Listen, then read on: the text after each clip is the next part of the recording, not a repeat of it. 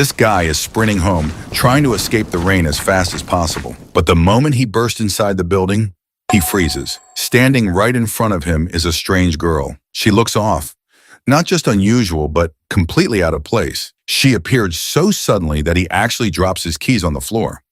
For a second, he's caught off guard, but then he quickly pulls himself together and brushes it off. Just another cosplayer, he thinks.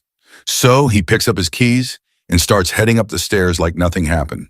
But then the girl suddenly jumps back as far away from him as she can, like she's terrified of him. Despite this, he shakes off his thoughts and continues up the stairs, convinced she's just a dedicated cosplayer. Before he can step into his room, the woman calls out to him from behind, telling him to hold up. Juing pauses, turns back, and casually mentions that this is where he lives. The girl looks a bit spooked and quickly steps back, keeping a cautious distance. Seeing her reaction, he starts feeling a tad embarrassed, wondering if he looks so rough that even a girl finds him a random street molester. Anyway, he heads into his room. He takes a quick peek outside before closing the door, only to find her still lingering outside. After shutting the door, he takes off his soaked slippers and shirt, and after taking a steamy bath, he grabs a can of cola and also picks up the bag of cat food, calling out to his kitty, Melon. Right on cue, the little furball shows up with a sparkle in her eyes and eagerly digs into her meal. Meanwhile, our hero starts chugging down that refreshing cola as well, relishing that fizzy madness with every gulp. He takes another glance outside and sees that the rain shows no signs of simmering down. After a moment, he decides to check through the peephole in his door, and surprisingly, the girl isn't there anymore. While opening the door cautiously, he wonders if she's left, but as soon as his gate is wide enough, she appears right before his doorsteps. Feeling a bit awkward, he offers her an umbrella or assistance getting home if it's not too far. However, the girl doesn't respond to either option and instead asks where they are. Shuching points out that they're in his neighborhood on Baywong Road. The girl goes silent for a moment, unsure of what to expect. Then she asks who our hero might be. Well, that's another simple question our hero doesn't have a clue how to answer. So with a bit of confusion, he lets her know that he's just some random guy. He then tries to offer her his umbrella, but she just stares at this ordinary umbrella like this is some alien thing. After a moment of silence, she introduces herself as part of the Yan clan and confesses she has no idea how she ended up here.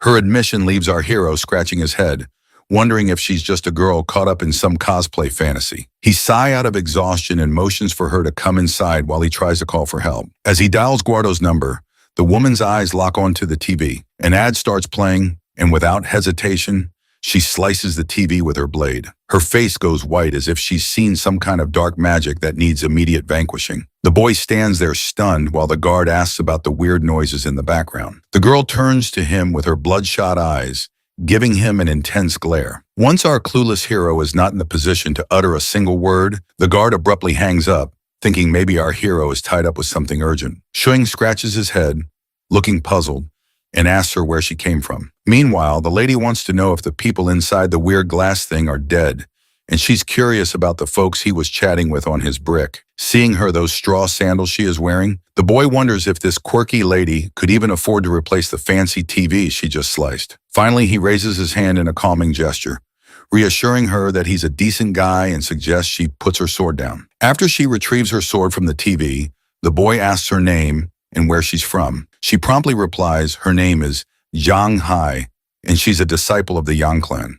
He compliments her for coming up with such a cool name and jokes if her Yang clan is loaded enough with cash to compensate him for his broken TV. The lady gets confused and asks how he doesn't know someone as prestigious as the Guyan clan. The boy simply shakes his head, admitting he's never heard of them. Her silence speaks volumes, as if she's offended by this guy who doesn't even recognize her clan. Seeing her tense expression, the boy reassures her again that he means well and gives her the green light to ask any questions she wants. The lady timidly admits she just wants to find her way back to the Yang clan.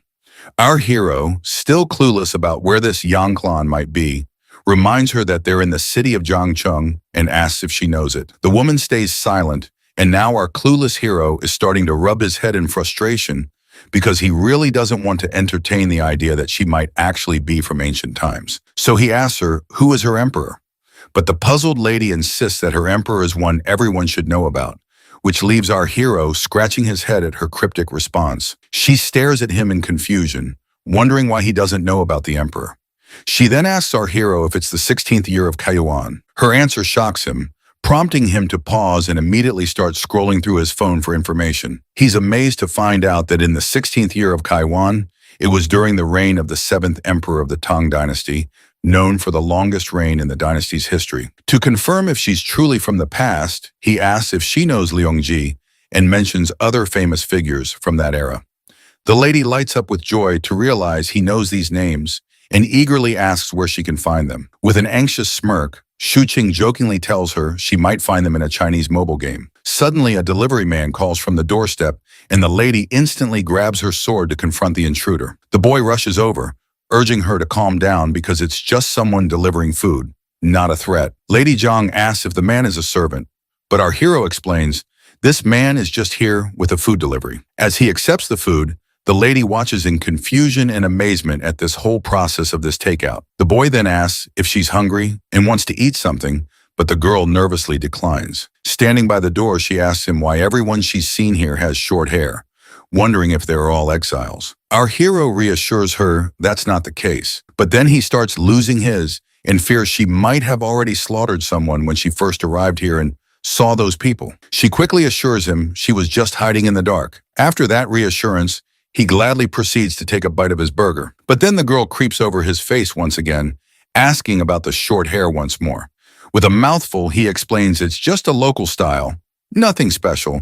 Her eyes fixate on the juicy wrap filled with meat and veggies. She can hardly resist the temptation, but she snaps herself out of it and declines eating again. He suggests she quench her thirst with the soda if she does not want to eat anything, telling her it's super sweet and probably unlike anything she's ever had before. Lady John gets angry, feeling insulted by his comment, and accuses him of looking down on her. Our hero quickly clarifies that he was just trying to offer her something to eat. As their argument heats up, they start bickering like an old married couple. In the midst of their squabble, our hero accidentally knocks over his can of Coke, spilling it all over the place. The fizzy drink starts bubbling on the floor. Seeing the strange liquid spread, the girl stares at him in disbelief, thinking he was trying to force her to consume this weird, black, and disgusting substance.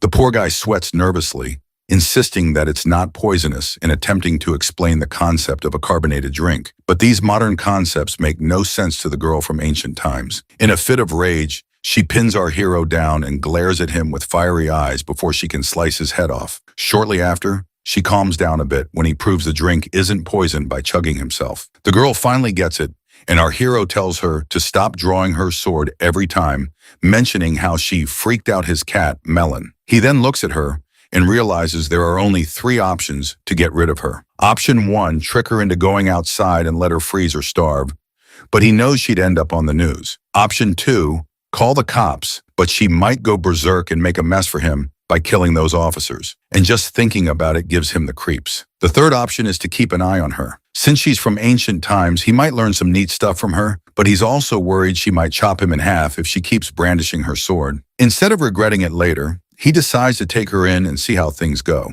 With that settled, he offers her the burger. Although she's clearly tempted by the tantalizing food before her, she stubbornly looks away and asks him what exactly this thing is that he's holding.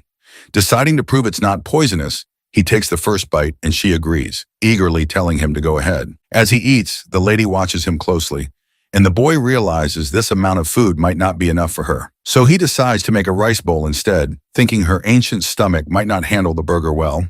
It seems he was just making excuses to eat the burger himself. Seeing him finish it off completely annoys the lady to no end. He gestures for her to sit down, but she cautiously checks the seat by pressing her hand against it before sitting down cautiously. Let's face it, she can't trust this strange guy completely, even though he did offer her his umbrella. His room is filled with oddities, and he eats weird stuff too. So she decides to remain vigilant and careful. She asks about this place again, and our hero reminds her it's Yongcheng City. The lady then asks if he knows how she can return home. This time, our hero panics when he sees her reaching for her sword again and insists she puts it down before he answers. Once the sword is out of sight, he somberly reveals to her that she might not be able to return because they are really far from her home. The girl perks up at this and immediately asks how far away they are. Our hero reluctantly tells her it's almost 1,200 years away. The girl asks what he means by 1200 years. So he explains that it's been that long since she came from her time. Famous folks like Li, Yang Yu Huan, and Lu Shan, all ancient history now, dead and gone for over 1,000 years. She's totally shocked by this news and straight up calls him a liar. But the boy tells her to just look around. Nothing's the same. This world runs on its own rules now. It could be cool if you get the hang of it, but also risky. She's still not buying it and raises her sword to his face. He calmly reminds her that waving swords around is against the law, and she better learn the rules fast. The woman asks why he's bothering to help her out. The boy explains it's kind of like how he rescued his fat cat, Melon, from the tough outside world. He just felt like he had to help. But our hero needs to pick his words better because she gets ticked off again, thinking he's comparing her to a cat. After a bit of thinking, she figures he's not such a bad guy since he let her in and offered food. So she asks him again why he bothered helping her. Our hero says meeting a quirky ancient girl like her isn't something he encounters every day, and he's genuinely curious about her. He adds that she'd probably be curious too if their roles were reversed. The lady quickly shuts that down, saying if someone as weird as our hero showed up in her era, the chief would have chopped him down right away. The guy reminds her that this era is all about peace and love. He tells her that as long as she's living here, she better learn to follow the law, never hurt people, and not destroy anyone's belongings. With that clear, he lets her choose whether she wants his help or prefers to wander outside. Before turning away, he reminds her one last time not to hurt civilians or she'll get arrested. The lady finds herself in a tight spot, not knowing what to do since she can't even leave this place. The boy then says if she wants to stay, he can order her some food, but she has to give up her sword because he doesn't want to get arrested either. With no other options, she reluctantly throws her sword down. With that settled, he starts brainstorming what to order for her that won't be too foreign for her. He briefly considers ordering some mooncakes, but then decides to get her some rice and buns instead. He tells her to take a shower while they wait for her food to arrive. The woman, clueless, asks where she's supposed to bathe. Our hero leads her into the bathroom, which leaves her amazed at the sight. He tells her not to be too surprised because there are many more surprises to come and reassures her not to be afraid as everything here is harmless. For instance, he shows her the shower and she looks at it curiously like a puppy. She tries it out herself and our hero can't resist capturing her curiosity on his phone. He then introduces her to bath shampoo and the concept of toilet. Afterwards, he waits outside while she showers. He rummages through his stuff, trying to find something suitable for her to wear. Inadvertently, he opens the bath door while attempting to knock, realizing she doesn't even know how to lock it. Nevertheless, he informs her he doesn't have any women's clothes, so she'll have to wait for proper clothing. He decides to teach her how to lock the door in the meantime. Shortly after, he is kicked outside, but the lady is now enjoying her first shower in this new world. She even tries tasting the shampoo bubbles, but ends up spitting it away. Meanwhile, our hero is questioning if all of this is actually real. He picks up her sword and closely examines the gleaming blade, deciding to have an expert check if it's authentic or not. The girl emerges from her bath in her new outfit, and while our hero is busy with something else, she asks what he's writing. He doesn't respond immediately, but eventually hands her the paper. It lists out current issues that need addressing, and she starts staring at it intently. There are everyday products written down which she is supposed to utilize in her daily life. She then complains about her current clothes, to which the boy says she looks pretty, and clarifies that he's not hitting on her. He's just giving a compliment like people usually do when someone looks good. But still, she sternly tells him to lay off any flirtatious remarks. Suddenly, he notices her straw slippers and tells her to put them away, promising to get her new ones tomorrow. While he's admiring her cuteness, a sudden knock on the door scares the lady, but Shuching reassures her it's just a delivery boy with food. Reflecting on it, he can't help but compare her to a wild cat, always attentive and ready to attack. After taking the food out of the plastic bag, he hands it to her. That is when Lady Zhang remembers something her vice captain used to say, that if someone is helping you for free, they must have ulterior motives. Hearing this, Shuching starts crying, but then she smiles and tells him that she believes he's actually a good person. In a few moments, once she finishes her food, Shuching decides to have a chat with the girl. He starts by letting her know that she's not in the primitive era anymore and needs to adjust her beliefs accordingly. He tells her that if she were to rely on her sword for survival and ends up killing him, she wouldn't last more than a week before running out of food. So he advises her to stop playing around with the sword and focus on other things like using the TV for entertainment. He also points out that the smartphone can be quite useful too. Basically, he's trying to reassure her that she's perfectly safe here and no one is going to harm her. Hearing this, the girl nods in acknowledgement, and our hero lets out a sigh of relief. But when it comes to the outside world, things get complicated. He explains that while this is a peaceful world, it could be dangerous for her. Curious, Lady Zhang asks why that is, and our hero explains that she might end up accidentally hurting someone. For instance, if she strolled into a royal castle with her sword drawn, they'd likely throw her in jail. It's the same deal out there in this world as well. Not only that, he also explains the concept of an identity card to her, warning that she needs to watch out for cops who might ask to see it. So the first thing Shoqing wants to do is make her an ID card.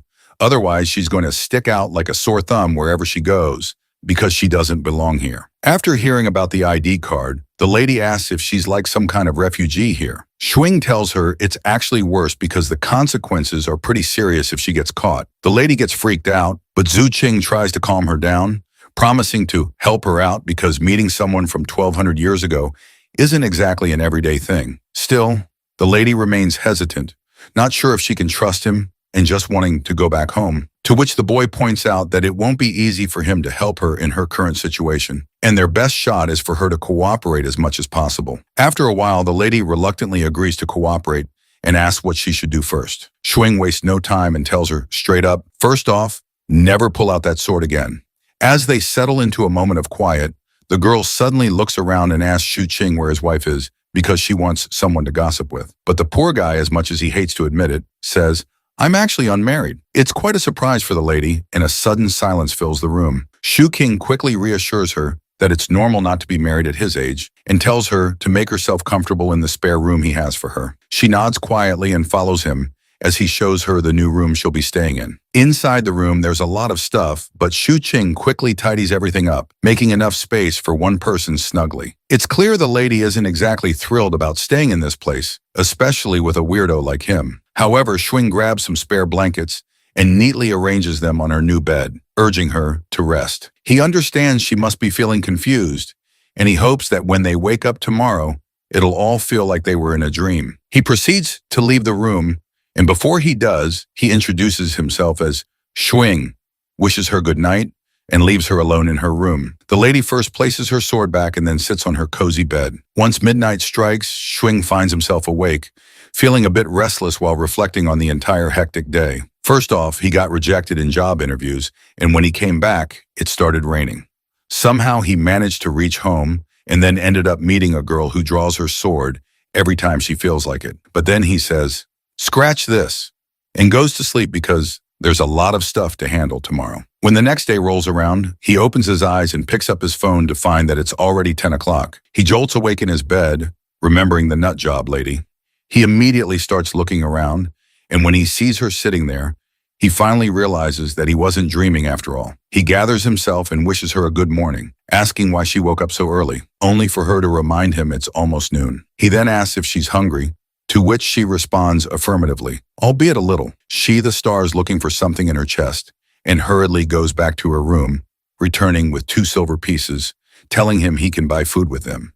Shu Qing is amazed to see the silver in his hands, though he knows silver doesn't fetch much. However, he thinks if she has any gold, he could use that to get cash and possibly help her obtain an ID card. The girl shows another piece of stone, but Shu Qing quickly tells her to keep it because she can't go outside yet. He looks at her closely, estimating her height and width, and promises to buy her some clothes later, along with bringing back some food. Afterwards, he heads to the bathroom, brushes his teeth, and freshens up. Then he heads to the shopping center to pick out some suitable clothes for her. After looking at several options, his eyes settle on a particular dress and tells the attendant that he'll take that one as well. It seems like he spotted some bras in the distance, but couldn't bring himself to enter that section alone. After an hour of shopping, he finally finishes and looks at the stuff he bought, feeling embarrassed about holding women's cosmetics. He then heads to the bookstore, grabs some books, and makes his way back to his apartment through the bustling city. Upon reaching the building entrance, the guard asks him about his shopping trip, and our guy tries to hide all the feminine stuff he's carrying. The guard also asks about the phone call from yesterday, and he makes up an excuse, saying he dialed the wrong number accidentally. Before he heads off, the guard warns him to be cautious due to recent thefts in the area. He nods and assures the guard he'll remember. Once he's back in his apartment, he finds the lady standing there with her sword almost drawn, ready to chop off any intruders. The boy assures her she's safe and hands over the food box, mentioning he's also brought some essentials. Suddenly, something clicks in his mind. He looks at her with curiosity, and she asks what's on his mind. He awkwardly wonders aloud if she should be thanking him and seeing him as some kind of young hero or a decent guy or something like that. The lady, not quite getting where he's coming from, thanks him anyway. It seems like it might take a while for her to figure out what this weirdo is always thinking. They dig into the food and the lady devour her meal like a wild animal, which surprises our hero given the elegant image he had of women from her era. Nonetheless, he's pleased to see her enjoying herself. After they finish eating, he lays out the clothes he bought, showing her the new dresses and shoes. He keeps digging around for more stuff, and meanwhile, the girl spots the bra he got for her. The guy freaks out like his soul might jump out of his virgin body and quickly tells her to keep that thing down and promises to send her a video on how to use the bra to cover up her headlights. Feeling embarrassed, he dumps all the stuff he bought and tells her to figure it out herself. Seems like he's picked up quite a few interesting items, though. Along with that, he's brought some books to help her understand this world and its culture better. He's even planning to teach her how to use a computer so she can learn on her own. Seeing her looking tired and restless, he suggests she get plenty of sleep before they can figure out their next move. But then she asks about his status in this world. Hearing this, he rethinks things and admits he's a graduate student still on the job hunt. It's funny how, despite being unemployed, he still manages to splash out on fancy clothes and cosmetics. So even the lady starts to think he's some rich kid, but our hero quickly shuts that down, saying he's from a poor background. Then she starts wondering if he might be a landlord or something. Nonetheless, she dives into her books. But when she sees those old pictures from her era, tears well up in her eyes as she thinks about how she can get back home. The boy reminds her he has no clue how to get her there, but asks her how she ended up here. The lady reveals she was chasing a small thief in heavy rain, got lost in the middle of the forest, and wandered around until she spotted these tall houses. Seems like this guy is clueless about how to get her home, but he cleverly changes the subject, telling her she's got to survive in this world before going back. Then, without skipping a beat, he asks about her military ranking and martial arts skills. You see, the reason this guy was asking in the first place was because he was interested in her martial arts skills to begin with, and the lady gives him an exact answer he likes, saying her Yan clan is considered the most powerful clan around. Excitedly, he asks how high she can jump without getting hurt. The lady confidently steps forward, pointing to the 4th floor of the building, saying she can jump from there without a scratch. This revelation leaves the guy's eyes practically popping out of their sockets.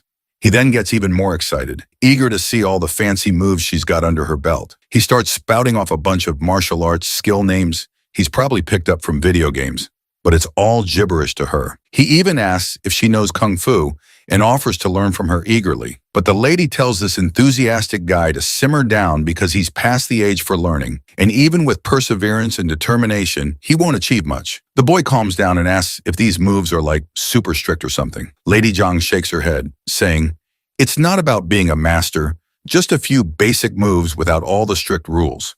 She then gets into position and shows him the first simple martial arts move, focusing on the waist and how to ground yourself. She explains that martial arts training takes time, building up bit by bit, day by day. He then asks if he can practice stakes and literally begs for it. She reminds him that it will take 3 years for him to learn stakes. The guy thinks that in that amount of time he could become a full-fledged army soldier, so he gives up on martial arts and asks her to teach him sword techniques instead. The lady brings him back to reality once again, saying he's also past the time to perfect his reflexes because his eyes can't keep up with his hands right now. Finally, he throws his idea of becoming a warrior into the dustbin and simply tells her to try on the clothes. Once she's in the bathroom, he wastes no time taking advantage of the moment. He grabs her sword and starts swinging it like he's the second coming of the ninja itself. But this loser can't keep up because the sword is way too heavy for his puny muscles. The lady finally comes out of the bathroom, and when the idiot looks at her, she's looking smoking hot in her new getup. Her clothes fit like they were made for her, and she even walks around to check if they're tight anywhere. That's when Mr. Forgetful perks up. Noticing her hair is all over the place and realizing he forgot to buy her a hairband, he tells her to tie her hair back with a band. And once she does, bam, she looks even hotter. A perfect wife material. Overcome with emotion, he starts crying, feeling bad for underestimating her intelligence just because she's from ancient times. He decides to take her for a walk tonight and promises to buy her a proper hair tie while back at home. As dusk arrives, the girl takes a peek outside her room and sees the boy sitting at the desk. She comes out and asks what he's doing. He tries to explain computers to her, like how you can trash talk everyone in the crazy lobbies of Call of Duty, and warns her to steer clear of 4chan if she wants to keep her sanity intact. The boy then asks if she's having fun reading books. She admits that most things are flying right over her head, but she's slowly learning. The dude tells her to take it easy, reassuring her there's no rush, and reminds her she's already brave and smart. He jokes that if he were in her shoes, he'd probably be a lost cause. Lady Zhang looks at our hero warmly, cheeks turning tomato red. While he's chilling at his desk, the lady sneaks up behind him again and asks if he doesn't have to work. He shrugs, saying he's already hustling to make money in this world. But when she imagines someone making money, she doesn't picture a schlub staring at a giant screen. Our hero explains he's trying to make some quick cash online. Since she wouldn't get all the tech stuff, he suggests she start with the basics. His mind is struck with a bright idea as to how to make her familiar with some basic stuff. He asks her how strong her chief's martial arts skills are, and she replies, pretty darn strong. So the dude plays a video on his computer and asks if these guys on screen are powerful enough. The lady's eyes light up as she watches the intense fight scenes on his screen. He looks at her with the same enthusiasm and asks for her thoughts. With a timid voice, she admits these moves are something she has not seen in her life before, and just imagining fighting these characters makes her nervous enough to pray. He then pulls up another ridiculous video where a guy smashes through an entire wall with just the palm of his hand. When she sees this, she's absolutely terrified out of her mind, trembling as our idiotic hero eagerly asks what she thinks of the video. With a pale face and a voice tinged with fear, she asks if everyone here possesses that kind of magnificent power. Quick to correct her, he reassures her it's all fictional and none of it is real. This just makes the lady angrier, demanding to know if he's telling the truth. The dude confirms, saying once again that the kung fu she just saw was all bullcrap. He then explains to her that in this world, people create things based on their imaginations. For example, the martial arts he showed her is what people here believe it to be, even though everything is blown out of proportion. Looks like Lady Zhang is starting to grasp all these concepts. He reassures her that with time, she'll totally understand about arts and movies. Shuing then finally asks his original question if her chief's kung fu is better than what she has seen so far.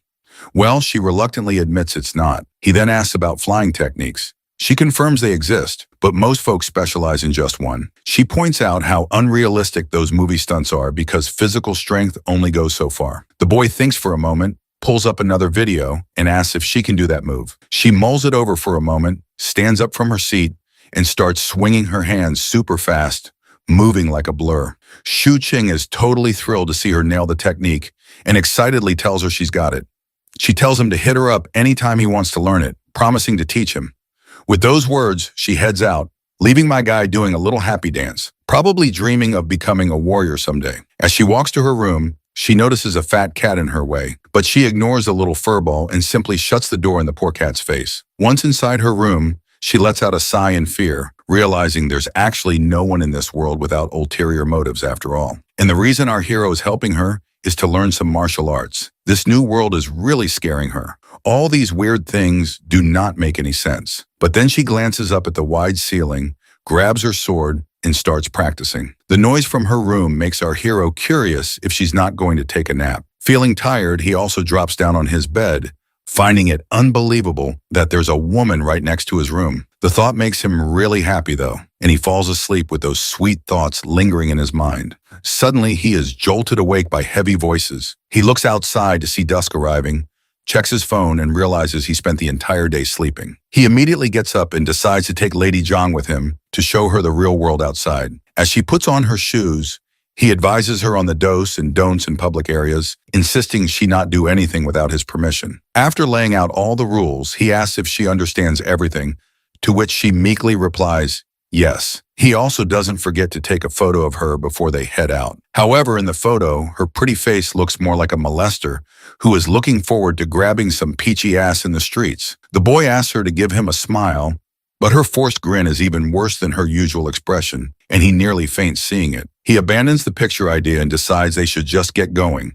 But before they head out, he tells her to leave her sword behind because he doesn't want any trouble. Lady Zhang immediately refuses, but the boy reassures her that the people on the streets are as weak as he is, so she doesn't need to worry about anyone. The lady reluctantly gives up her sword. While she's standing there, he tries to snap another picture of her. This time, he manages to get a really good shot and cheerfully says, "Let's get going." Once they step out of the apartment building, the girl starts looking around anxiously. Our hero explains that this is a neighborhood where families live. He points out the main entrance and the road outside and mentions the stores on both sides where people can buy food, clothes, or whatever they need. Lady Zhang gets intimidated seeing a guy on a scooter, probably thinking it's some kind of magical ride. As they walk on, they notice some people. A fat woman immediately recognizes Lady Zhang for some reason. The girl hides behind the guy while the woman insists she's seen her before. Meanwhile, a guard asks if our hero has snagged a girlfriend for himself, but the boy just laughs it off and says she's just a friend. But it seems this fat lady isn't letting up. She immediately recognizes Lady Zhang as the sword-wielding woman from yesterday. The guard and the woman start discussing the sword she had, and the fat lady explains everything in detail. Our hero quickly jumps in, yelling that it was just cosplay where people pretend to be fictional or historical characters. Luckily, the fat lady buys the cosplay story, and our hero seizes the chance, grabbing Zhang's hand and walking away swiftly. Seeing them walking side by side reminds the old man of his own past. Once they're out of sight, Lady Zhang pulls her hand away and starts feeling grumpy. He asks if that woman saw her yesterday. The girl remains silent to this query, and the boy is now sure Zhang must have met that woman on the stairs. Nevertheless, they continue their journey together. The lady is quite shocked to see cars moving so fast. The boy then gives a brief description of cars and how they evolved from horse carriages to these robust, speedy machines. Since she can't understand how these things work, she assumes there must be a horse stuck inside, providing the much-needed horsepower to run the car. The boy then introduces her to the concept of cameras and explains how the movies they watched were filmed with these devices. He points out that if he were to misbehave with her here, people from far away would still be watching from that CCTV and could get them arrested. So he reassures her that as long as she behaves herself, she isn't their target. Lady Zhang picks up a few pebbles from the ground, and our hero quickly tells her not to even think about knocking out any cameras. She stops immediately, and he tells her to just put the stones away. He then explains traffic lights and how they work, pointing out that red means stop and green means you can cross the road. I'm narrating this because I want my friends and fellow viewers to learn too. Once they cross the road, Zhang's attention is caught by the bright street lights in the grocery stores. The high-speed cars are fascinating to her as well. As they walk, the boy picks out a hair ribbon for the lady, but when he imagines her with those cute fur balls on her head, he realizes it might not be suitable for her after all. He starts thinking while looking at all the cute, sparkly things laid out before them.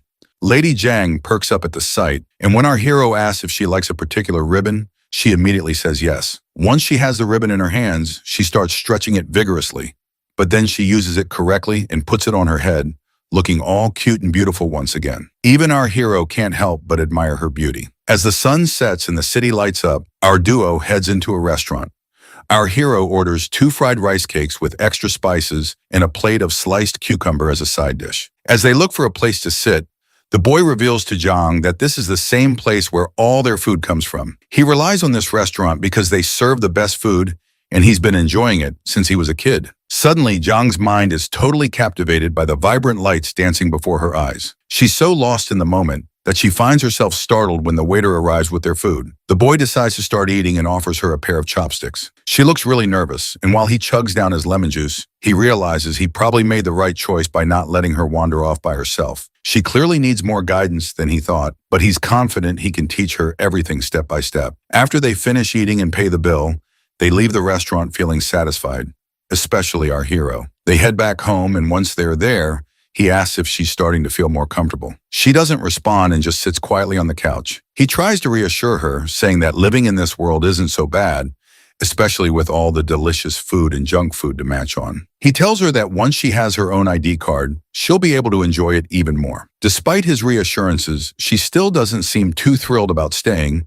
and quietly says she wants to go home. But then again, he reminds her that she can't go back home since it's already been 1,200 years. It looks like she has to accept reality. She asks how they're going to solve the identity problem. The dude explains he's no government guy to handle this stuff, but there's always a way, and reassure her that he'll help her. The girl gets flustered and feels grateful for his kind gesture. This time, she thanks him properly by calling him a young warrior. The boy responds with the same brotherly energy, emphasizing that identity is crucial in this world, and without it, it's difficult to navigate. He then asks her where the list he gave her yesterday is. The girl points to the dustbin. The boy is disappointed by her action and tells her to retrieve it right away. Once she gets the paper out of the bin, the lady asks what they'll do if the ID card issue isn't resolved. Our hero points out that she'll be a criminal and there's nothing he can do.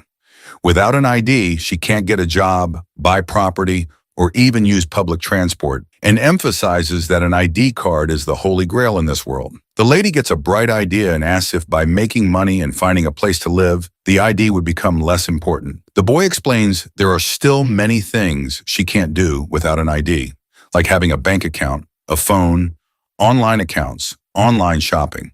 The list goes on. He then opens his laptop, searches for unregistered resident certificate, while also telling the lady to approach the authorities directly for help with her ID card. He reassures her that the worst-case scenario is they might confiscate her, but he's sure they'll treat her nicely. Lady Zhang immediately reaches for her sword, asking if he's thinking about turning her into the authorities. The boy tells her to forget it and just focus on studying first. He suggests she look at history or something, and once she has a basic knowledge of modern society, she can decide for herself. The woman gets silent and seems visibly anxious and sad. She asks if it's a problem for him if she stays here. Our hero reassures her that she can crash here as long as she wants, but insists she shouldn't fight or kill with her sword. He promises everything will be fine. Just then the cat comes over, and the boy realizes he nearly forgot to feed this furball in all the madness. He plays around a bit with the cat and tells Lady Zhang that if she has nothing else to do, she can do some studying. The girl bows her head and decides to do just that. Looks like the dude found nothing worthwhile on the internet. So he checks his phone and decides to call someone he knows. He's about to call his best friend Shin Hao, who is now a good police officer, though he's not sure if his internship period is passed, and Shin Hao is now a full-blown officer. While texting Shin Hao, he wonders if he should mention that he's met a girl from 1,200 years ago, but he decides against it and sets up a meeting with his friend without revealing anything about their meeting. Feeling happy, the boy decides to take a shower to freshen up. After the steamy bath, he feels really satisfied.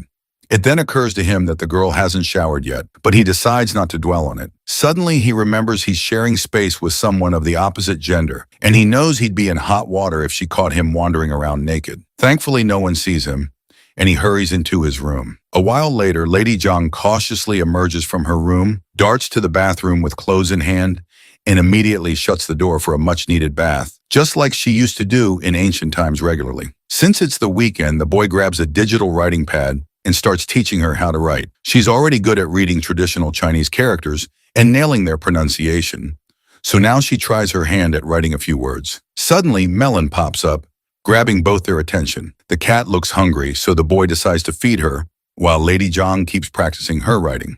Watching him dish out cat food, Lady Zhang gets curious and asks what it actually is, to which Shuing explains it's food made just for cats to eat. Lady Zhang quickly imagines how they might produce such cat food, picturing pouches hanging from tall trees in her mind. Suddenly, there's a knock on the door, and the boy rushes to receive the food delivery. He hands it to the lady, telling her it's her dinner for tonight as he's going to meet his friend later to ask about her identity card. The girl immediately starts digging into the food, and our hero assures her he'll teach her how to use a phone and computer so they can stay in touch. While she eats, Little Melon chimes in, asking for some food, but the dude scoops up his cat and reminds her to stick to her own cat food. Curious, the lady meekly asks if she can't give this cat some of her food, to which the boy nods and explains that this kind of food isn't healthy for cats. The lady is shocked to hear this, and her mind stops for a moment. If this food isn't healthy for an animal, how can it be good for humans? She even starts feeling like her burger doesn't smell good anymore. Shortly after, he shows Lady Zhang how to use Discord to message him on his phone, making it clear that it will not be him hiding inside the computer, but rather it will be the transmission waves who will carry his voice to her. Leaving his dormitory, he scratches his head, wondering if this is all okay. Eventually, he reaches his destination after a bus ride. Stepping off, he looks around and spots his friends sitting in the distance, waving at him. When they finally meet face to face, they exchange greetings. Officer Chin then pours a cold beer for our hero, mentioning it's the first time he's serving him a cup of beer. They both sit down, and our hero asks his friend how he can drink as a police officer. Chin Hao explains that he's off duty and dressed casually, just here as an ordinary person. The boy then places his order, carefully, noting all the delicious items he's about to enjoy. They clink glasses and toast each other. Shuing asks his friend how his job is going and what it's like being an outstanding officer. Chin Hao bluntly describes it as terrible, and all the talk about heroes saving the day is nonsense. He shares how he's often pulled into trivial disputes between couples and ends up resolving conflicts with old ladies in the neighborhood. He hardly ever encounters thieves. Instead, he deals with daily disputes and nonsense. But our hero, Shu Qing, points out the brighter side, mentioning how people are generally living and working happily, which is a good thing. As much as Chin Hao hates his job now, he always dreamed of becoming a police officer when he was a kid. However, he stopped growing after hitting 1.6 m. Knowing that the minimum height requirement was 1.7 m, he cried a lot in our hero's arms. Fortunately, when the height requirement was replaced by the high jump, he was excited to start practicing every day, eventually achieving his dream. But after dealing with just trivial disputes, the officer is so worn out that he jokes he'd even fight a woman with a sword if he has to, just to make a big show.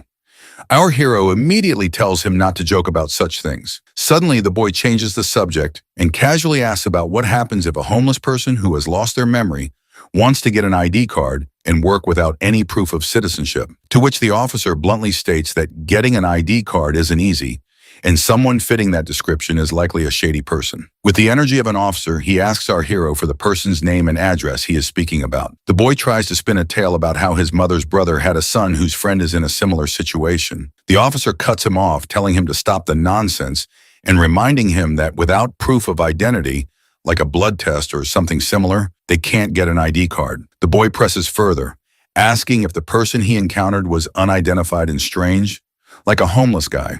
The officer points out that if their behavior is suspicious, they must be investigated.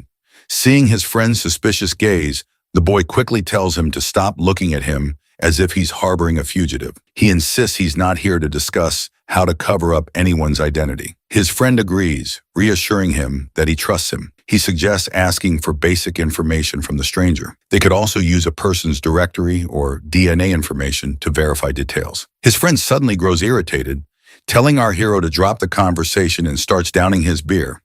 The boy jokes that he only came here because he needed something to talk about, otherwise they would not have met. Then he playfully tells his friend to forget everything and jokingly extends his hands, telling him to handcuff himself because he wants to experience what it's like to be interrogated and cuffed. After their banter, our hero brings up the ID card subject again, but the officer's answer remains the same. He gives an example that if it were so easy to get a new ID, criminals would be stabbing people daily and running off with new identities to start fresh. They continue their back and forth, and after drinking a lot of beer, the officer finds himself knocked out cold. Our hero tries to wake him up, reminding him of his duty to resolve disputes between old ladies. But the officer just wants more beer. So our hero tells the waiter not to bring any more. The boy pays the bill while his friend still wants more booze. Our hero then learns there's a 50% discount if you spend 100 yen.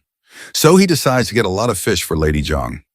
After saying goodbye to his hiccuping friend, he grabs his takeout and heads back home. Though he is a bit let down that he got no lead, but he is not sweating it. Once he's back home, he finds the girl fast asleep, and he can't help but admire her beauty. His heart and brain seem to short-circuit as he gazes at her, unsure of the feelings stirring inside him. The girl wakes up abruptly, feeling a bit startled to see him back. He shows her the food he brought, and she quietly says thanks. Not satisfied with just a simple thank you, the boy playfully insists she say it loud and clear. Blushing, the girl says, "Thank you, young warrior," which prompts an exaggerated reaction from the boy, claiming it was an easy task and a small contribution. As he unpacks the food, the girl asks if he drank a lot. He says no and shows her a yogurt pack, telling her to lick it before drinking. He starts rubbing his tongue against the sweet and sour yogurt, and she follows suit, surprisingly enjoying it and diving right in. The boy tells her to eat up and not let the food get cold. As he heads into the bathroom to take a bath,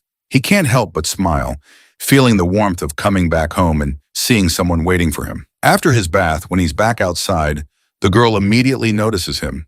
He asks if she checked her clothes, which confuses her at first. Then she remembers the bra he brought for her and feels super embarrassed just thinking about it. Apparently trying to figure it out with YouTube tutorials didn't go so well. Later, she heads to the bathroom to change. She's nervous about trying on the fancy dress since she's used to plain outfits that match her mood. She wonders what kind of prickly princess she'll look like in this new dress. She lays out the bra and dress on the bed, takes a bath, and dries her hair with a blow dryer. She's really grateful for the kind young man helping her adjust to everything, but she knows relying on him isn't a long-term solution, and she can only get so far with her limited knowledge. The sunshine of the next day leaks through the window, and the girl comes out of her room while rubbing her tired, sleep-deprived eyes. It looks like our hero woke up early this time. Lady Jong asks him if he's working early in the morning, to which he replies that he's just watching some news. The girl immediately exudes a gloomy aura, asking if he is a government official. The boy reassures her that he's not, reminding her that if he were, she would already have her much-desired ID card. He then asks if she's hungry and offers to buy breakfast, asking if she'd like to come along. The girl declines and heads to the bathroom, so the boy decides to go by himself, telling her she can Netflix and chill in the meantime. Humming a tune, the boy strolls outside. The old guard calls him over, and the boy reluctantly approaches, noticing two more people present. One of the ladies asks if he's heard any creepy, weird noises lately. And the way she is looking at our hero, it's clear she suspects him of being the source of these sounds. It seems like the boy is completely clueless about what the lady is talking about, and he tells them that he didn't hear anything and slept soundly last night. He wonders if there was a theft, but the old man suggests that they might be haunted because his dog was terrified by something the other night, so much so that it didn't even bark. When the boy asks the old guard if he noticed anything else, the old man takes a puff of his cigarette, exhales the smoke, and confesses that he didn't see anything, but he caught something on video footage. They all gather in the surveillance room where the old man plays the video. In the footage, they see something moving so fast that it appears as just a blur, and everyone is visibly terrified by this mysterious creature. And the reason our hero is also feeling terrified is that he's pretty sure it's Lady Jong. He face palms himself, unsure why she's doing that, and decides to go back to the apartments to ask her himself. Well, it looks like now we know why Lady Jang was feeling tired a while ago. She was probably trying to explore this world by herself in the night to learn new things. The boy then asks the old man if the same had happened yesterday as well, to which the guard says no, noting that nothing unusual happened last night. He awkwardly laughs and decides to entertain the idea that maybe there's a ghost around. The bald guy over there and the chubby lady get curious, wondering why a ghost would be playing around in the dead of night, especially in their place. The old man decides to keep an eye out to see if there's some guy lurking around looking for a chance to steal. The boy finally gets back home and wastes no time yelling at her, asking why she snuck out in the middle of the night before. He stares at her with a mix of disappointment and concern. The girl meekly asks how he knew it was her wandering, which just infuriates the boy more. He face palms in frustration, reminding her about the CCTV cameras everywhere that caught her. The girl looks a bit scared and worried about him, so she quickly explains she was wearing a mask. Relieved, the boy sighs and figures, as long as she keeps her face hidden, they're probably safe. He tells her from now on if she wants to go out, she has to take him along. No solo trips allowed while she's staying here. He stresses how dangerous her situation is, so she can't just wander around freely. The lady timidly asks if she caused trouble for him, and he reassures her that luckily no one recognized her because everyone thought there was just a ghost haunting the place. Looks like the lady had no clue what haunting meant. Seeing her clueless face, my guy gets agitated once again and quickly tries to Google a movie about someone from ancient times who ends up in the future and gets into trouble because of their wild behavior. He wants to emphasize how dangerous her actions could be if she's not careful, and he is pretty sure what he just imagined perfectly fit the description of her character. The girl looks timid and promises to quit causing trouble if it's a bother to him. The boy then tells her to calm down and suggests ordering takeout later, asking what she'd like, whether hamburgers, chicken rolls, or anything else. The lady responds with a charming smile and thanks him for the healthy food he is ordering for her. But the boy teases her by reminding her that if she wants to eat even healthier, she could try the cat food. After their playful banter, the boy takes the laundry and puts the clothes into the washing machine. He also takes the opportunity to educate her about how the washing machine works. Upon seeing this, the girl quickly rushes to her room, retrieves her clothes, and returns to the laundry room to add them to the washing machine. While Shu-Ching is looking at the laundry, he notices something tucked inside her clothes. Curious, he pulls out the item and holds it up in the air, leaving the girl completely embarrassed. She hurriedly snatches the item back from his hand and rushes back to her room. Ju-Ching is surprised to realize that it's a foot binding, which does not make sense as how she was moving around the neighborhood with her injured feet tied up with the binding. He glances at her, recalling how her feet seemed perfectly fine when he last saw her in those shoes, so it does not make any sense for her to tie her feet with clothes. He then decides to search online to see if martial arts enthusiasts have any interest in some sort of foot binding practices. But by the looks on his face, the search results don't align with his expectations. Turning to her, he casually asks if he can take a look at her feet. She stubbornly pouts and shakes her head, clearly uncomfortable with the request. The boy asks, "Why is that?" To which the girl just gives him a silent treatment. Well, it looks like this clueless guy has finally caught on that those bindings weren't for her feet, but for her chest. It's no wonder why she didn't bother with the undergarments he brought earlier, and he thought maybe her hooters were big enough already to fit anything. His soul nearly jumps out of his body as he realizes his foolish mistake. She shoots him an angry look, sword drawn and eyes blazing, seemingly ready to chop off his head. However, she manages to take control back to her nerves and turns around, leaving this weakling utterly terrified after getting scared to death. But since she's already mad at him, he tries to lighten the mood by calling her out and singing in his terrible voice. The lyrics are all about Lady Zhang, describing her modest stature, natural beauty without makeup, and how beautiful she is from head to toe. He even sings a song about a man who loved an ugly woman but had 5 children with her. He claims that only a Giga Chad with a Sigma male mentality could do such a thing, and he desperately wants to become one of them. Despite his attempts at banter, he ends up getting yelled at by the girl once again. Afterwards, he gets back to the main business and tells her to watch some tutorials on how to wear these undergarments, and he will be back in 5 minutes, hopefully with fewer jokes this time. Exactly 5 minutes later, he returns and checks on her progress. But to his surprise, she looks utterly spooked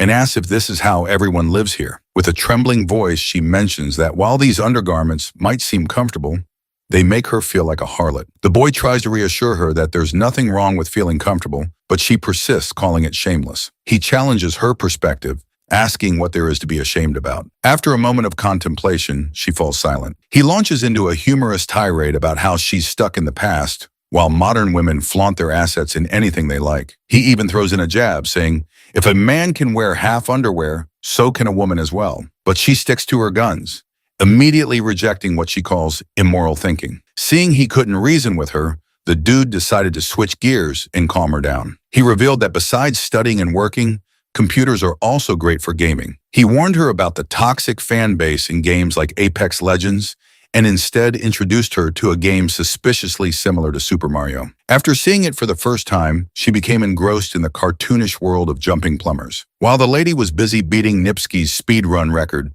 our hero quietly slipped away, thinking it's best to keep her occupied indoors. Later on, when he returned home, he interrupted her game to teach her how to defeat the final boss. After their gaming session, he felt exhausted and decided to take a nap while she continued playing on his laptop. Once he settled into his room, he reflects on how lucky he was not to land a job on that rainy day. Otherwise, even if the interview had gone well, managing a 200-year-old ancient girl would have likely forced him to quit. As dusk casts its yellow hue across the room, our hero returns to find the lady. He suggests they eat out and tells her to dress nicely this time instead of looking like a slob.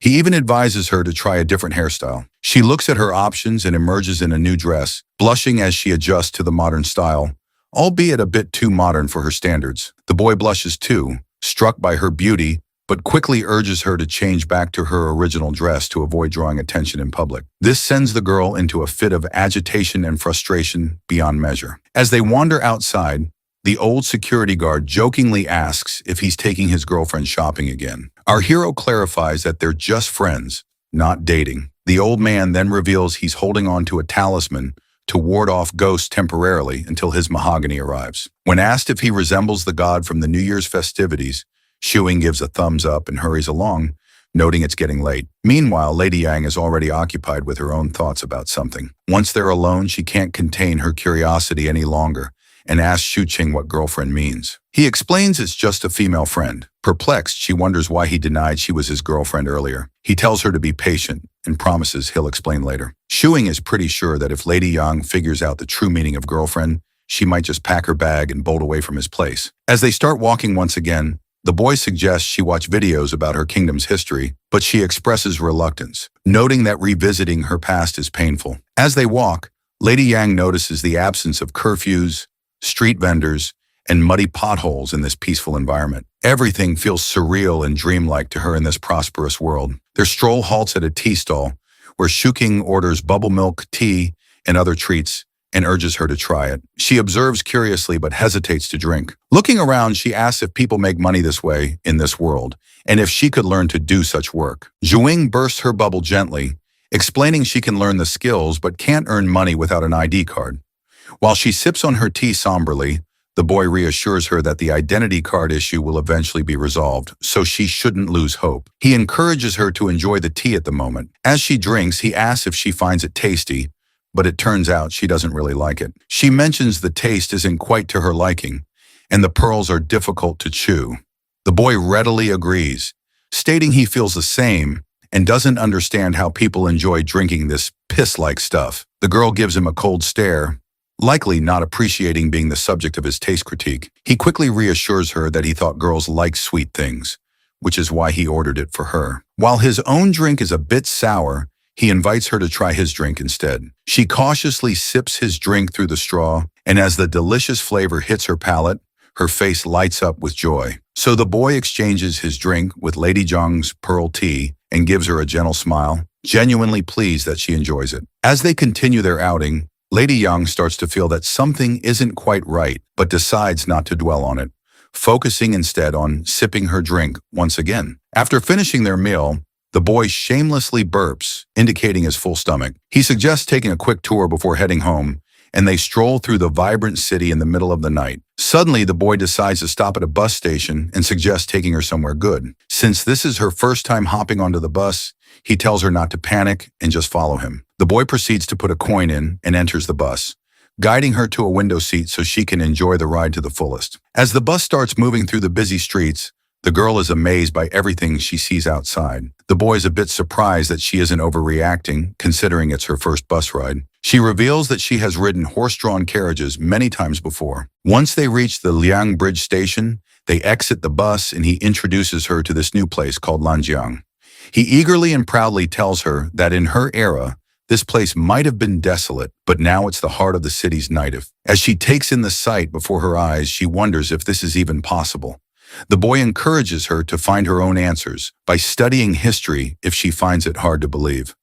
While they stand by the river, the boy takes out his phone and doesn't waste a moment before capturing a memento. The girl happens to be looking in his direction, creating a perfect pose for a picture, and our hero captures that moment with a single click. At that moment, he also promises her a trip on a plane once her identity card issue is sorted out. The idea of soaring into the sky is completely new to her, so he reassures her once more and says that for now she can stay in his cramped little room and learn about the world. Curious as a child, she asks, "What comes after understanding the world?" The boy pauses, thinking for a moment, and explains that she'll achieve true freedom, gaining a clear sense of what's right and wrong for her, and she can fully enjoy this future world. Checking his phone, he announces that the time has come. Right on cue, fireworks burst into the sky, painting it with vibrant colors and light. She can't help but wonder if her family would be amazed by such a magnificent sight. He smiles at her and encourages her to enjoy this time here on behalf of her relatives as well. The next day arrives, and the news our hero sees is rather unpleasant to say the least because Lady Yang can be seen doing her ninja moves outside by the lightning poles. Of course, the dude's face sour at the sight, but it's also kind of reassuring. Since she played ninja at midnight, the guards have been on patrol more frequently, so there wouldn't be any real thieves around for a moment. Suddenly, Lady Yang notices people gathered outside and curiously points her finger towards them, asking what's going on. Shuqing gets creeped out as he realizes they've started to perform rituals to ward off the ghosts in the area. Shortly after, they dig back into their meals and the lady points out that Shuing's lifestyle feels like being in a prison. He chuckles and reminds her how they went shopping earlier, watched documentaries, had lunch, shed a few tears over some anime, and then had dinner. He tells her that it's called having a home and an otaku's lifestyle, but the girl does not seem to understand anything.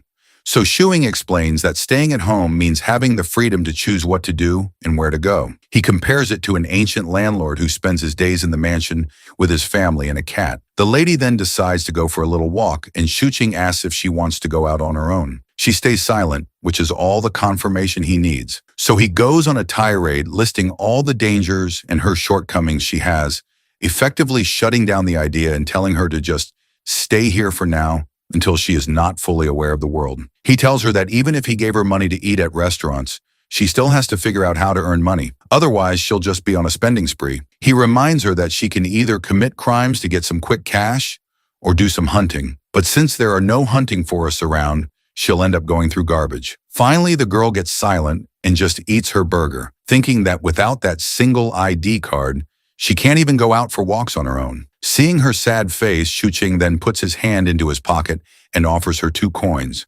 reminding her that she's at least learned how to take the bus so she can experience it by herself, which will be her first step forward.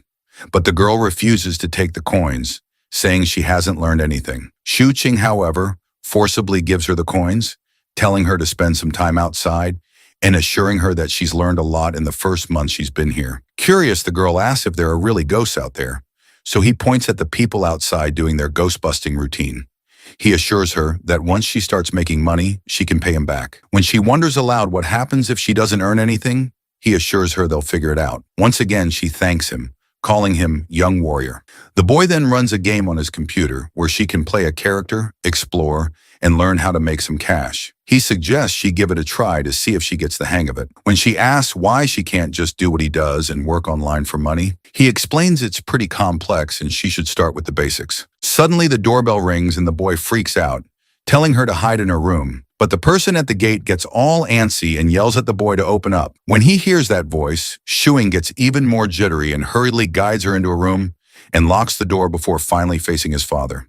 There's this grumpy old man staring him down. The boy nervously says hi, but the old man adjusts his glasses and insists the boy call him landlord for now. The old man then looks around, demanding to know if his son has found a job yet. The boy, addressing his father as landlord, assures him that he will pay the rent on time and defends himself, stating that since he can afford the rent and his current lifestyle, he does not feel the need to have a job. When the old man spots some RPG game running on the computer, he gets even more annoyed and makes it clear that if his son doesn't find a job by next month, he's hiking up the rent, no questions asked. His dad scolds him that he's not had a stable job ever, and he's always playing with weird things. God forbid if a man has a hobby or OnlyFans. Shuqing gets annoyed and tells him that he's sending his money to him right now, or if the landlord just came to see if he's going to work on the National Day holiday. These millennials and boomers hate seeing Jensen's knowing their rights.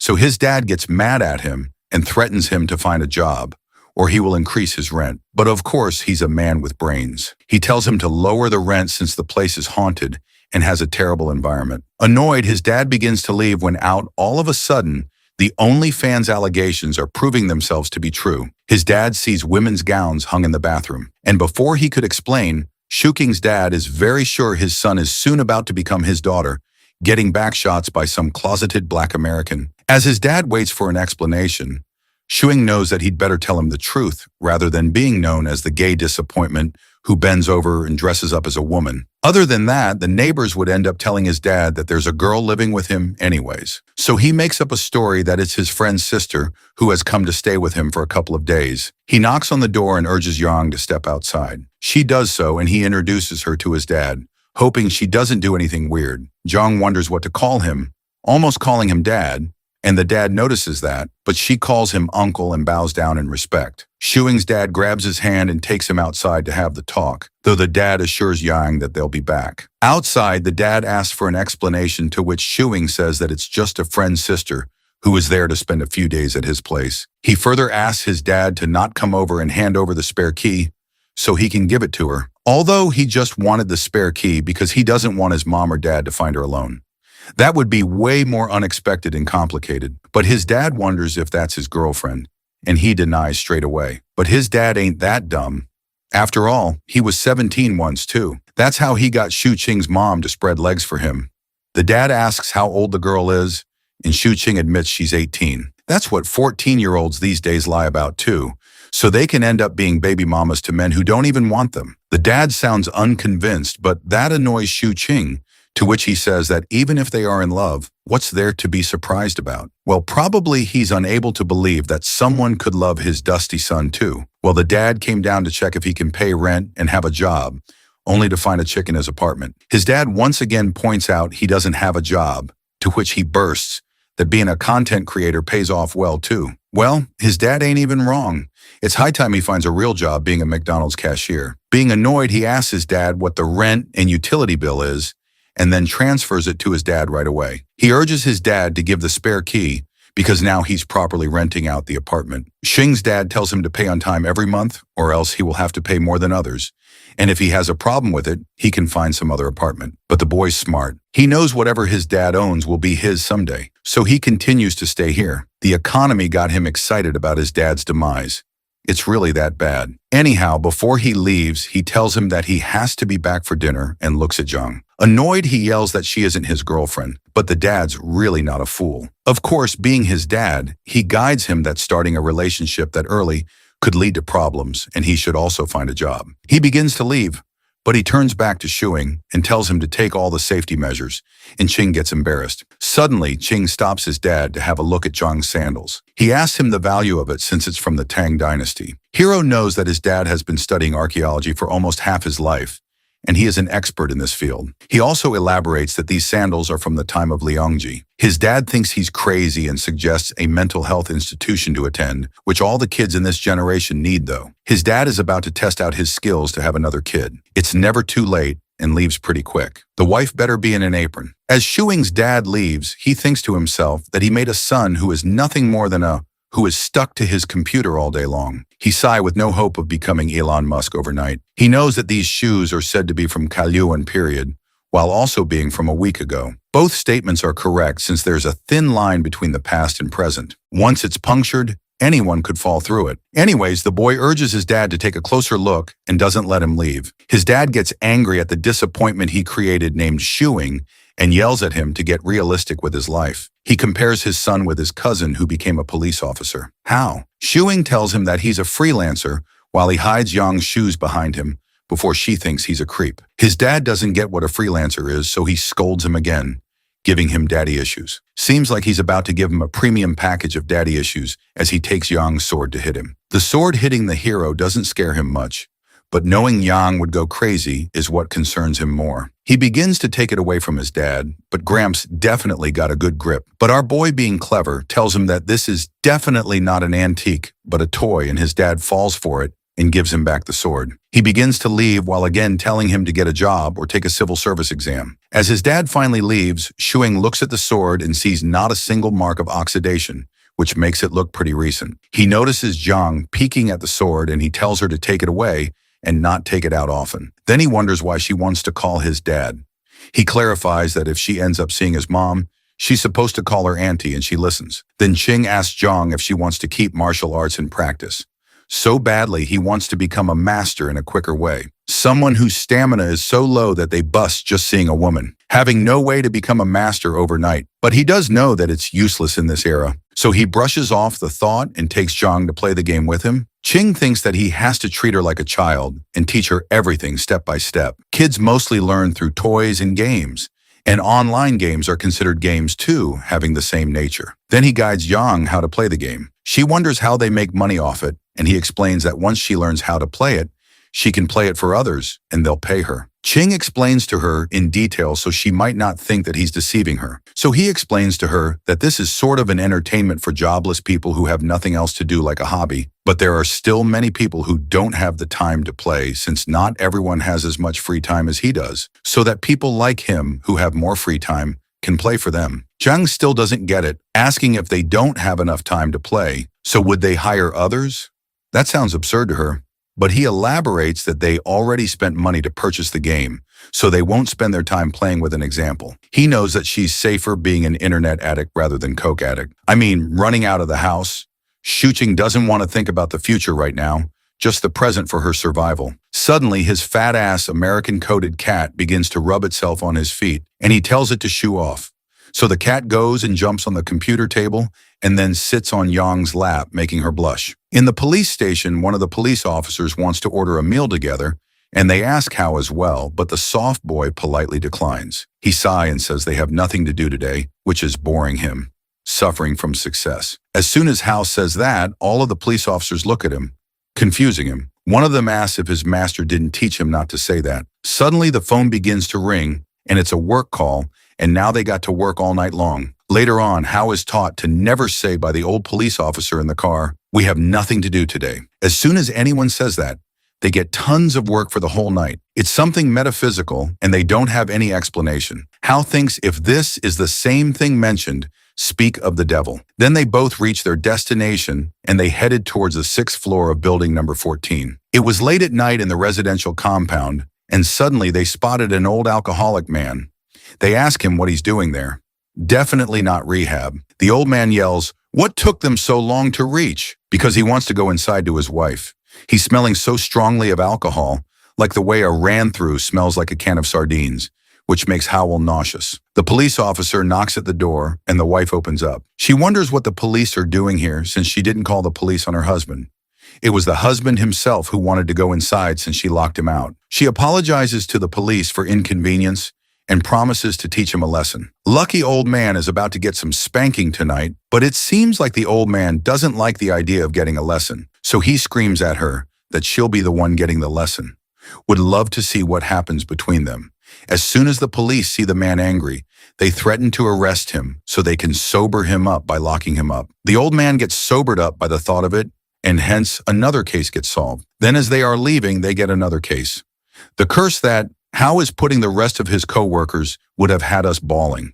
In the middle of the night, Ching wakes up and goes to fetch a glass of water. Suddenly, he sees Yang trying to sneak out to scare off people again, but his vision is sort of blurry. As soon as he realizes it's someone else, he screams, and Zhang was behind Ching this whole time. It was a thief who sneaked in, and he began to run away from the scene. Well, we got a little Bruce Lee from the Tang Dynasty here. Zhang slams the thief's head on the floor and begins to press it as hard as she could. Shuing quickly realizes that if she doesn't let go of his head, his skull will crack open like a coconut. He urges her to stop, and she does. Then Ching takes off the veil, and the thief has a North Korean haircut. He sits nervously and embarrassed that he got undertakered by a girl. Meanwhile, Shu Ching slaps his head, wondering what just happened. The protagonist realizes how powerful her grip must be because the thief almost got choked to death. Personally, I think that's an honorable way to die. Getting choked to death by a hot chick. There's literally a mark on his hand. Anyways, Ching goes to make a call to Hao. Since he's also a policeman, the thief begs him not to call him and spare him, and he's already gotten beaten up, so he promises to learn from his mistake. Coldly, Ching says that he deserves to be beaten up because people's hard-earned money isn't his, and he should instead find a job. Yeah, projecting his daddy issues on the thief.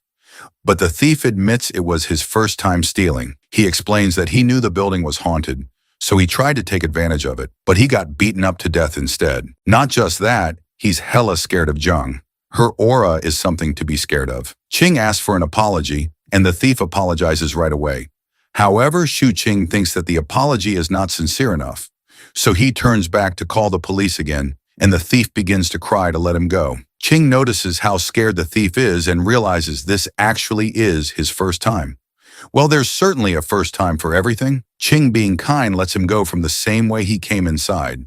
The thief runs as quickly as an American man runs out to get the milk. As the thief runs out, Shu Ching is hoping that the neighbors didn't hear the screams of the thief, or else the gay allegations would have come true. But Young wonders why he let the thief go like that, to which he explains that they can call the police because they will hold her accountable for hitting him. Further, he says that if the police follow the process and find her suspicious, they will have to investigate her, and if they find out that she is an unregistered person, she'll be in trouble. That leaves Zhang confused, wondering why she'd be in trouble when she's not the thief. Ching explains that's because she also hit him. Suddenly, he sees and wonders why she's wearing an outfit which she's supposed to wear outside, and she answers that she heard some noise, so she got out to see what he was trying to do. Ching mocks her by saying that not everyone likes to go out in the middle of the night like her. Then he goes off to sleep, knowing he'll get someone to fix the window tomorrow. The next morning when he wakes up, he sees Yang all sweaty as she practiced all night long. God knows what kind of practice. She opens her hair and he's mesmerized and begs her to keep the door open so he can see her practice. He should have reported himself to the police for the creepiness. She agrees to it. While some women charge $5.99 monthly for it, he's surprised to see her agree with him so quickly, but she tells him that whether she agrees or not, he'll still be unhappy. That pisses him off, but he chooses not to have an argument. Then Shu Qing suggests they go out for breakfast while someone fixes the window. The night before, he thought about how it's not enough to stay at home and live without seeing anything. So he steps out to have some personal experiences too. As they walk outside, Qing guides Jung how to learn from the life all around them. She wonders how that could be, and he explains that she must abandon all her past thoughts and beliefs and start a brand new life and make new experiences. While mansplaining, Qing tells her to not be too harsh to people, like the way she was to the thief the night before. Because the way she was holding him down, it looked like she wanted to snap his neck. But she denies because she reduced the amount of force. Further, he elaborates that hurting someone in this era could bring upon trouble on them. So he guides her to not kill anyone. That leaves her confused. To what extent can she beat up someone? Well, I'd say if it's a man, better not hold back. But Qing guides that it depends on different factors. Jen follows up with a second question. If he sneaks into her room at night, how hard should she beat him up? Hopefully he's not into that. He yells that she can't just beat him up because he's not some creep. But Zhang tells him he is the spitting image of a creep. Posing, he stands and defends himself, calling himself a hero of high moral standards. She's still unsure, to which he wonders why'd she even think he'll sneak into her room. He has picked up her shoes from the trash bin, but that's literally it. But he remembers that she's called him a douchebag before. Further, he defends himself that even if he sneaks into her room, she quite literally will end him and his bloodline. Still, he's curious what she would do if he does that. A man of culture, she asks if she could punch him, but surely that's enough to send him back to his mama's womb. In a bit, they reach their destination and they sit inside while Shu Qing orders breakfast for them. He tells her to remember this day and experience life from now. She looks at her hands while thinking that this is a world where no one needs to kill anyone. A while later, their breakfast is served. Yang likes the food while Shuing smiles as he looks at her that no one here knows that she's an ancient girl, which makes him think if all ancient people eat like there's no tomorrow. So, he assures her that she could definitely have some more food if she doesn't find it enough, but she wonders if it's expensive. But he explains that breakfast is the cheapest, and she doesn't need to worry about food in this world because food is cheap here. As he chomps down on food, he thinks about how it feels like he's raising a baby. Then John gets up to order 15 more buns, almost making Shu Qing spit out his food. Seeing that, he tells the waiter that the order is to go. He asks her if she can even eat that many, and she wonders if she ordered too many, but he just guides her to not eat that much in public and tells her to pack it up and eat the rest at home to save themselves from suspicions. While Yang eats, she assures him that she'll pay him back when she earns, though she could definitely use another way to pay him back. Then he gets the check and they leave. They pass by a hot pot buffet, and the lover boy promises her to bring her to eat some buffet next time. Jen wonders what that is, and he elaborates that in buffet they can pay a little money and eat whatever they want until they are full and there are plenty of other dishes. That makes Zhang think that it's like charity, but Shuing clarifies that it's nothing more than a marketing tactic. Then he says to her that mostly people in this era work through the brain, and since they don't do anything physically much, they don't feel hungry either. So her eating like an American fatty would get eyes on her, and everyone would end up knowing who she is. Basically, the buffet thing makes the owners profit more, because people don't eat much anyways. He highlights that girls and children are prime victims of this marketing tactic, as they would pay 100 yen and only eat food worth 30 yen. In other ways, people with bigger appetites can eat more because restaurants can earn it back from people with smaller appetites, as explained by Yang. Hearing her grasp the concept, Shuing shares a story where he thought as a kid that the buffet owner was very generous to let anyone eat how much they wanted. Jen wonders why do people with smaller appetites even bother going.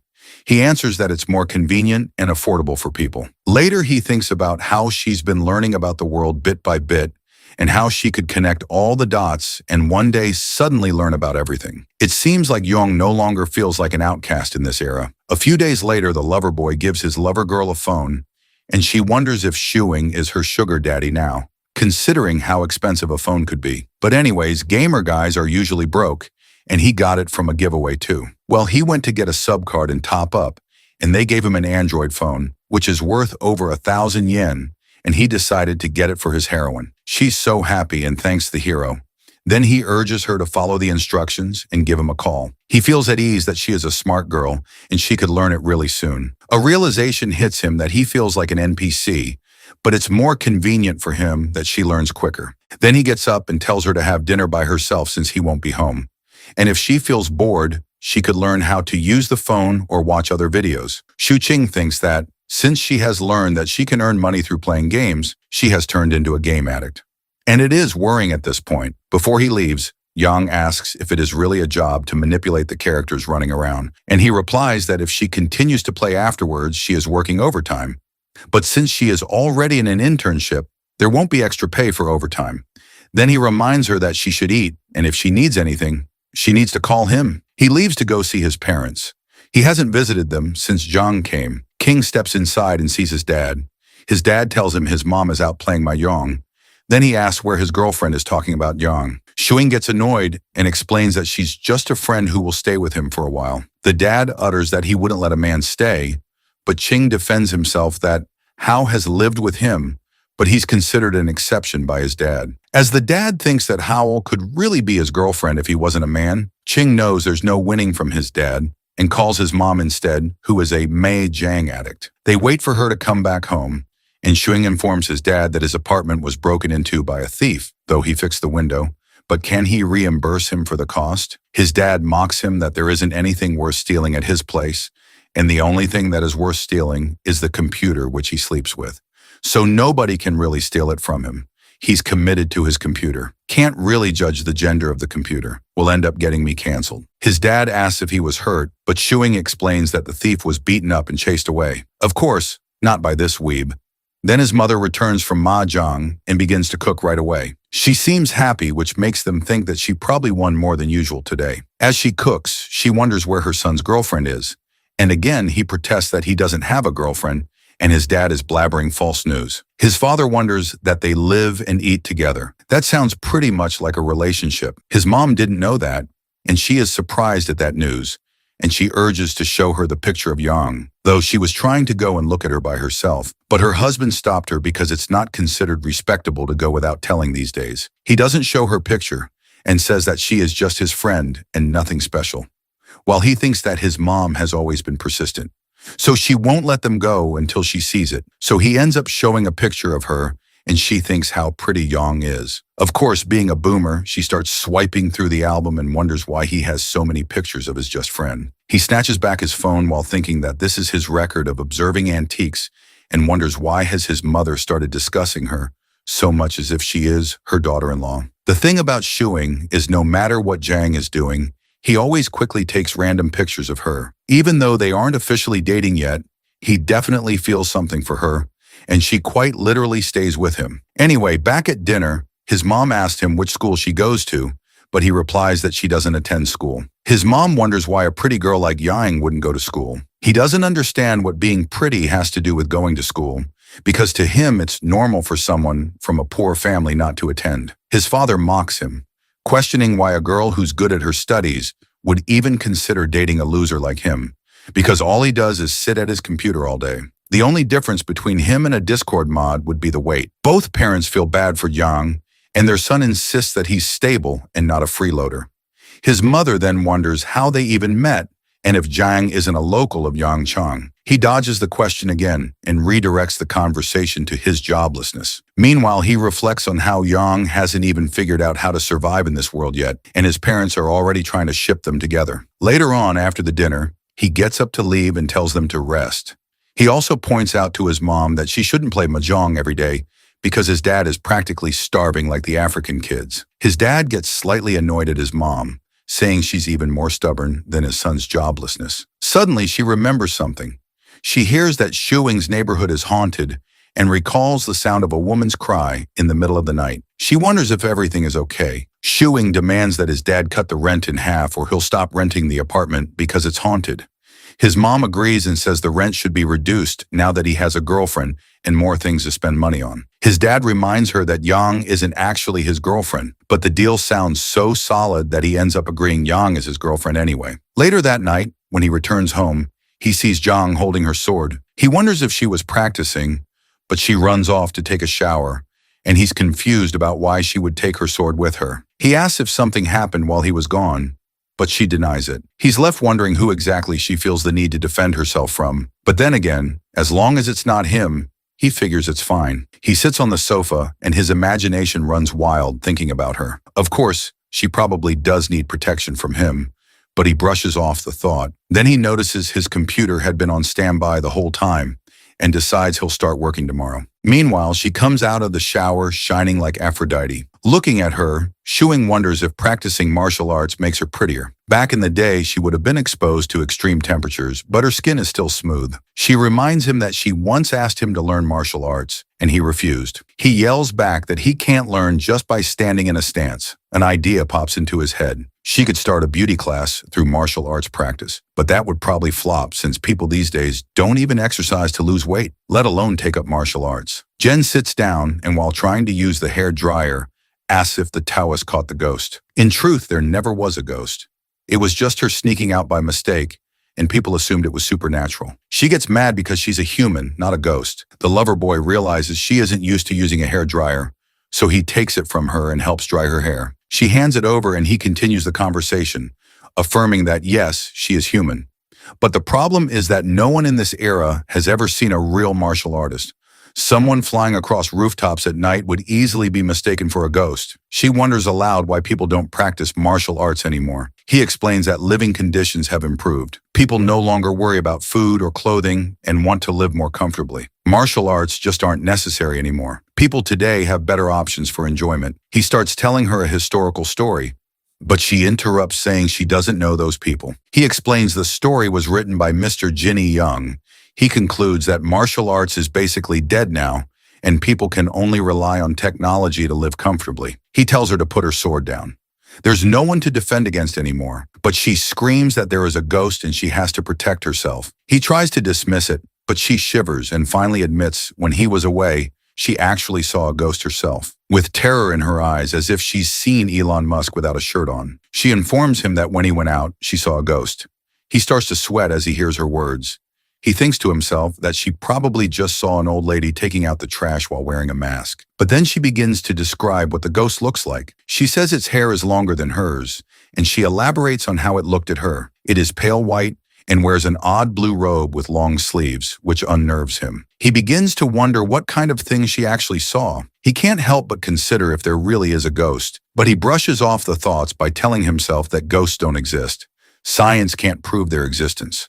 According to him, she might be having hallucinations due to stress. Janong frowns and says that in her era, ghosts are something to be feared, but the hero assures her that they don't exist, all while blow-drying her hair. She emphasizes that she saw it and admits that she's scared, that even her sword can't protect her. Though he starts to wonder if time travel is possible, then the probability of spirits existing might be real too. He tells her that he'll borrow Mr. Xiao's mahogany sword tomorrow.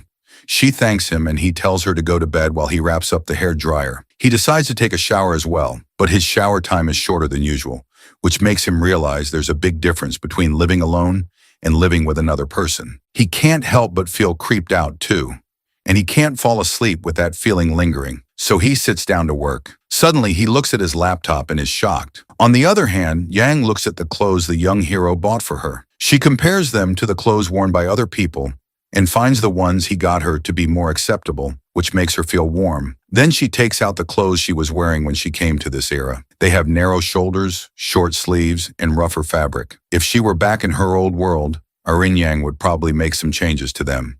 That takes her back to old memories where the chief teaches her martial arts to make her stronger. But Yang urges her to act a little more girly so someone can marry her in the future. She thinks about that, begins to cry, and resolves to practice martial arts enough to fight the ghost she saw. Suddenly, there's a knock on the door. When she opens it, it's Shu Qing with his laptop open, asking if that is the ghost she saw. She pulls out her sword, yelling that that's what scared her. It turns out it's just a horror movie playing halfway through, and that was the ghost she saw. He tells her to go back to sleep and that they'll talk about it tomorrow, but she's still really scared. So he shuts the laptop and shows her the baby girl sealed inside the laptop, assuring her that she can go to sleep peacefully. The next morning when Yang wakes up, she realizes that the ghost really doesn't appear anymore. Then she gets up to practice her martial arts and leaves the door open so he can watch her. Even though he hasn't woken up, she still continues to practice. She knows that in this era, she can only protect herself by practicing martial arts. Crawling out of his pit hole, Shuing wakes up and goes to see Zhang. She is feeding the cat while he thinks that everything is going well, and that if there's a street check, she will be able to hide her ancient personality as long as she doesn't go crazy. Not just that, she is a woman with women's privileges. If someone who time-raveled were a chief with a bearded face, or tall or muscular, the neighbors would probably report him to the police right away. While he brushes his teeth, he wonders what the chief looks like, and she explains that the chief is a little taller than him and has a beard, which makes her wonder why Zhuing doesn't have a beard, to which he replies that he's one of the literati and not a roughneck. She holds her face in shock, saying that even the literati in her world also have beards. His male ego is hurt, and he says that they use razors now, which is why he doesn't keep a beard. Then he angrily tells her that they have to go out for breakfast. She keeps her voice down while she tells him that the cell phone he gave her yesterday hasn't been working since morning. He realizes that the phone is probably not charged, and after that, they go out. As they're outside, he tells her that she doesn't need to work today because it's the weekend, and she should focus on learning how to use a phone. He explains to her the concept of Wei Chun, which she can use to make and spend money. He opens the bank app and shows her that her balance is 0, and he transfers 100 to her so she can spend it however she wants to, and she can pay him back later. It makes him think that he has never lent anyone money, and the ones who usually need to borrow money have never borrowed from him. So this is the first time in his life that he is ever lending money to someone. On the other hand, Hao reaches back home and asks his dad if there's anything to eat since he's as hungry as an African child. Later on, while he's eating, his dad wonders how many thieves he caught last night, to which he responds that they live in a peaceful time and there aren't many thieves around. Even beggars earn more than thieves now. Side hustle. His dad gets annoyed that Ching isn't even in the police yet. He caught a thief. And Hao exclaims, "When did that even happen?" His dad responds that Uncle Shu said Shu Qing's apartment was broken into and he beat the crap out of the thief and then let him go. Hao is mad and wonders why he let the thief go. What pisses him off is that he becomes a police officer just to do something good for society. But instead, Shu Qing, just by staying at home, catches a thief. His dad taunts him that the thief is already on the loose so he doesn't have to waste time asking about him. He tells him that apparently the lover boy also has a girlfriend who is living with him. Hao doesn't find that surprising because Shu Qing is conventionally attractive, and his dad gives him a death stare because his own son doesn't have a girlfriend.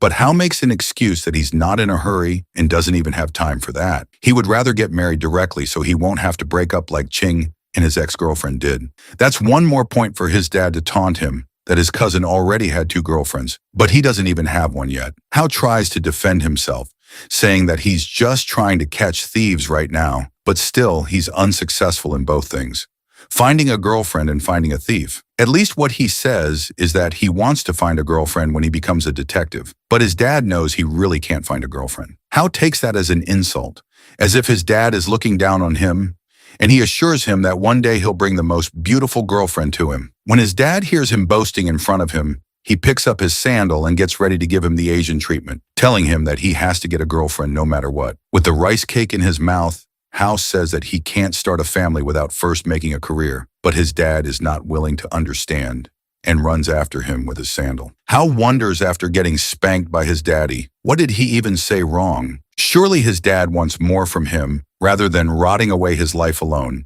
living with an anime pillow as his wife. As Hai gobbles down his food, he gets a call to hang out later on, but he denies as he has to be at his job. He feels sleepy after the night shift and goes to sleep while he asks his dad to wake him up at 400 p.m. Coming back to Qing, he gets a call for a party too, and he knows Hao must be busy later at night. Definitely not banging chicks. Qing and Zhang enter the apartment while he's still on the call, confirming the dinner and wondering if he could bring Zhang with him too. After the call ends, he informs her that he'll be taking her to a party tonight. He asks her not to mess around and just listen to what he says.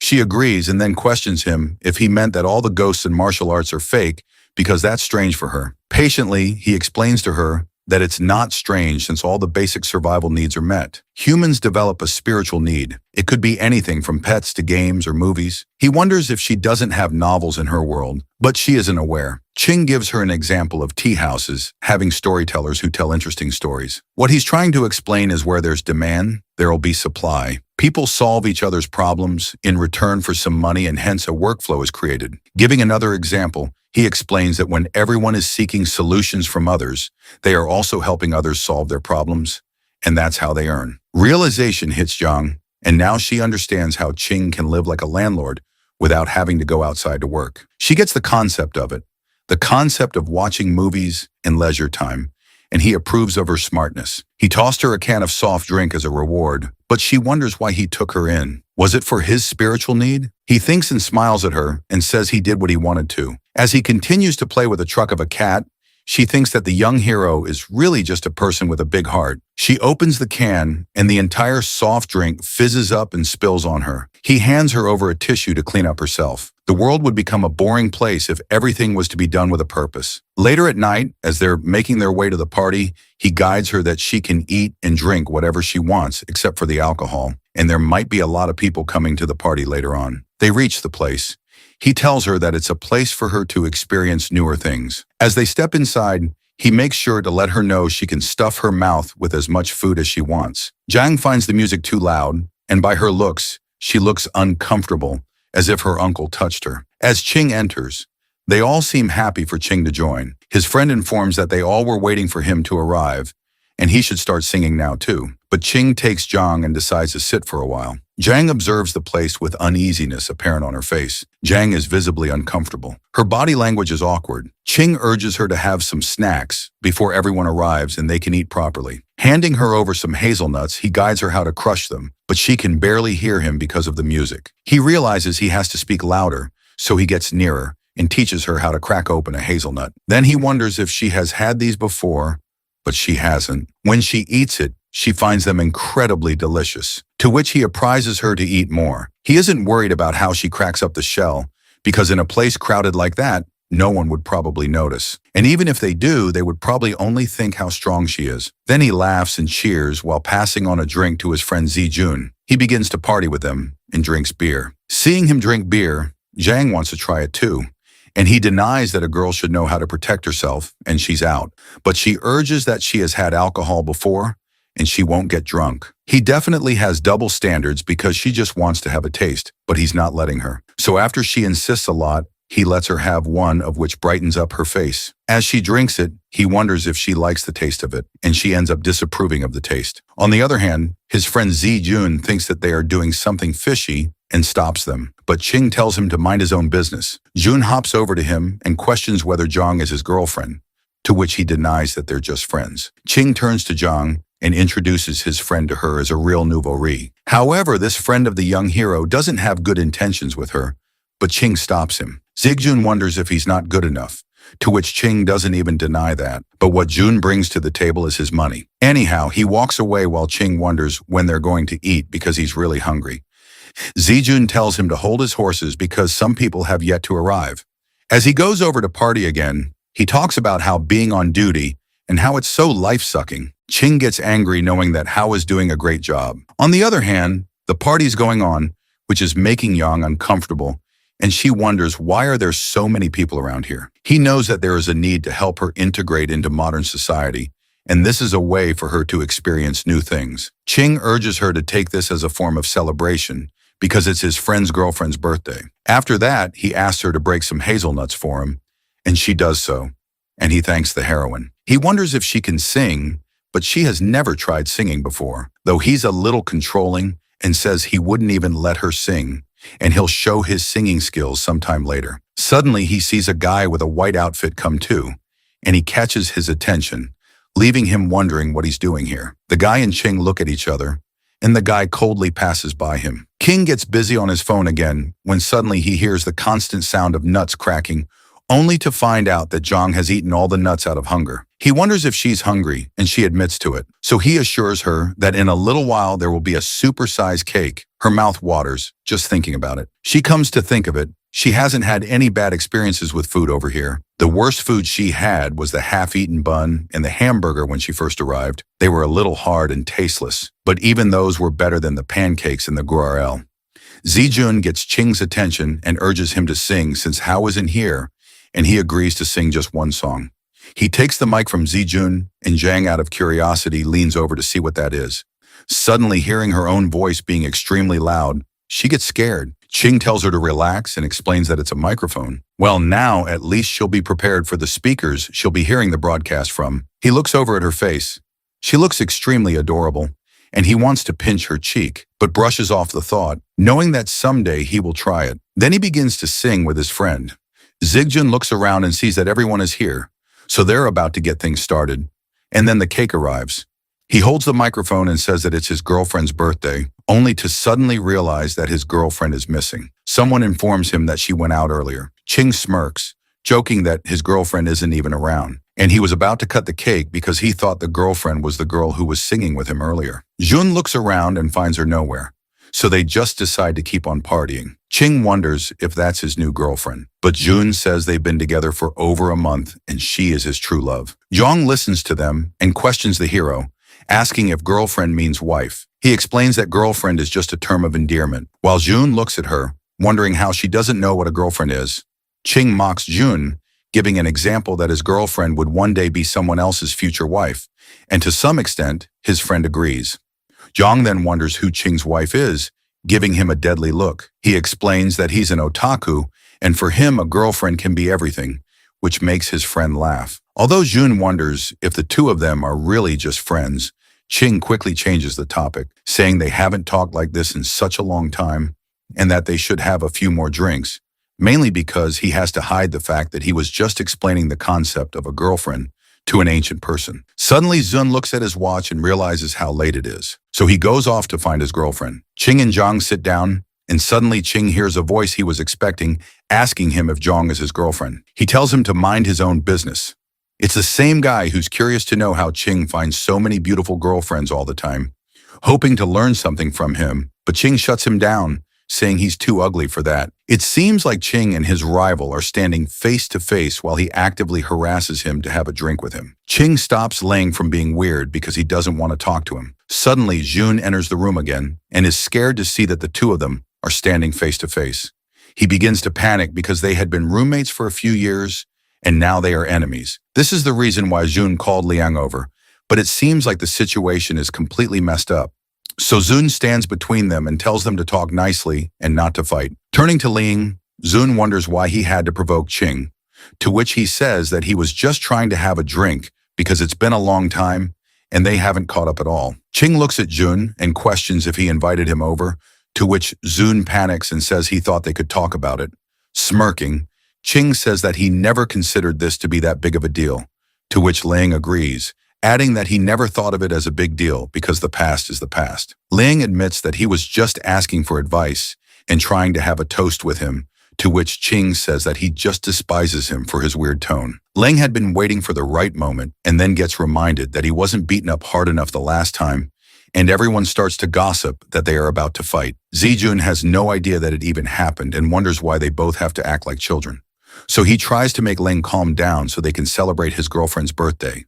But it seems like Ling really wants to have a toast with Ching, yet he denies him again. Ling now wants to have a toast with his girlfriend, talking about Zhang. Angry, Ching says she doesn't drink and advises Zhang not to talk to Liang since he's a bad guy. Finally, Jun takes Liang away to put an end to the fight. He returns and sits with Ching, questioning when they even fought. Ching admits that if he had known Lang would be here today, he would not have come. Xian clarifies that if he had known these two were on bad terms, he wouldn't have invited him over in the first place. Zhang wonders why Liang called her Ching's girlfriend, to which he explains that Liang is ugly, and that's why he thinks they are dating. Both of them, Zhang and Q and Ching, are pretty, so brainless people automatically assume they're dating. Hearing the term brainless, Zun yells because at first they also thought Zhang and Ching were dating. She wonders why anyone would think a handsome guy and a pretty girl are dating.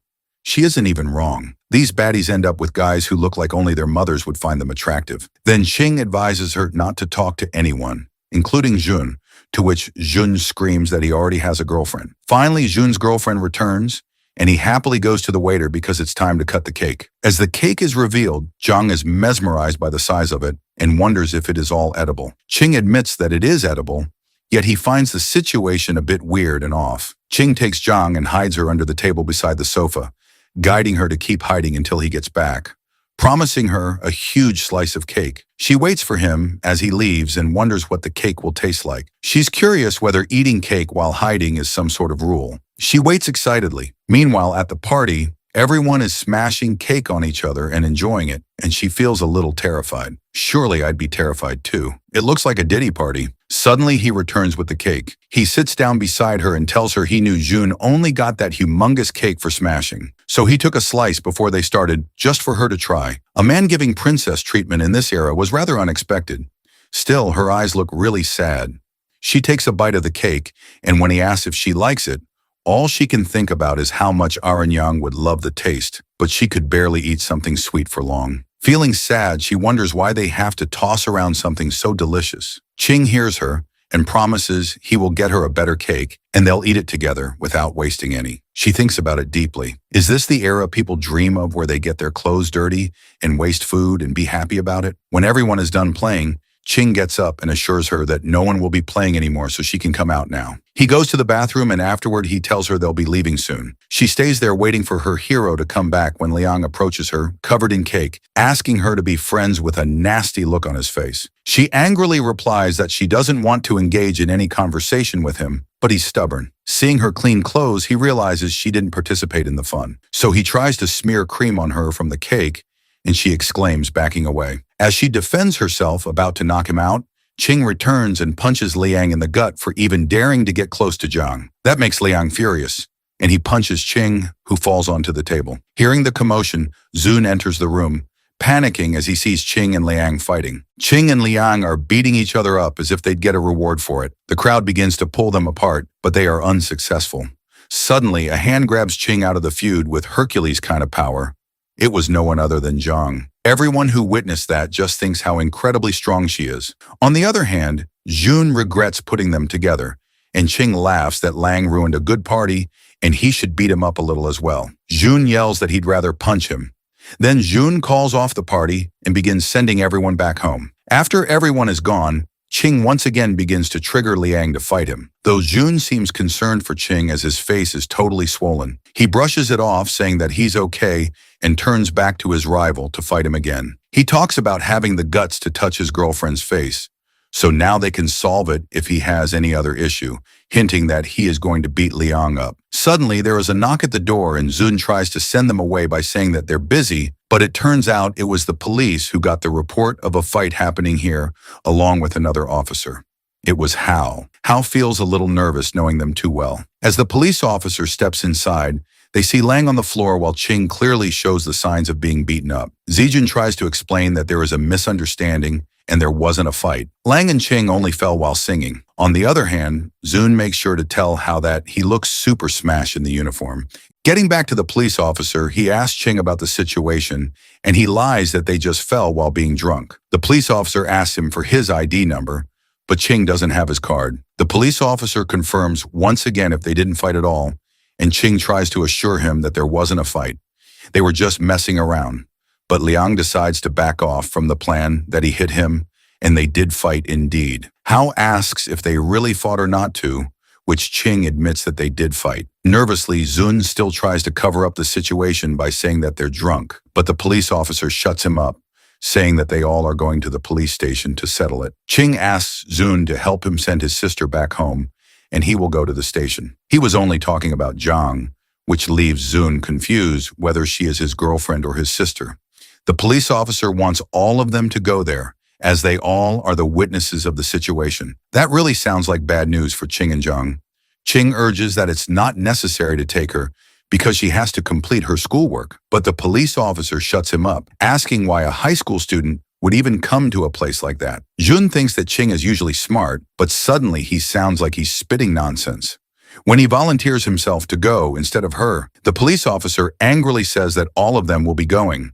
They all look at Hao, and he slips off, saying that he can't do anything because he's just a rookie right now. He explains that his cousin just moved out of the village. She hasn't been to a place like that, and she'll be scared. Hao is sure that they're just going to be asked some questions, and that's it. Meanwhile, he wonders if the officer thinks this girl is Ching's girlfriend, as he heard from his father. On the way to the station, Hao asks Ching how he suddenly has a cousin, because that would make Hao her brother. Hao inquires about her name, but Ching says that she is in high school, doesn't have an ID card yet, and is just here to stay with him for a few days. Hao looks at her and introduces himself as her brother. Meanwhile, Jun complains that Hao didn't come to the party when he invited him, but now he's here after everything is already done. As they reach the station, Ching feels a little nervous and wonders if this is what people call a guilty conscience. However, Jang is preparing herself for the questions she's about to be asked. She cheers herself up, and seeing her motivation, Ching becomes a little less nervous because they would eventually have to face these problems.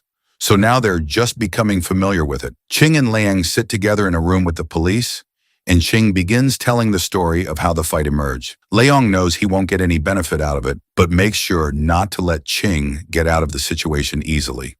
So he starts to play the victim, saying he was just trying to make a harmless joke when he suddenly got punched in the guts. The police officer asks what kind of joke it was and says he needs to know every detail, urging Ching to go first, but Liang snatches that chance away from him and begins ranting. On the other hand, Ching is worried about Zhang being interrogated in the other room because it's still too early for her to deal with situations in a modern way. After Liang is done telling his story, Ching emphasizes that he left out one important detail. Liang started insulting Ching first. He adds that it was his rival who provoked him in the first place, to which Liang defends himself by saying it was just a joke, but the police officer doesn't fall for it, so he gets straight to the point. How are they going to solve this?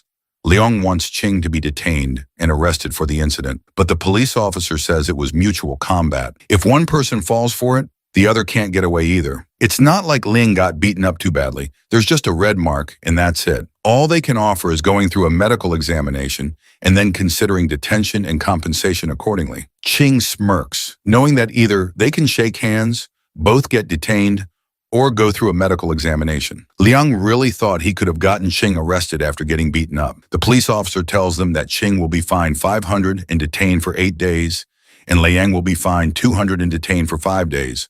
Or they can simply choose to reconcile or go for a medical examination. Liang's plan really went down the drain.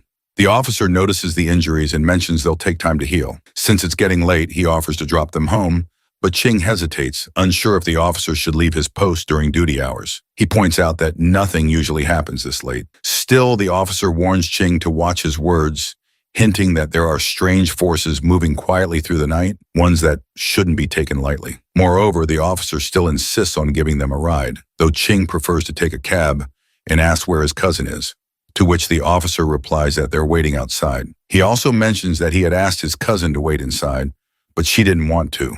While heading out, the officer remarks that his cousin Yang seems a bit slow, but Ching quickly defends her, saying she's actually smart. As the night calms down, Ching decides to go home and reminds the officer that they can meet again later. It's getting close to 1 a.m. and Liang has already left, but Ching is still not done, and Zijun and Zhang are waiting outside in the cold. After some time, Ching comes out of the police station and wonders why they didn't wait inside. Shun explains that staying in made him too sleepy.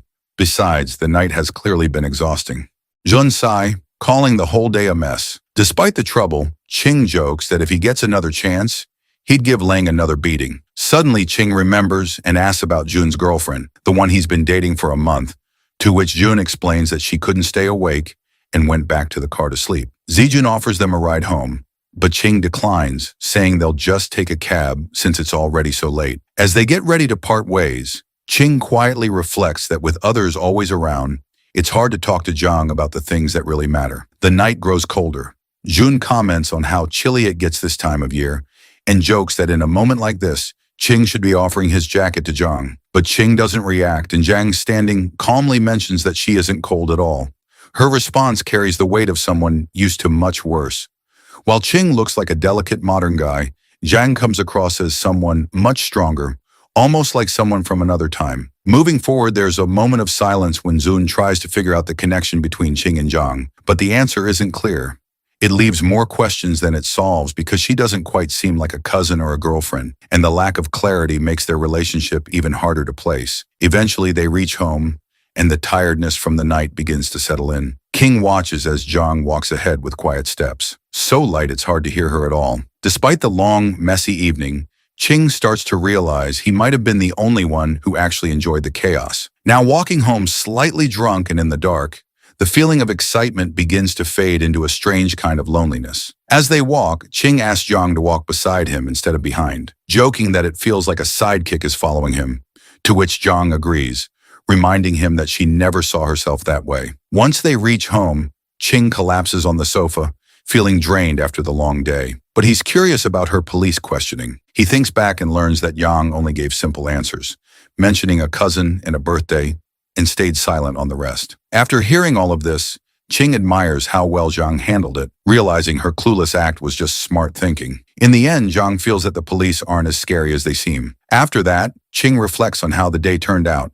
and feels that despite everything, they handled the situation well. Also, Ching didn't lose anything from the fight and even managed to bring Zhang out for a bit of fun. Indeed, Zhang also got a first-hand look at a police station. Other than getting home late, Ching considers it a good day, especially since Zhang reacted well under pressure. Later, Ching teases Zhang a bit about being too obedient, but she calmly reminds Ching that she only follows him because she believes he's a good person. Additionally, Zhang admits she's been relying on Ching because she doesn't fully understand the world yet. Also, Zhang trusts Ching because he's been kind, giving her food, shelter, and support. Moreover, Zhang believes that if she couldn't trust Ching after all that, she might as well be wandering the streets to Zhang. Ching is the only one who has truly helped since she arrived. After the serious conversations, they also joke about the fight earlier, agreeing that if Liang had actually touched Zhang's face, the outcome would have been much worse. Following that, Ching wonders if their fight seems childish from an outside view, to which Zhang, unimpressed, doesn't even consider it a real fight. Janung asked our boy why he had hit that guy. Xuan replied that the man had deserved it and that punches were meant for people like him. He explained to Zhang Ha that if someone ever annoyed her that she couldn't hold back, she can't use her full strength, just enough to make the person feel some pain without actually injuring them. Otherwise, she could end up in jail. He went on to explain that there were many kinds of people in the world. Some wished to wear bougie things but couldn't afford them. The hero told Zhang Hai that such people might give her a nasty look if they saw her wearing these things, but they would only act this way toward people they were familiar with, especially those who were out of their league. Shuing said that these people found it natural for others to be wealthier or more capable, but they couldn't stand seeing someone they actually knew doing better than them. Zhang Hu asked if that really happened.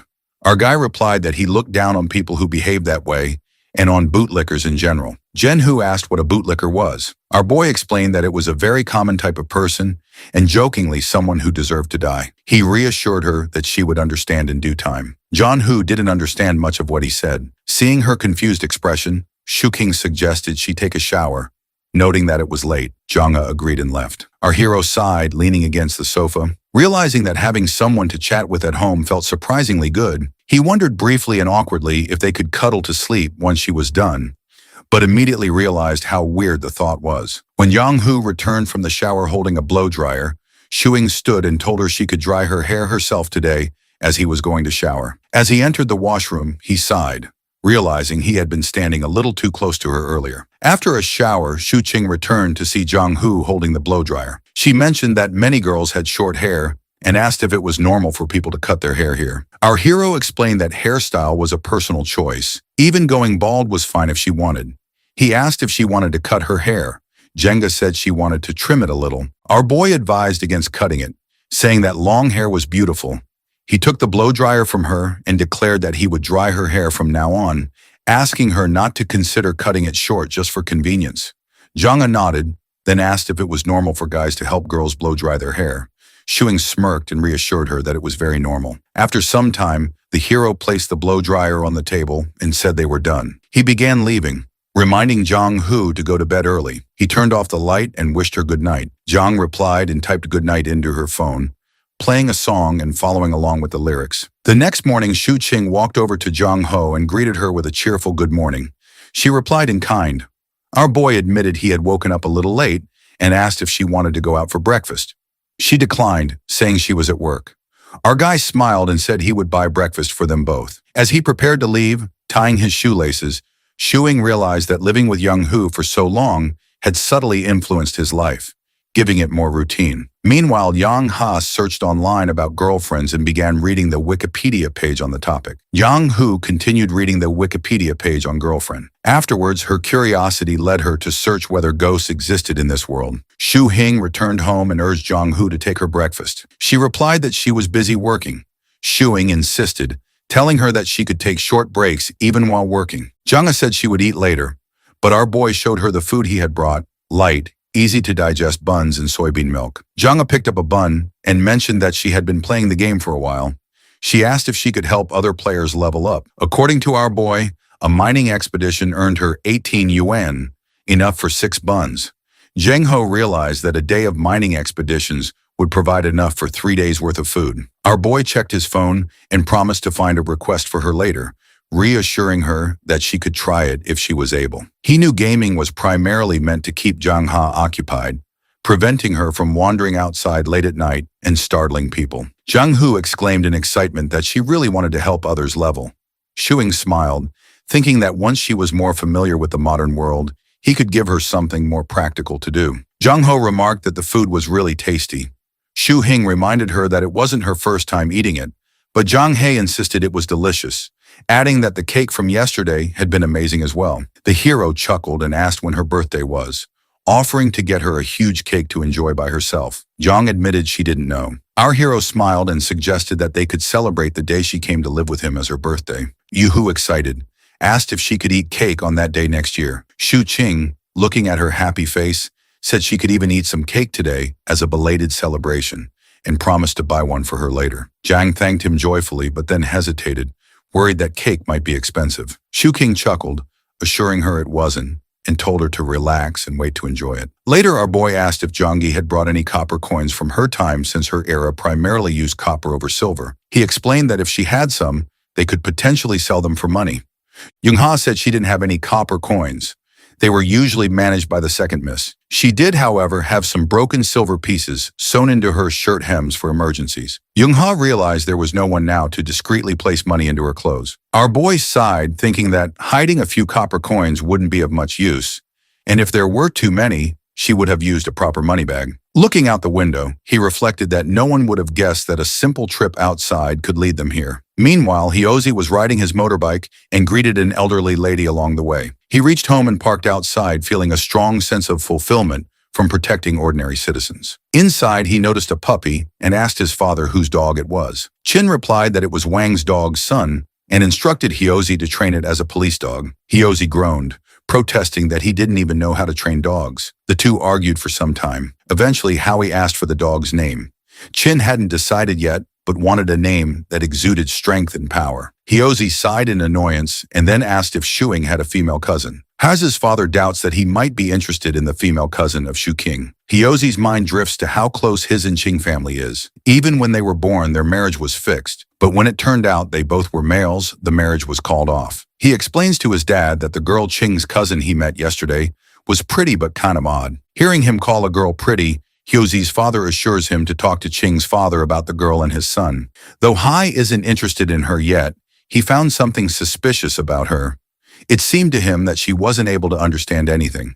And the way our boy acted at the KTV, it wouldn't be okay to call it weird, but seemed a little deliberate. On the other hand, outside his apartment, our boy greets Uncle Zhao playfully, asking if he saw any ghosts lately. But Uncle Zhao didn't get the sarcasm and is really satisfied with the exorcist who came earlier, and according to him and the people of the building, made that spirit leave. Hearing this, the hero laughs nervously, thinking that when this old lad retires in the future, he will definitely have tons of rumored stories for his grandchildren, and those will definitely go viral if made into a book. As the hero and Yang, who stroll down the street, he playfully teases Zhang Hai, reminding her of how scared the old man was. Jen frowns, assuring not to do that stunt again, and is upset that they think of her as his girlfriend. Seeing her upset, he assures her that he has clarified to everyone that she is not his girlfriend, but it is on them to assume whatever they want and to change her mood. He decides to take her for drinking some kumquat lemon. Even though he changed the subject, still Zhang,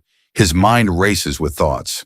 She doesn't understand why people assume they are in a relationship. They slept in different rooms, never crossing any boundaries. Though she knows they ate together and he helped her with a few things, it doesn't mean they can assume stuff. She tries to ignore all this by reminding herself that as long as her conscience is clear, everything is okay. While Ching buys them milkshakes out of curiosity, Young-hoo questions our boy about what girlfriends do so that she will avoid them. Taking a long pause, our boy explains to her all the signs of what girlfriends do, and it is similar to what they do all the time. This freaks her out. Noticing her uneasiness, our guy assures her that with her, there is an exception as the situation is different for them. It doesn't really give her that much assurance, but she tries to forget it. While they are drinking milkshakes, Chung picks up the cake from the nearby shop he ordered. As soon as she sees the cake, she realizes that the debt is increasing for her.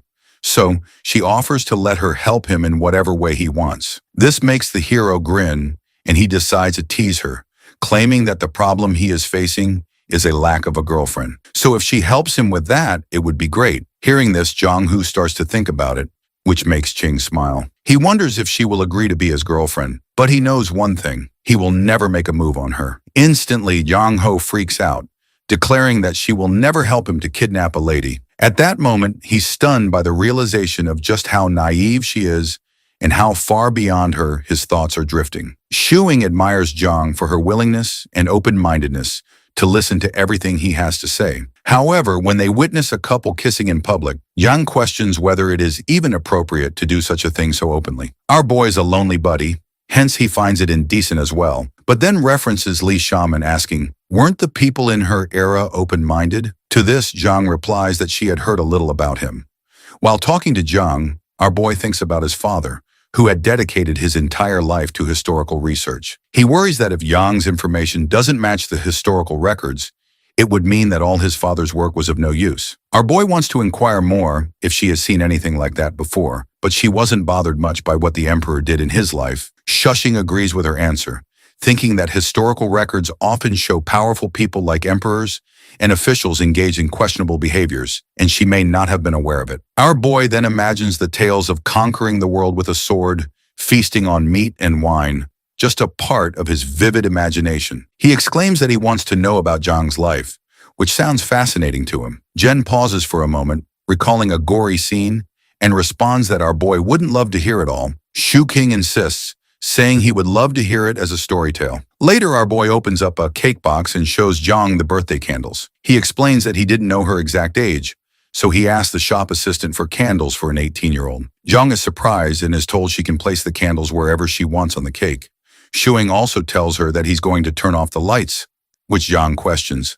Our boy explains that it's part of the birthday celebration. After switching off the lights, our guy excitedly praises Zhang, calling her the birthday star of the Night Warrior, and tells her to close her eyes and wish for her heart's deepest desire, then blow out the candles in one breath. He tells her that since it's her first birthday in this era, whatever she wishes will surely come true. Zhang closes her eyes and takes a long time wishing, which makes Shu Qing impatient. He asks if she's done so, she can blow out the candles. Yang finds the entire ceremony weird. The hero explains that this is a Western tradition, and with time, it will get normal for her. Zhang then wants to use her phone to take a picture of the birthday cake as a memory. Su Qing helps her take the pictures and tells her that once she's done, she can cut the cake. Since Zhang is new to all this, he politely helps and guides her in cutting the cake. Jen wants Juking to have the first slice of cake, but he tells her she can have the entire cake. Yang gets excited, and upon being asked by the hero whether she didn't like the cake, she takes a bite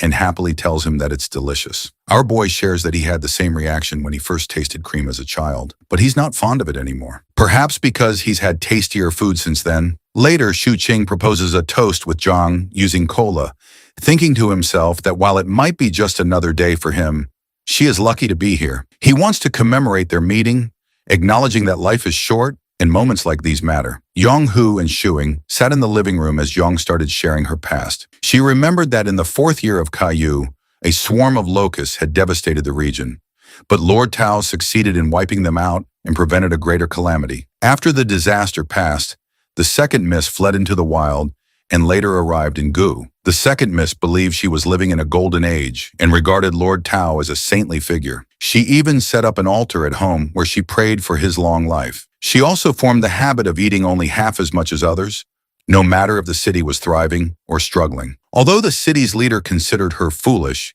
she would simply laugh and say the remaining half of her meal was offered for her savior's long life in this golden era. Shuing felt confused and asked how her family, who practiced martial arts, could keep an altar wishing for the longevity of a government official. Since stories often portrayed martial artists and officials as enemies, Zhang explained that without Lord Tao, the second miss would never have escaped Lu safely, and many more lives might have been lost. In the second M's eyes, every additional day she lived was a gift granted because of Lord Tao. Shu Qing then wondered whether Zhang truly came from the Caillou era and questioned what she would call the Dark Ages if her time was considered a golden one. Zhang explained that her era had suffered through droughts, floods, wars, and numerous other disasters. If there were no human-caused calamities, people would already regard it as a golden age. So the second miss believed their time was especially remarkable. Curious, Shuing searched for Caillou online and concluded that the era could be viewed as both prosperous and troubled. He felt fortunate to have been born in a time of plenty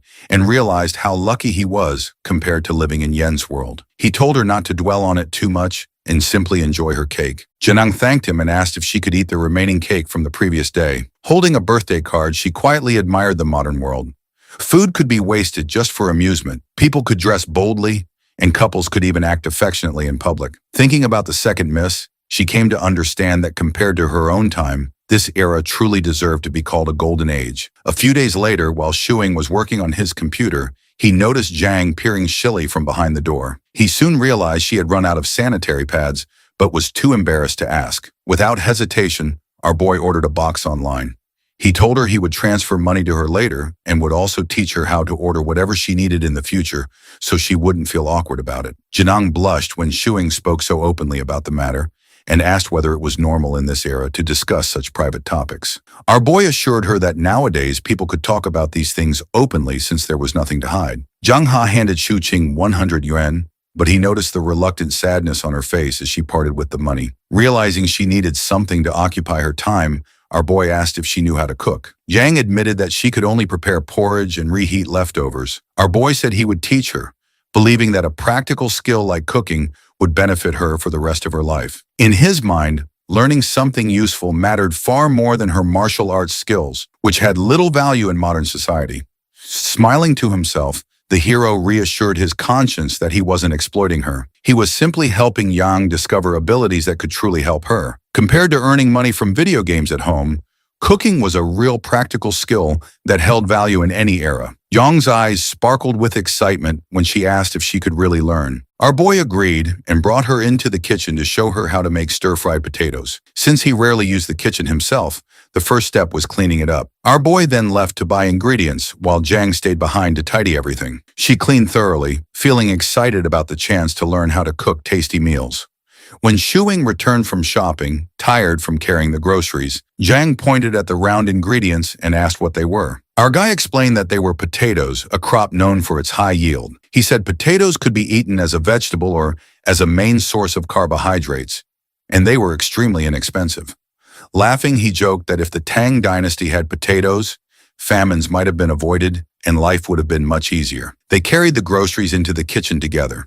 Shuing told Zhang to wash the dirt off the potatoes and then peel them with a potato peeler. He added that once she learned to cook, she could also handle the dishes, and he would even pay her 5 yen for each meal she prepared. Zhang quickly declined, saying it didn't feel right to receive money when she was already staying with our boy and would be eating the food herself. Shu Qing insisted she treat it like a small tip and reminded her that homemade meals were healthier than takeout. He was confident that with her discipline as a warrior, Zhang would quickly learn how to cook well. Still adapting to modern life, Zhang found the idea of regularly eating meals at home somewhat unusual. Shu Qing then showed her a photo demonstrating how to slice the peeled potatoes into thin strips. At that moment, our hero received a call from his friend Hyozi. Before answering, he told Zhang to finish cutting the potatoes and soak them in a bowl of water until he came back. When he picked up the phone, Hyozi said he was finally free and wanted to go out for skewers to celebrate. Shuing declined politely, explaining that he already had food prepared at home and suggesting they meet another time. Ha was surprised to hear that Shu Qing had actually cooked. Confused by the reaction, our boy asked why it was so shocking and added that he didn't have enough ingredients to share even if Hyozi came over. After ending the call, he made sure his friend wouldn't drop by since he preferred that Hui and Zhang didn't meet unless it was absolutely necessary. Meanwhile, Zhang sat with her phone searching online to find out whether it was normal for a man and woman living together as roommates to cook meals together at home. Shuing was showing Yang Ho the different seasonings in the kitchen. He told her to carefully observe the amount he used and memorize it well. Yang, however, wasn't fully paying attention. Instead, she kept looking at our boy while thinking about something she had read online earlier, that cooking together can bring two people closer and may even lead to starting a family. Seeing that she seemed distracted, our hero asked if she had remembered the measurements, warning her not to add too much, joking that too much MSG might turn her into a fool. Slightly irritated, Jung said she remembered everything. The hero asked why she was behaving oddly. Zhang first said her conscience was clear, then quickly changed her answer and simply commented that the food smelled wonderful. Once the dish was finished, Zhang was amazed by the rich aroma. Our boy handed her a bowl of rice. During the 2 months they had lived together, this was the first time they had actually cooked a meal side by side. When Yang tasted the stir-fried potatoes, she was captivated by the flavor. Curious, she asked whether potatoes were grown in the soil. Our hero jokingly answered that, of course they came from the ground and didn't appear out of nowhere. He then showed her a steamed potato and said it was one of his favorites. In his enthusiasm, he accidentally grabbed a hot one before realizing it, then passed another to Zhang. He explained that it was understandable she had never seen potatoes before since they originally came from the West. Teasing her, he said that if she ever returned to her own era, sailed southeast and claimed some land, she could become famous enough to be recorded in history books. Janang, however, spoke more seriously. She said she was thinking about finding land in this era, settling down, planting vegetables, and cooking her own meals. Shuing thought that was unrealistic, explaining that farming alone wasn't a dependable way to survive in modern society. To him, people from her time seemed overly attached to land as a means of stability, but times had changed. Still determined, Jung said she could work hard, save money, and eventually start her own farm. She planned to cultivate crops, wait 3 or 4 years for harvests, and repay our guy for everything he had done for her. Shu Qing cut her off, saying that what she needed first was to learn how to live in the modern world, and he told her not to focus on farming for now. Jen's expression immediately dimmed, so our boy quickly reassured her, saying she could treat his home like her own, and that he would look after her. Hearing that made Yang blush. The hero quickly clarified that he only meant he would take care of her openly, just like he did with the cat, and that anything else was a matter for the future. Janang firmly replied that he didn't need to joke about such things.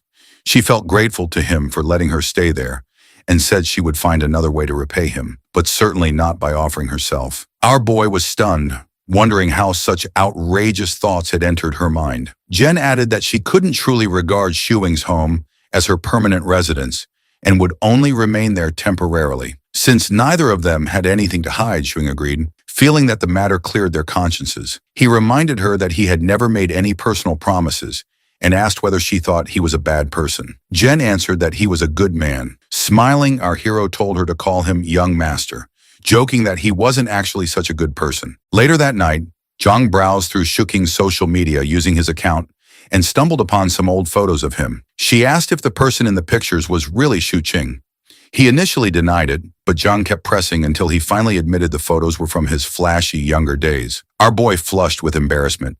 He had hidden those pictures in a private folder, so he wouldn't be reminded of that past, but somehow Zhang had managed to find them anyway. Zhang asked Shu Qing if he had ever had long hair. Shu Qing replied that his long hair had been for his funeral love phase, something Zhang likely wouldn't understand. He explained that he and his friends had been trendsetters back then. Our boy thought to himself that if he hadn't looked like a bum in the past, his father wouldn't nag him every other day like he did now. Paying rent for a home owned by his family still made no sense to him. Our boy then helped Zhang create her own social media account where she could post and store pictures as long as nothing went wrong. He helped her set a password using her name in English and created an internet handle, Fly Dancer, reflecting her martial arts background. Shuing also joined her in online gaming communities and showed her how to use them. Exhausted, he collapsed on the couch and noticed a friend request notification for Yang. He wondered if she would become an internet addict at this rate, but he decided it was far better than her ending up as a miner or a vigilante. After just 2 months, the boy realized he had grown used to having Yang around. He also saw that she was adapting to modern life,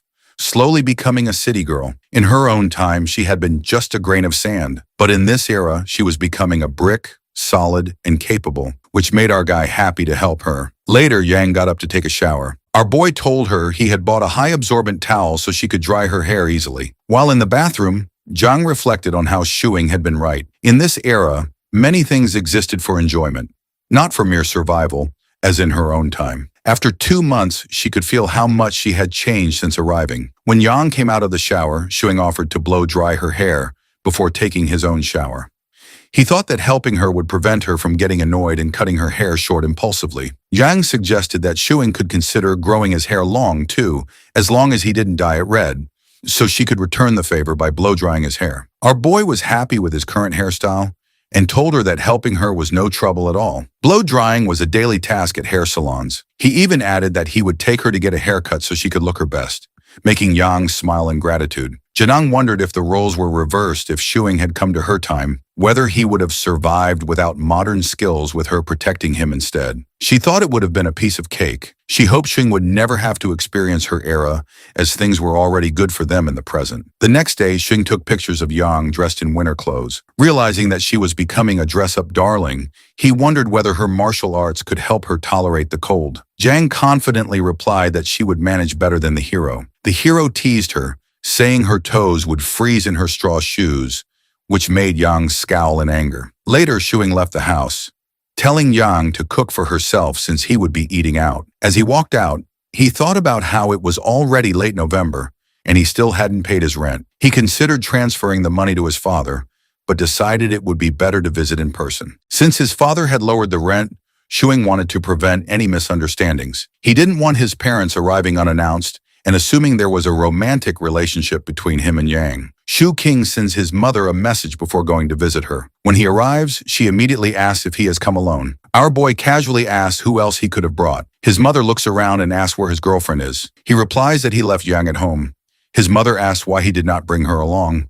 Our boy tells her not to glare at him. Zhang is only his girlfriend, so there is no need to bring her every time. Besides, he jokes that his father would probably complain again about him freeloading off them. His mother then wonders how he and Yang ended up living together and suspiciously asks if he picked her up off the street. Shuing explains that Yang came to the city alone to search for work and does not know anyone in this unfamiliar place. At first, he treats her like a younger sister, but gradually their relationship changes. When asked where Zhang is from, our boy says she comes from the mountains.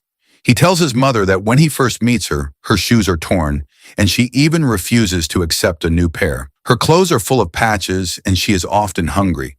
His mother finds it difficult to believe and assumes he is exaggerating, since Yang does not seem as miserable as he describes. Shu Sing insists that Zhang is not like other carefree girls who have everything provided for them. She has supported her family since she was young. In truth, he prepares these stories beforehand to mislead his mother. The topic then turns to their future since they are living together. The hero becomes nervous and quickly explains that nothing inappropriate is happening. Yang sleeps in the storage room instead of sharing his bed. His mother still warns them to be cautious. Shuku King replies that Zhang is only staying there temporarily. His mother tells him to bring Zhang along next time and advises that if they are not compatible, they should separate early. Our hero jokes that if they do get along, maybe his father will stop charging him rent. She then asks whether he has found a job yet, and Xing admits that he is still looking. When his father returns home at 7 o'clock, the first thing he asks is whether his son has brought the rent. Our hero smirks and says he only came for dinner. His mother calls everyone to wash their hands. During the meal, Shu Qing keeps thinking about what Zhang might be doing at home, which makes his father notice that he is behaving oddly. Later, while helping his mother wash the dishes, the boy sees that she is growing ginger sprouts. When he reaches for one, she lightly slaps his hand away. After he says he wants to plant one himself, she finally lets him take a single sprout. He plans to give it to Yang, knowing she will enjoy taking care of it. As he prepares to leave, his mother tells him to go home since it is getting late. Our guy hesitates for a moment, then admits with a red face that he thinks he has fallen in love. On the way back, he keeps turning the thought over in his mind. He truly has fallen for Zhang, a girl who comes from 1,000 years in the past. Shuking enters the house and asks Zhang what she is doing. She panics a bit, but explains that she is about to play some games. Instead, our guy hands her a small plant. Yang studies it curiously, confused.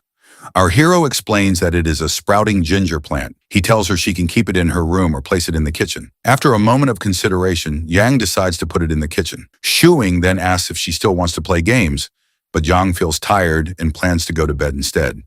He reminds her to stay warm in the cold weather, assuring her that the weather will get better in a couple of weeks. Before Yang leaves, our boy calls her over and asks her to sit beside him. After hesitating for a moment, he asks if he can hold her hand. Jen refuses right away. Our boy says he only wants to check whether her hands are cold. She still declines, but he gently reaches out and briefly takes her hand anyway. As he holds it, he studies it carefully, which makes Yang feel a little uneasy.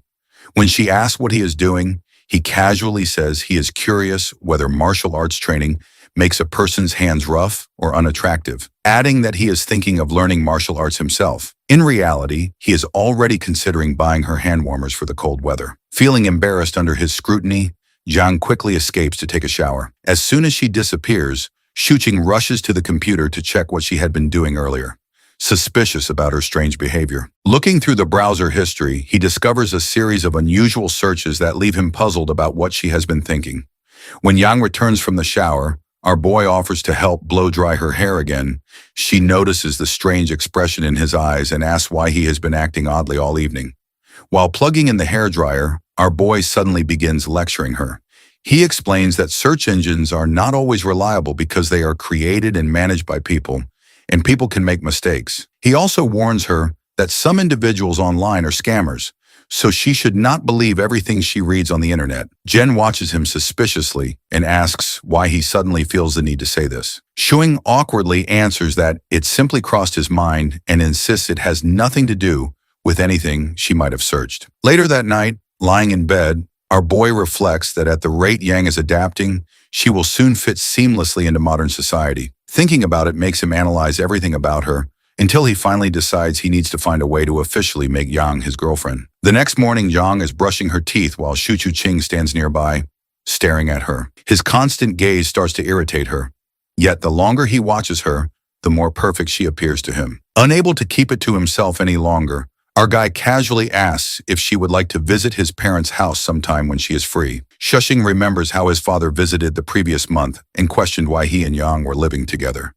Thinking back to that suspicion, the hero now asks Yang to pretend to be his girlfriend and accompany him to a meal with his parents, hoping it will stop them from meddling in his life. When she hears the word girlfriend, Zhang looks confused and asks whether that means they would have to sleep together. The hero quickly reassures her that she does not need to do anything like that. She only has to join him for the meal. Then jokingly, he adds that he would not mind if she wanted to share a bed. Jung rejects the idea immediately. After some thought, she agrees to act as his girlfriend. Delighted, Shuing suggests they should rehearse beforehand. Janang frowns, not understanding why practice is necessary if they are simply going out to eat. Caught off guard, our boy hastily changes the subject and offers to take her to an all-you-can-eat buffet for lunch. The promise of unlimited food instantly sparks Jung's excitement. While they are outside, the hero asks if she feels cold. Jung says her clothes are warm enough. Our boy jokes that if she returned to her own era wearing that coat, she might as well stuff some potatoes into her pockets too. Yang seriously asked whether she could earn enough money to buy a computer and bring it back with her. Our boy explains that a computer would only be useful if she first downloaded a huge amount of information onto it, and even then, it would make her seem odd in her time. Potatoes, he concludes, would be much more useful. Zhang decides that after tasting them, she will learn how to grow them herself. On the way, Shuing notices Auntie Chong struggling to carry a large bag of rice. He asks why she is handling such a heavy load and wonders where Uncle Wong is. Auntie Chong explains that Uncle Wong has been dealing with high blood pressure and asks Shuing to help carry the rice if he has time. Our boy agrees immediately and asks Zhang to help lift the sack onto his shoulder. He casually adds that he is just about to take his girlfriend Zhang out for a meal and that it is lucky she happened to meet them. Auntie Chong brightens when she hears Shuqing openly call Zhang his girlfriend, though she realizes she does not even know Zhang's name, despite seeing her around. Shuqing introduces her simply as Zhang. Zhang like ginger sprout. Auntie Chong laughs and comments that the name suits her gentle nature. After setting the rice down at her door, he remarks that Auntie Chong must have met Zhang before. However, she cannot remember such a meeting and calls for her husband to open the door. Thinking quickly, Shuqing tries to plant a memory, saying they actually met 4 or 5 years ago when Zhang had a rounder face. Auntie Chong chuckles and blames her fading memory on age, inviting them inside for a drink. Our boy politely refuses, explaining they are heading out for lunch. As they walk away, John questions why he told so many lies. Our boy explains that if she wants to live independently in this world, rather than relying completely on him, she needs to become part of people's memories. Because her real past is different from everyone else's, He intentionally tells Auntie Chang, who is known as the neighborhood gossip, knowing she will quickly spread the story that Zhang is his girlfriend. In that way, Zhang will gradually gain a place in people's awareness. From then on, Shuing introduces Zhang as his girlfriend to everyone they pass. He even tries to take her hand, but fails because she keeps her hands tucked inside her sleeves. He explains that he is only doing it so others will notice her more easily. Understanding his reasoning, Yang offers him the sleeve of her coat to hold instead. Shuing smiles and says it is unnecessary when no one is around. As they continue walking, the hero realizes that if he truly wants Zhang to become his girlfriend for real, the journey ahead will be long and it will take a great deal of effort. Shuking takes Zhang out for hot pot, hoping for a quiet evening. As they chat on the way, he suddenly freezes. Hyozi is standing ahead laughing with a group of friends. Our boy instinctively wants to turn around and avoid him, but it's too late. Hyozi has already spotted them. With narrowed eyes, Hyozi asks what Shu Qing is doing there, clearly suspecting he's up to something. Our boy casually replies that they're just going to eat hot pot and even invites Hyozi to join them. Hyozi declines, saying he's working, but his attention shifts to Zhang, recognizing her as the high school cousin Shuing once mentioned. Howie begins firing math questions at her, leaving Yang visibly confused. Before things spiral further, our hero cuts in and boldly announces that Yang isn't his cousin. She's his girlfriend. That only deepens Hyo's suspicion. If Zhang is his girlfriend, why did Shuing introduce her as his cousin before? Something is definitely off. Smirking, Shuing mockingly calls Hyozi Sherlock Holmes and admits there is a story behind it, but he'll explain another day because he's starving. If Hyozi insists on interrogating him now, our hero jokes that he's ready to be arrested on the spot. Hyozi finally lets them go, but not without a warning. The hero had better come clean later, or Hyozi will tell his father about his drinking and gambling habits. Shuing brushes it off and tells Zhang to ignore him. The two head into the restaurant, leaving Hyozi fuming. Inside, Zhang grows uneasy.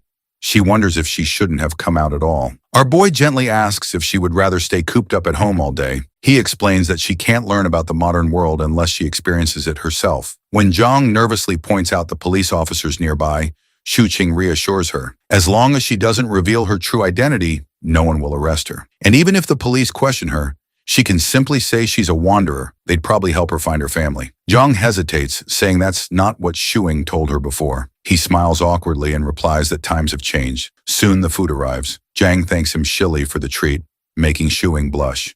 He asks her to take off her hat and jacket so she can eat comfortably. Curious, he asks whether people in her era had hot pot. Zhang says she's never tried hot pot specifically, though they had similar communal meals. Our boy recalls a poem about such gatherings and recites it while adding more meat to her bowl. Zhang's eyes sparkle with gratitude as she tastes the food. Mesmerized by her expression and her beauty, Shuing barely touches his own meal. Zhang notices and asks why he isn't eating. He laughs and claims he's already full. Instead, he peels shrimp for her, explaining that friends should help each other. Janang thoughtfully notes this as another modern rule. Eventually, Zhang is full. Our boy suggests they walk home so she can digest the food.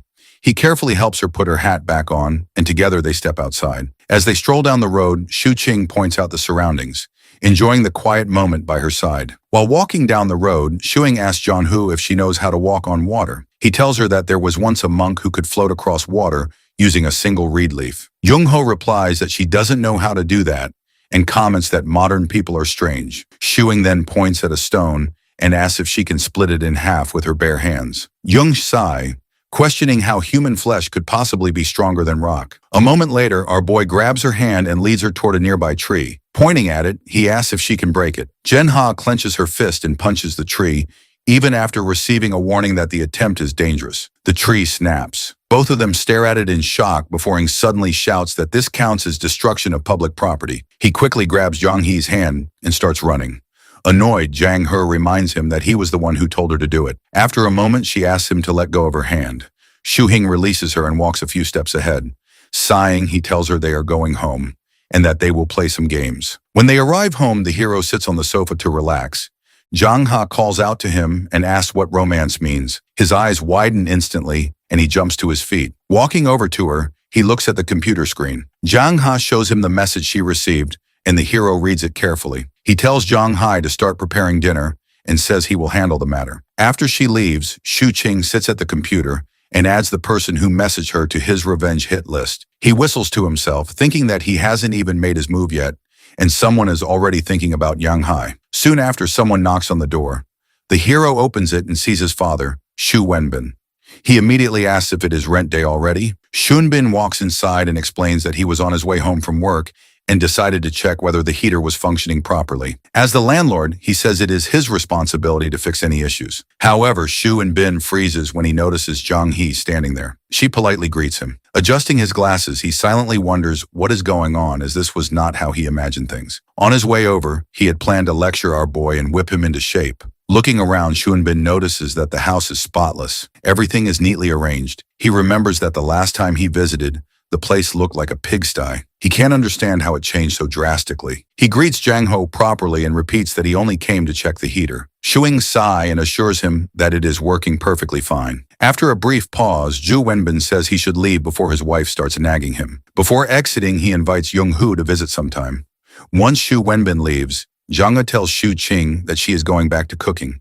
Our boy watches her with a soft smile as she continues preparing dinner. Jung Ho and Shuing begin to eat, and our boy asks if she has thought about the future. Jang Ho replies that she imagines the future will be just like this. Our boy chuckles and reassures her that it's perfectly fine if things stay this way. Jung Ho tells Shuing that she won't trouble him constantly and adds that, since they are unrelated, she feels extremely blessed to receive so much help from him. She recalls that the second miss once said, "No one owes anyone anything, and those who help do so out of kindness, they shouldn't be taken advantage of." Hearing this, our bro says that they could become related since both are unmarried, and meeting each other is fate. Jang Ho shakes her head. She reminds him that he is her benefactor, and that she cannot treat him otherwise. She insists that she needs to repay everything she owes him. Shuing imagines a moment where Zhang Hu offers herself to repay him. He quickly responds that he wishes for both of them to willingly be in a relationship. He yells at her, saying this is how it should have developed. He asks if offering herself in marriage is considered a way to repay a benefactor. Jung Ho firmly denies it. She says the second miss taught her that all debts should be repaid, and offering oneself for marriage is the most shameless way of all. It only makes the person dependent on the other. Shuing imagines the second miss cutting the red thread that connects his and Yang's love. He grits his teeth, struggling to control his anger. He asks her not to treat him as her benefactor, but she insists that he is, and there is no need to pity her. Zhanga declares that she will work hard to earn her own living and not rely on anyone. Zhuing sigh, realizing that Zhang Ho's view of him as her benefactor is the biggest obstacle in his attempt to make her his girlfriend. He watches her play games on the computer. Based on the power leveling rates in the game, he knows it will take her years to earn enough to repay him. He considers whether he should force her, but then remembers that she could break his neck as easily as she broke the tree. Thinking practically, Shuing sends his cat into Zhang's lap, realizing that besides adjusting to modern life, she must learn to support herself. Otherwise, she will always feel insecure and never truly belong in this era. At the beginning of December, Shuqing sits in a restaurant with his friends. Hezi demands that our boy tell them where his girlfriend came from. Our hero explains that Zhangyi has no relatives nearby. Feeling pity for her, he brought her home to be his girlfriend. Another friend protests that this isn't normal procedure, but the hero argues that a couple can be together as long as both are willing. Hyozi presses him, asking why Shuqing had previously said Zhang Hu was his cousin. The hero, wearing a helpless expression, explains that he was helping her hide her identity. He recounts that Zhang Hu was homeless, doing odd jobs, and had nowhere to live. If he didn't help her, she might have been sent to a shelter, and he would still have to look after her afterward. Hai, feeling pity, agrees to believe him for now. Shuqing smiles and shoulder bumps Hosey, asking him to help John Ho with the ID issue they discussed earlier. Hai gets annoyed, and another friend shouts at them to stop fooling around. Our bro continues teasing Hyosi, and all three cheer with their drinks. After some time, Hosey leaves, explaining that he has work tomorrow. Shuqing and another friend see him off, thanking him for his hard work as a police officer. Our bro then sits in another car with a friend, asking if any of his family shops have job openings that don't require an identity card. His friend tells him that if it's for his girlfriend, she just needs to give them a heads up. Shuqing admits it would be difficult since her only verifiable history is being homeless, and having a legitimate background would help. His friend suggests jobs even a 16-year-old could do, noting that it would be ideal for her. Our boy asks if it's possible to make it appear as though John Hu has been working at one of his family's shops for the past 2 years. His friend nods and reassures him that he will figure out a way to make it happen. Later, Shuqing announces his arrival as he steps inside the home. Janong informs her that she's already eaten and left his food in the kitchen. He crashes down on the couch lazily while teasing his cat when Zhang smells the alcohol from his mouth, interrogating him about the smell of alcohol. When she accuses him of visiting a brothel as well, he jumps out of shock. After he sniffs his coat, he asks her how she reached such a conclusion. So she explains that it is due to the scent coming off of him. Out of confusion, he once again smells his coat, and this time, he can also smell the floral scents coming off his coat, which makes him think that they must have gotten onto him due to sitting in the car of the playboy of all time, Zun. Shuqing quickly defends himself, claiming he's a model citizen, and tells her that brothel and prostitution are against the law, so they are almost out of existence. Therefore, she doesn't need to worry about him wandering off or selling her off to someone else. When Zhang gets surprised at the number of laws and ordinances in this world, Shuqing enlightens her about their importance by giving the example of selling off body parts in the name of legal transactions if it weren't for these laws. Shuqing cautions Zhang about not being too defenseless, since even in the peaceful times, darkness still lurks around.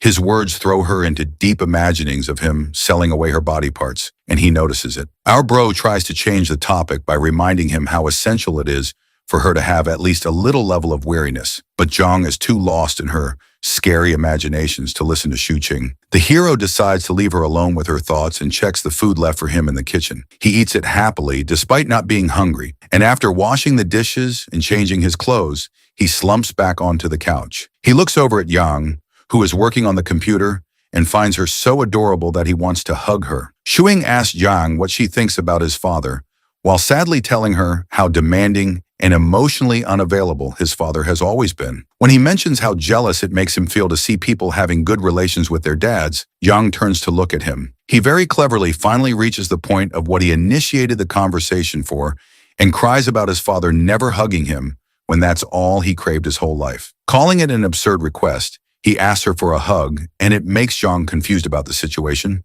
Noticing Yang's expression, he brushes it off, but it makes her feel bad, so she hugs him.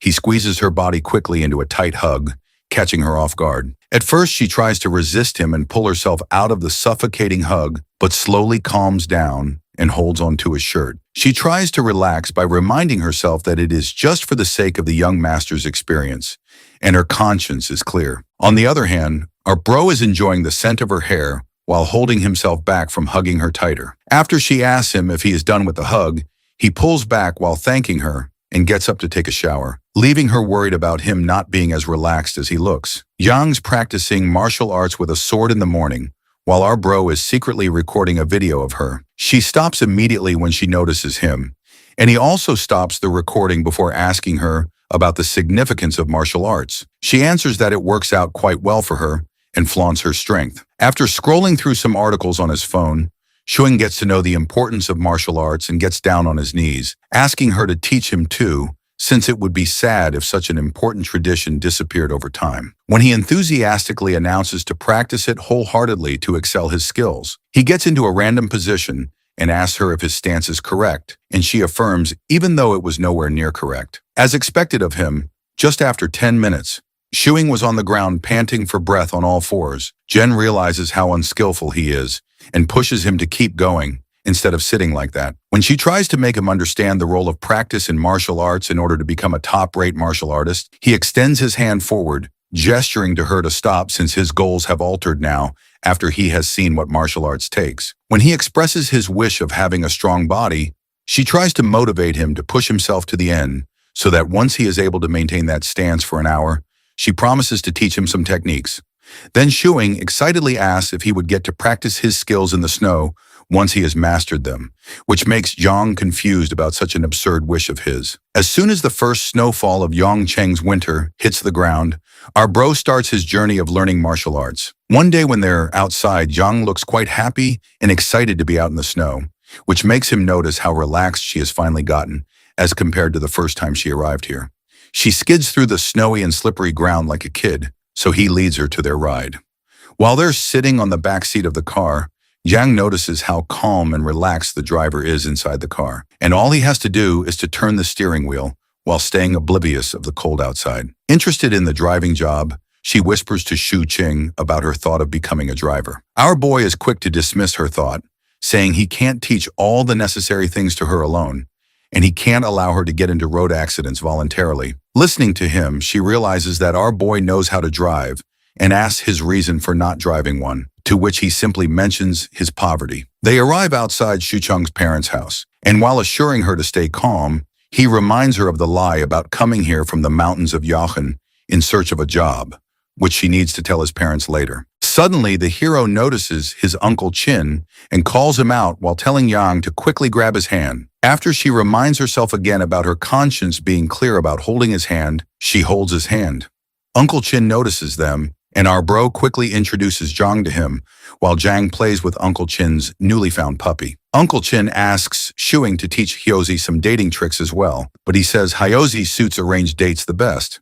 While they walk to Shu Qing parents' home, he teaches her small tips on their way. He tells her how normal holding hands is, so she doesn't need to feel awkward about it, even if there's nobody. She seemed a bit perplexed over his claim, so he shifted the topic to satisfying his mother's questions. In his tips on how not to give unclear answers, he first tells her to figure out what his mother wants to hear so she can say so to make her answer sound genuine. Secondly, if she is asked about her routine, she should lie about being busy with her own things rather than mention her addiction to games. However, she gets a bit confused about what exactly it means, and he sums it up by telling her to stay in the role of his girlfriend. They enter the house, and after Shu Qing introduces the two to each other, his mother tells them to take a seat while they wait for food to be ready. Her mother secretly finds Yang beautiful, whereas the hero takes her inside and helps her take off her jacket and hat. His father comes out of his room and looks at the two of them curiously through his spectacles.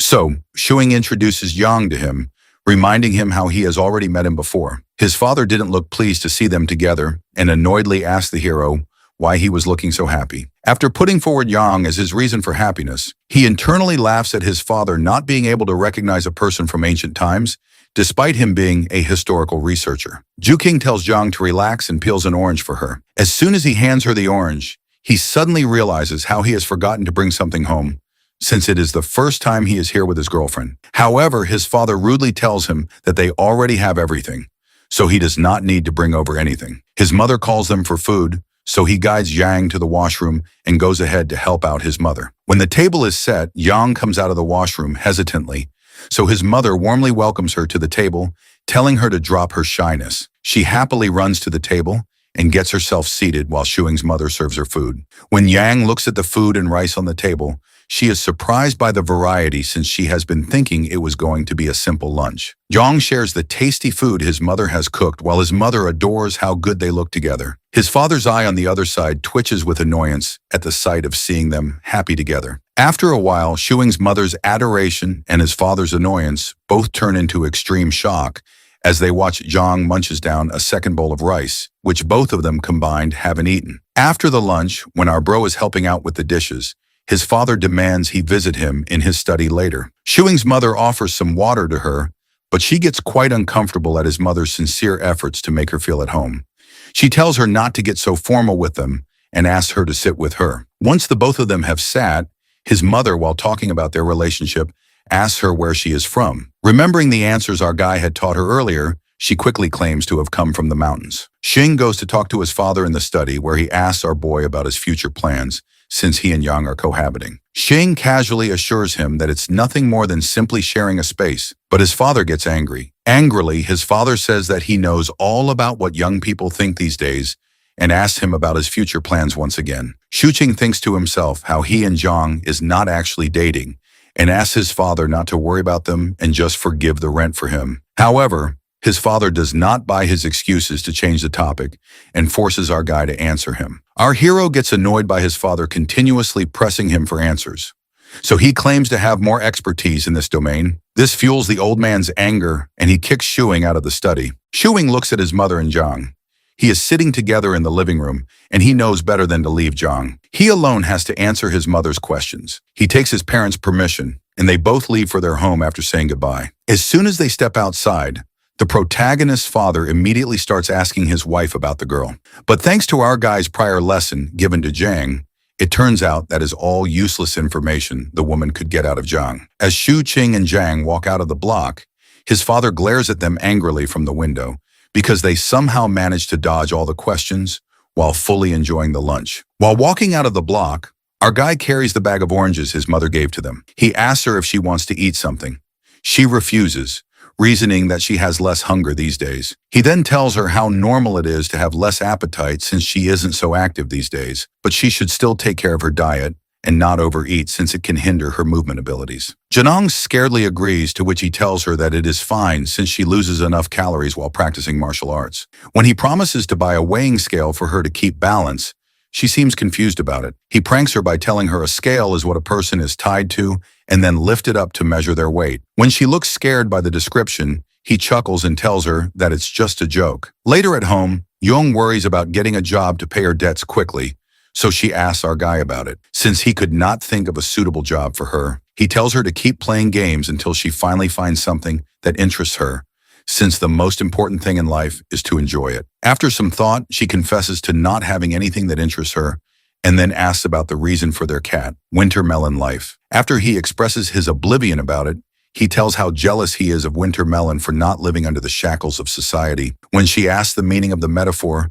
he teases her by saying she just would not get it and gets up to take a shower. She insists on him annoyedly, wishing to smack his face before he stops in his tracks, telling something about two types of people he hates. One he describes to be those who don't complete their sentence. And when she asks him about the second type, he walks into the washroom without answering, making her even angrier. Shuking educates Zhang about the two kinds of dealers in games, one being the wealthy ones who can have as many resources as they want, while the other being the ones who take advantage of the communication gap, which is when one knows about something that others don't. So he buys the resources in exchange for the information. To make her understand better, he gives an example of how people in her era used to monopolize by stocking resources in exchange for information, and later selling it at high prices, making the poor have to sell anything they have. To tease her, he asks her to be his slave bride while acting like a monopolizer.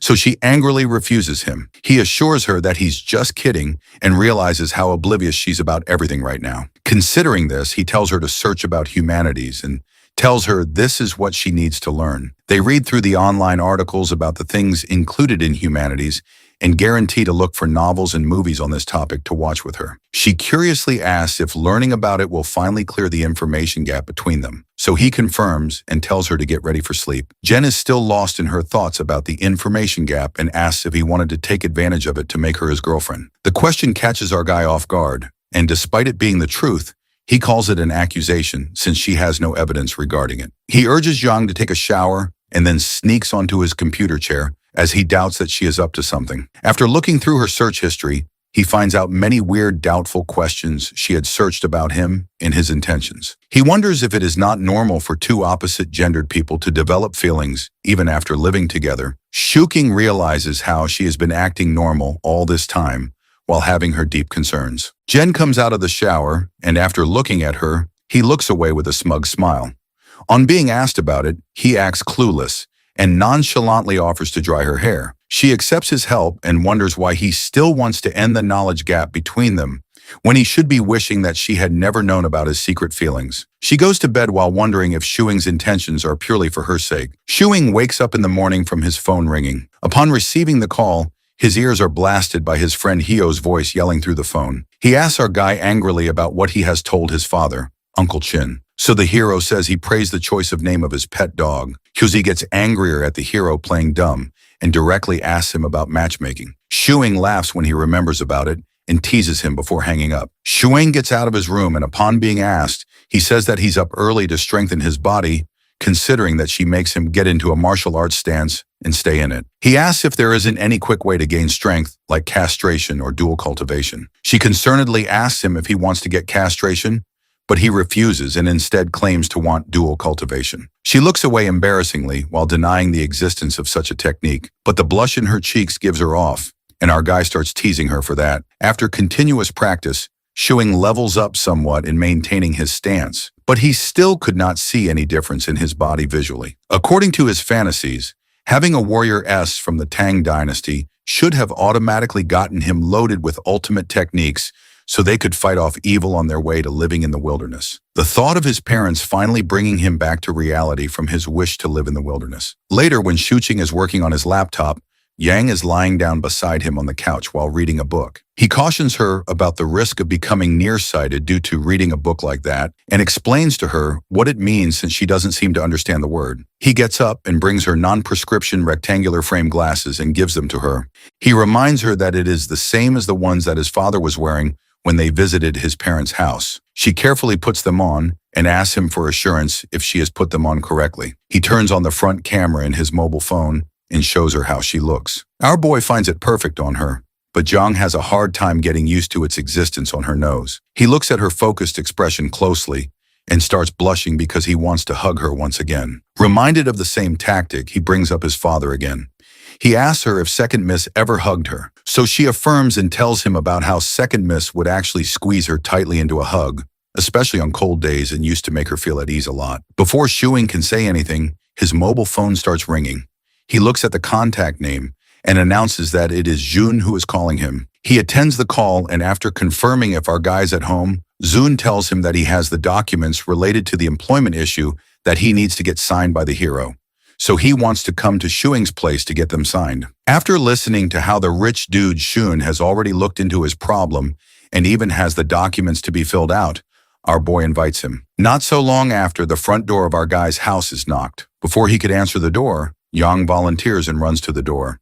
She peeps through the peephole before opening the door, and this makes Shuing confused. The reason Zhang makes sure to look through the peephole is because she finds it quite useful in case there is some kind of threat on the other side, so she can be prepared with her sword to defend herself. Jenning looks closely at the person, and when she recognizes him, she finally swings the door open. Shi Yun, who is shivering cold when he looks at Yang, quickly turns to leave, thinking he has knocked on the wrong door. Our boy drags him inside, assuring him that it is surely his house, and asks Zun the reason for him being so forgetful when he has already met his girlfriend Yang before. After the clouds of confusion have cleared, Jun slumps down on the couch beside our bro. He looks over at Zhang. He is playing a game on the computer and teases our boy and whispers, saying he just realized where Shuing has disappeared to these days if it was not for his mistress. Changing the topic, our boy gets it confirmed if the forged work experience documents are good to go and asks Zhenang to sign them. Zhang looks closely at the documents that were handed over to her by Shuing to sign.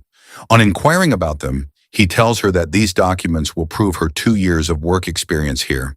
In case she does not know how to read and write, our boy writes her name on his phone and shows it to her, telling her to copy it in the places her signature is required. When Jun sees him teaching her how to do her own signatures, he asks our guy in shock if she actually is not aware of how to read and write on her own. Seeing Jun's reaction, he realizes the need for an explanation. So while Yang signs the documents, our guy lies to Jun about picking her up from the streets she has been wandering around for over 10 years. When Shuqing continues to give absurd details about Zhang's appearance when he found her, Jun refuses to believe him, whereas Zhang does her best to hold herself back from beating some sense into Shuing. Shuing offers Zijun to stay over for a meal and asks Yang to cook some more food. Ziyun seems surprised about the idea of having homemade food when he had been expecting them to go out. But our guy says he wants to benefit from a girlfriend who can cook well. While they wait for food, Jun walks over to the computer system and asks Shuqing to help him out with setting up the new PC he is about to get. After Shuqing agrees to send him help,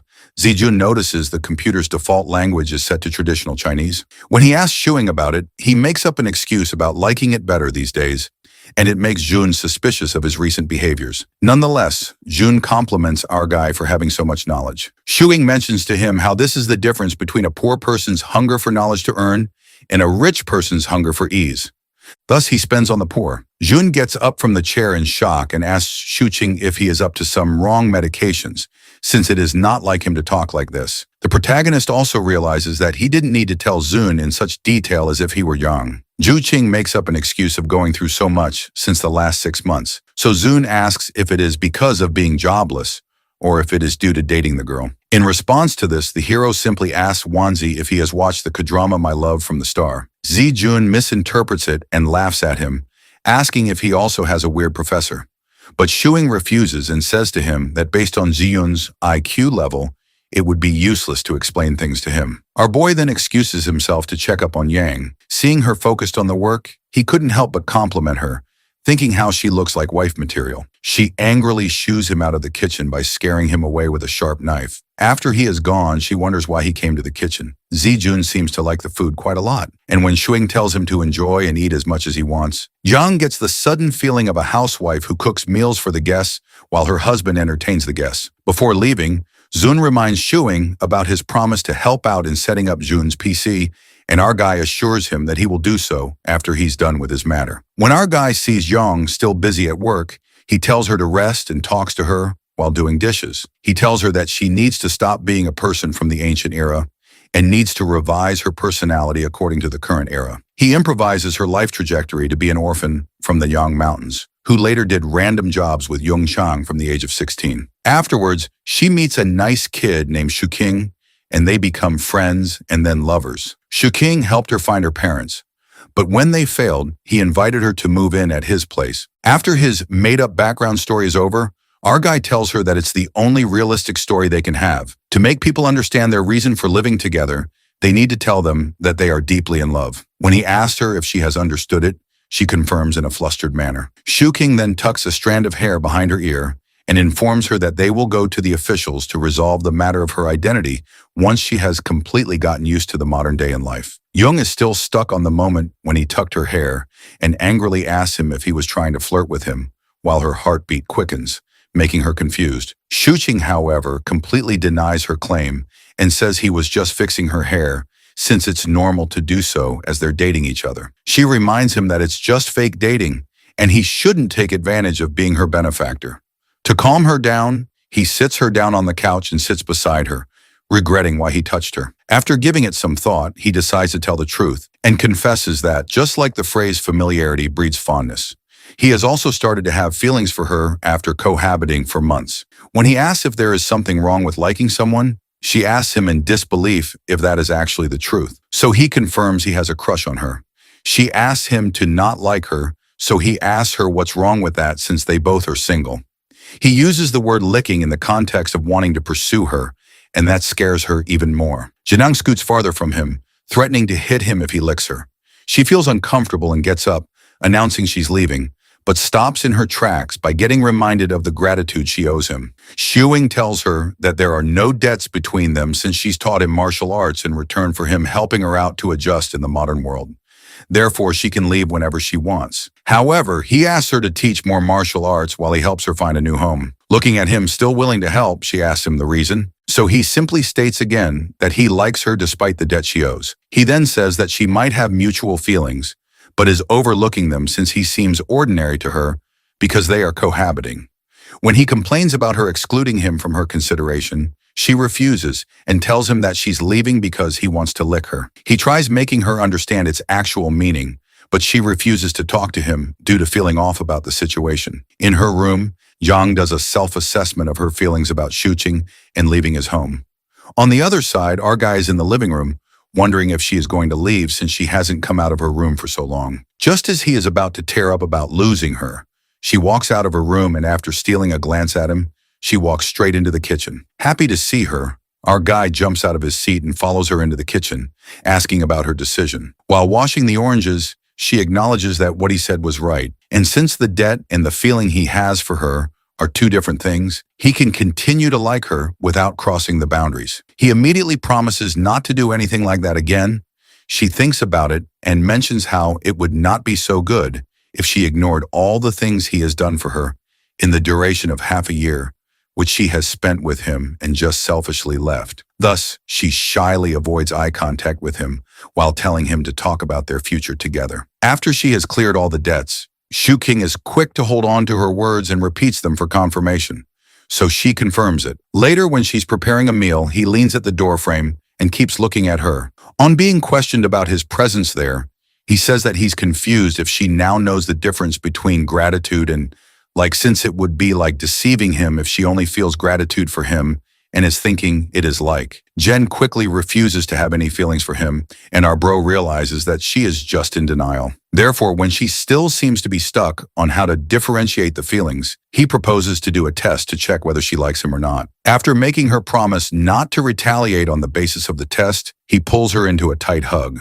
When he slowly lets go of her, Both of their faces are flushed, and he tells her that if her heartbeat has quickened now, it means she likes him. She shyly turns her back on him, telling him not to bother her while acting unfazed by the hug. As he leaves, he realizes that she actually likes him too, since she did not pull back from the hug and let him hold her as long as he wanted. On the other hand, Zhang is blushing intensely, and she cups her face in confusion, as she now knows the difference between some mere gratitude and the feeling of like which is tinting her face red right now. When the dinner is ready, she announces it. She makes sure not to have eye contact with Shuing and sets up the table quietly. The hero thinks that this matter is not as important as making her learn about the modern world's culture and ethics. And the important thing is teaching her how to smile. He remembers how the only time she smiles is when she's curious about a new thing, like when she saw the snow and can't understand the various types of entertainment. He decides to take a step towards teaching her how to smile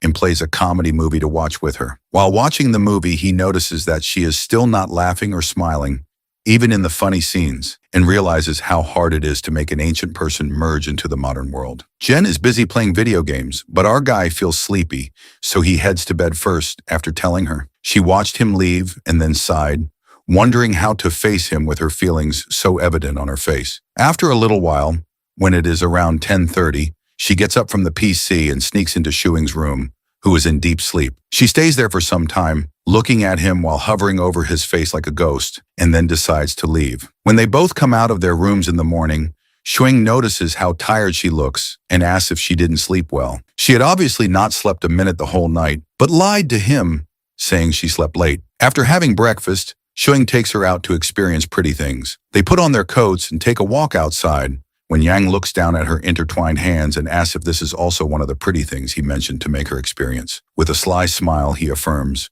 reasoning that the quickening of the heartbeat is indeed a beautiful experience. He rubs her finger on her palm to tease her and asks if she can feel anything new or different. Flustered by their proximity, she looks at him for a second before quickly pulling her hand back from his grip. He laughs and takes back her hand, saying he was only giving an example to her. In disguise of making her experience the world, Shuing was making sure he was also giving her introductory classes on dating. They take a bus from 520th Street. When she asks him about their destination, he tries cracking a joke for her to laugh by referencing a meme, but due to her lack of knowledge about this domain, she stares at him blankly in confusion.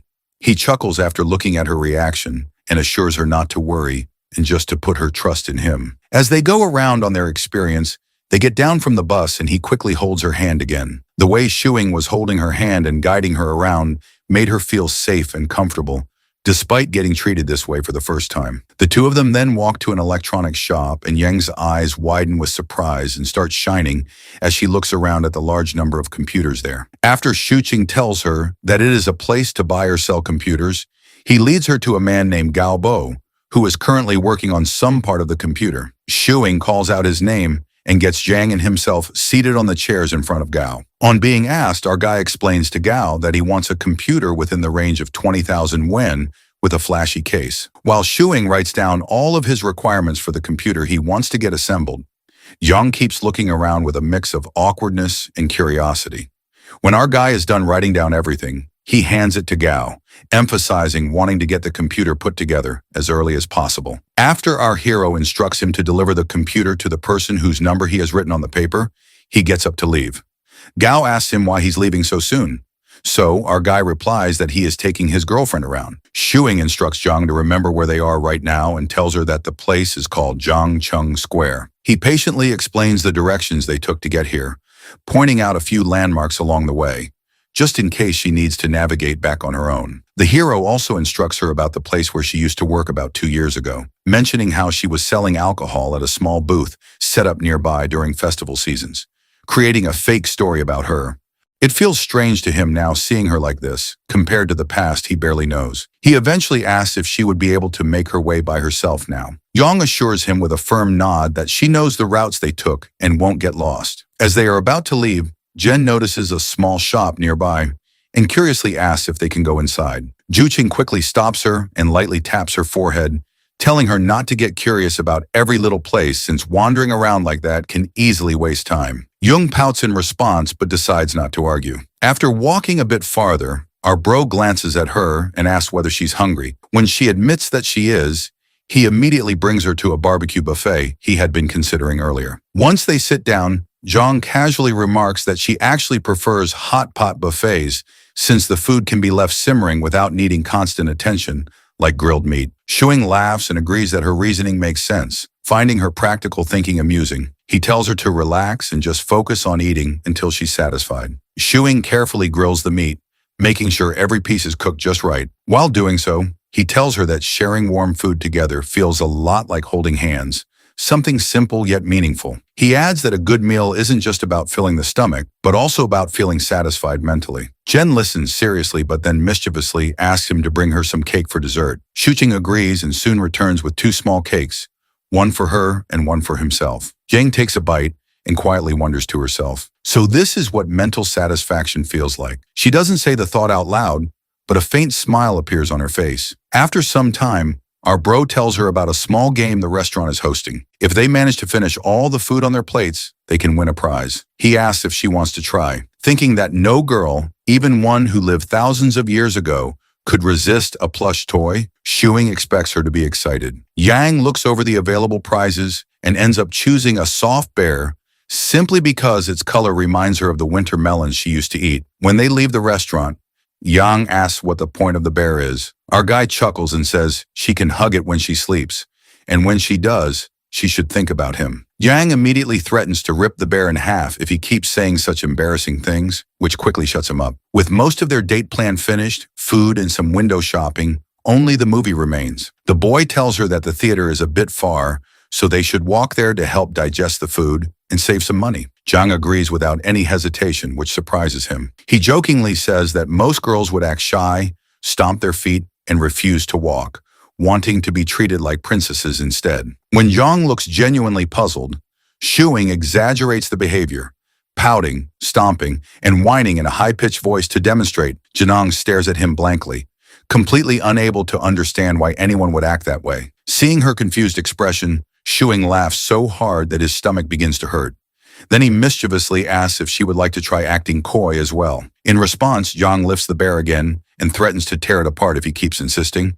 Our guy immediately raises his hands in surrender and backs off, thinking that maybe her straightforward nature was better after all. When they arrive at the movie theater, Young asks why they can't simply watch movies at home. Shuqing explains that it feels different because they are on a date, and watching a film in a theater creates a completely different atmosphere compared to sitting at home. He points out that whenever they watch movies at home, she treats them too seriously, almost as if she is studying or completing a mission. According to him, movies are meant to be relaxing, not something to analyze like a task. He tells her that inside the theater, they will sit quietly in the dark and simply enjoy the film. Our boy reminds her not to make noise, and if she wants to do something else, she should quietly leave the theater first so she does not disturb anyone. After explaining all that, he suddenly asks in a serious tone whether he can hold her hand while they watch. Jen stares at him in confusion, wondering why he would want to do that. In her mind, her hands are rough and unattractive. She recalls the story of Dong Tusi, who loves his wife even though she is not beautiful and even has 4 children with her. Thinking about it, Yang concludes that our guy must be like Dong Tusi.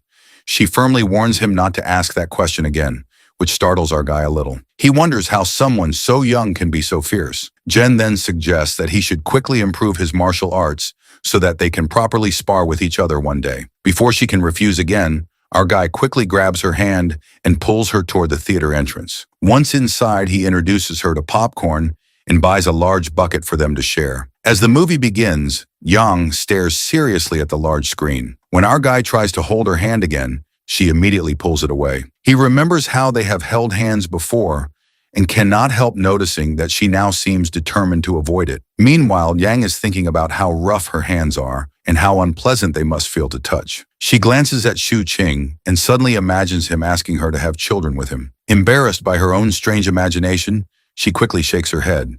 Shuing notices the odd expression on her face and wonders what she could possibly be thinking about to make such a face. After the movie ends, they slowly walk out of the theater. Janang suddenly asks why he likes holding her hand so much. The hero does not know how to answer and awkwardly looks away. Janang then stretches out her hand and tells him to hold it properly this time. Shu King senses that she must have gone through some kind of internal struggle before saying that. He carefully takes her hand, feeling quietly thankful inside. Smiling, he calls her his little warrior S and asks if she likes the movie. Yang no Diaz and says it is good. As they walk, our guy tells her that watching movies can actually help improve her thinking. He explains that films can broaden her horizons and help her build what he calls the three modern views: her worldview, her values, and her outlook on life. He says it will be a slow process, but he will guide her step by step. Then, half joking, he admits that he might trick her a little along the way and asks her not to hit him when she eventually realizes it. Jen looks at him thoughtfully, considering his words. Unsure how to respond, she decides to remain silent for now. Shu King wonders if Jang has noticed that she has become a bit empty-headed lately. When she questions him, he explains what he means. When they first met, she was like a wild kitten with its fur standing on end, ready to draw her sword and show her fangs at the slightest provocation. In the months that followed, she began drawing her sword less often, though she still kept her guard up. On the surface, she appeared calm, but she remained cautious and would quietly verify things behind the scenes. However, recently, ever since the day he told her he liked her, she has become much more gullible, believing almost everything he says.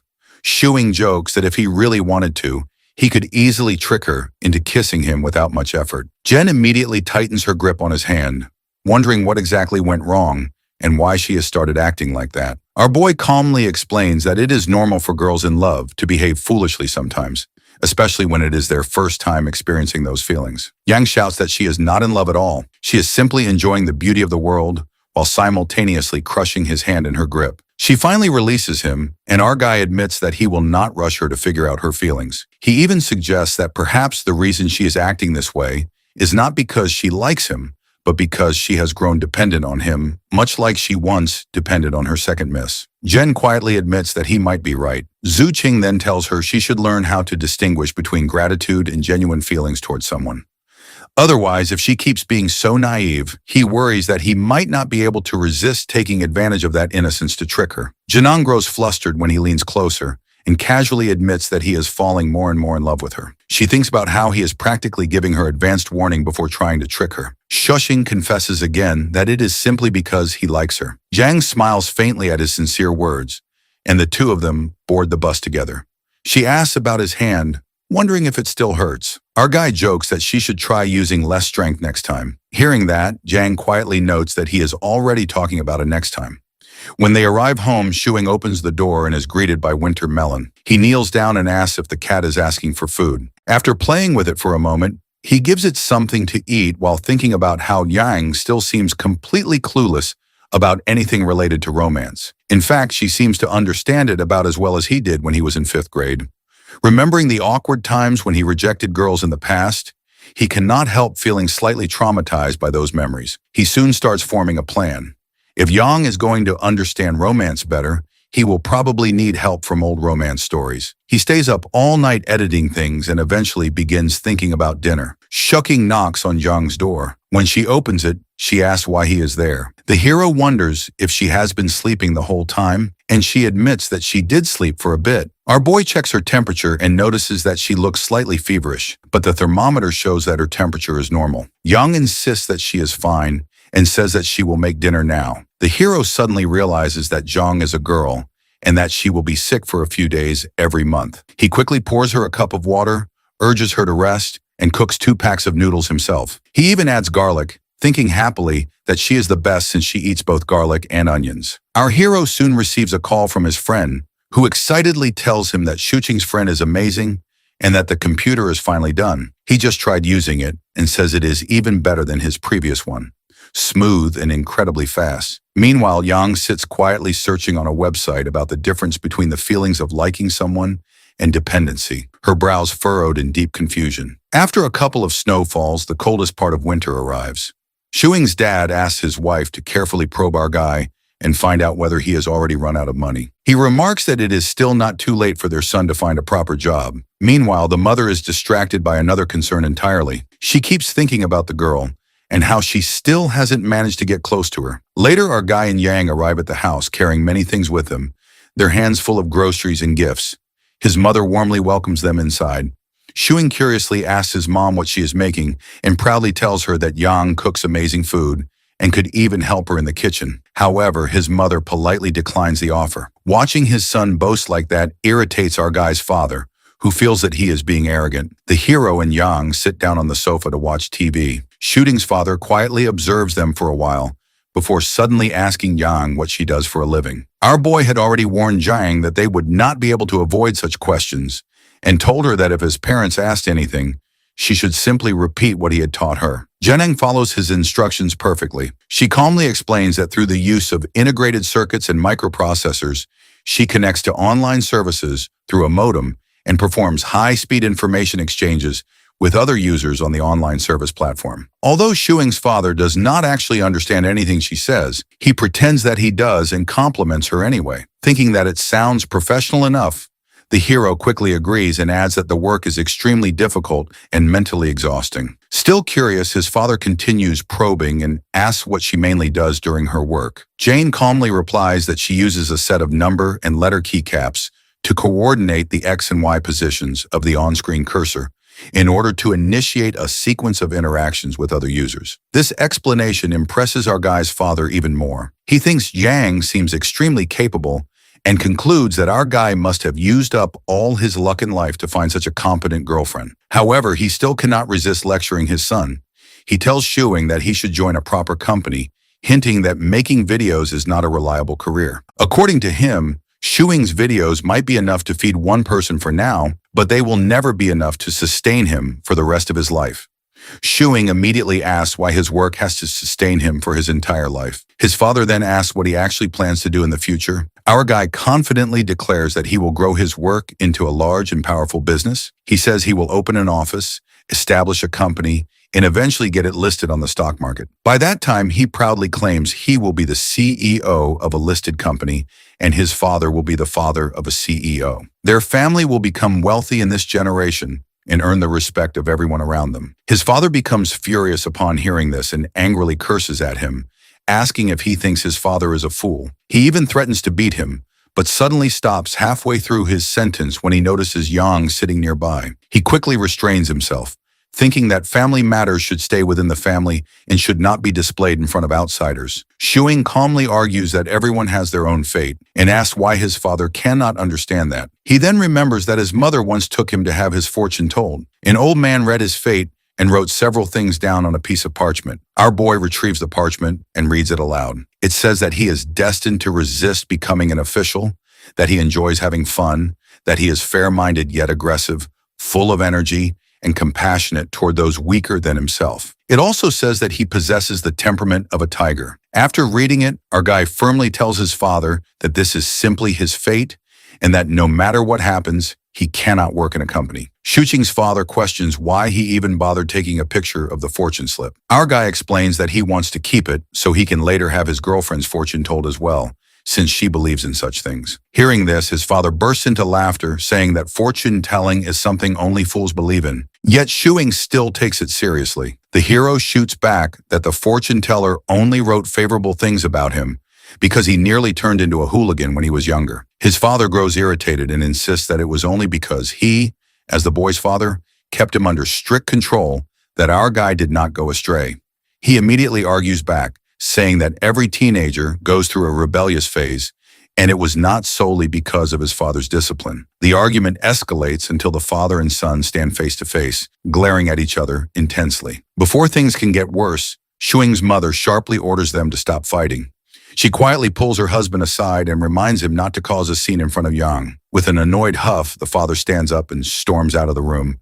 Turning back to Jiang, the mother reassures her that the two of them are simply bickering and that she should not take it seriously. She invites Zhang to sit down and get ready for dinner before leaving Shuing and Zhang alone. The moment his mother disappears, our guy turns to Zhang with a grin and suddenly pushes a peeled orange into her mouth. He praises her performance earlier, saying she handled his father's questions like a professional. Zhang Shili agrees while he continues feeding her orange slices one after another out of boredom. After a moment, Shuing grabs her hand and studies it carefully. He wonders how hands that appear so ordinary at first glance could possess such frightening strength. He cannot help but question whether that power truly comes from her own body or from something else. Zhang becomes embarrassed again when she notices his fascination with her hands and silently wonders why he finds staring at her palms so interesting. Suddenly, Jong grabs his hand in return and declares that she will examine his hands as well. She observes that his hands are noticeably larger than hers and that his fingernails are short, clean, and neatly trimmed. Zuching casually asks if she knows how to read palms. At once, Yang lets go of his hand and denies it, saying she does not know anything about palmistry and that he should not even ask such a thing. Later after dinner, our bro approaches his mother and asks whether he can bring Yang over during the New Year celebrations. His mother wonders if Jong will not be going back to her own home. The hero honestly explains that Jong has no family and would otherwise spend the New Year alone. His mother pauses briefly, making sure that he is being serious. After a short silence, she tells him that he can bring Yang over without any problem.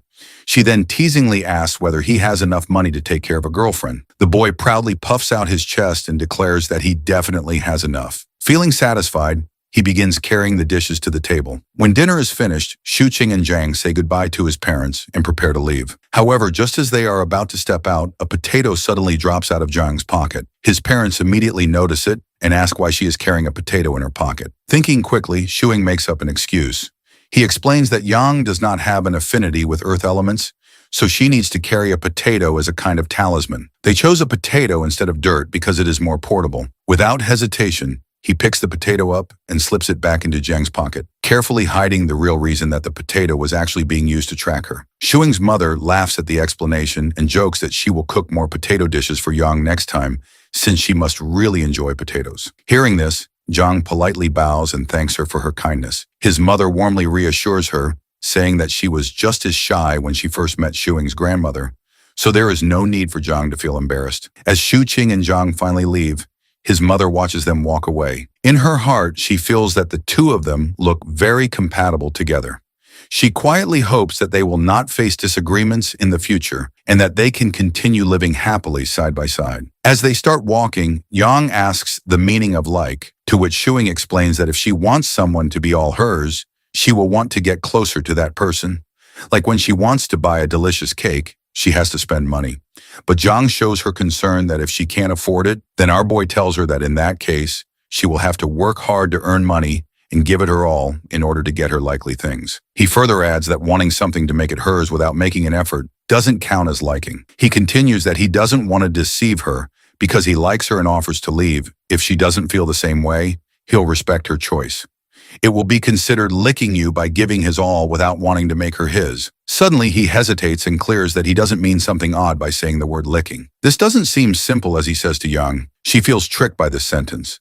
She wonders if he doesn't want her to be his, then why he would touch her hands. Xing smirks and adds that being willingly tricked by someone is sometimes considered as liking, at which Yang shouts, clearing that she doesn't have feelings for him. Our guy smiles intentionally and says he is talking generally. He doesn't mention anything about her liking him, at which Zhang blushes and wonders if she likes when he blows dry her hair, helps grill meat for her, cook noodles for her, or she likes her hand to be held. A minute later, she asks about love, which makes our guy wonders if she is enlightened all of a sudden, as she is asking questions like these recently. Then he answers that when the hearts of two people become one, and they spend time to understand each other, it's called love. Zhang asks about his feelings, to which Shuing offers her a kiss to be able to understand his feelings.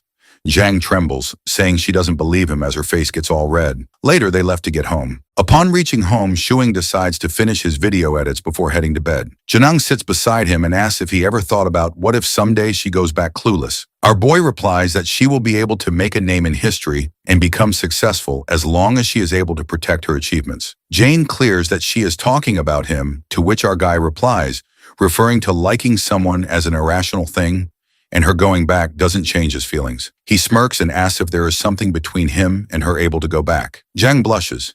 He suggests enjoying the moment rather than thinking of some conditions. She is in front of him, at least for now. Zhang wonders if she is being tricked or coerced.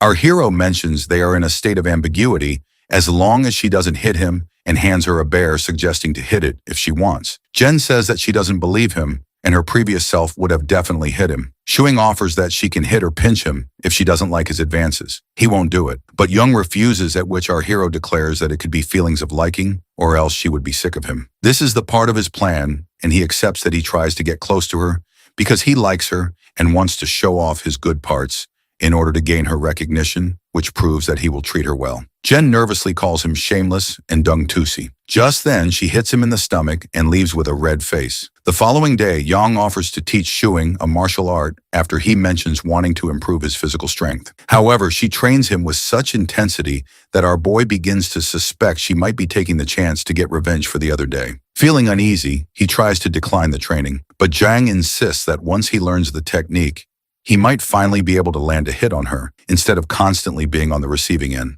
Zuqing laughs and says he would never hit her, though deep inside he knows that even after learning the martial art, he would probably still be the one getting beaten. To demonstrate, Zhang performs one of her techniques called the Tang Fist, which is built around 3 key points in 6 parts of the body, focusing mainly on palm-based strikes. As she launches a punch toward him, Shuqing immediately drops to his knees and begs her to postpone the training until tomorrow, claiming that his chest still hurts. Zhang agrees and heads off to prepare breakfast.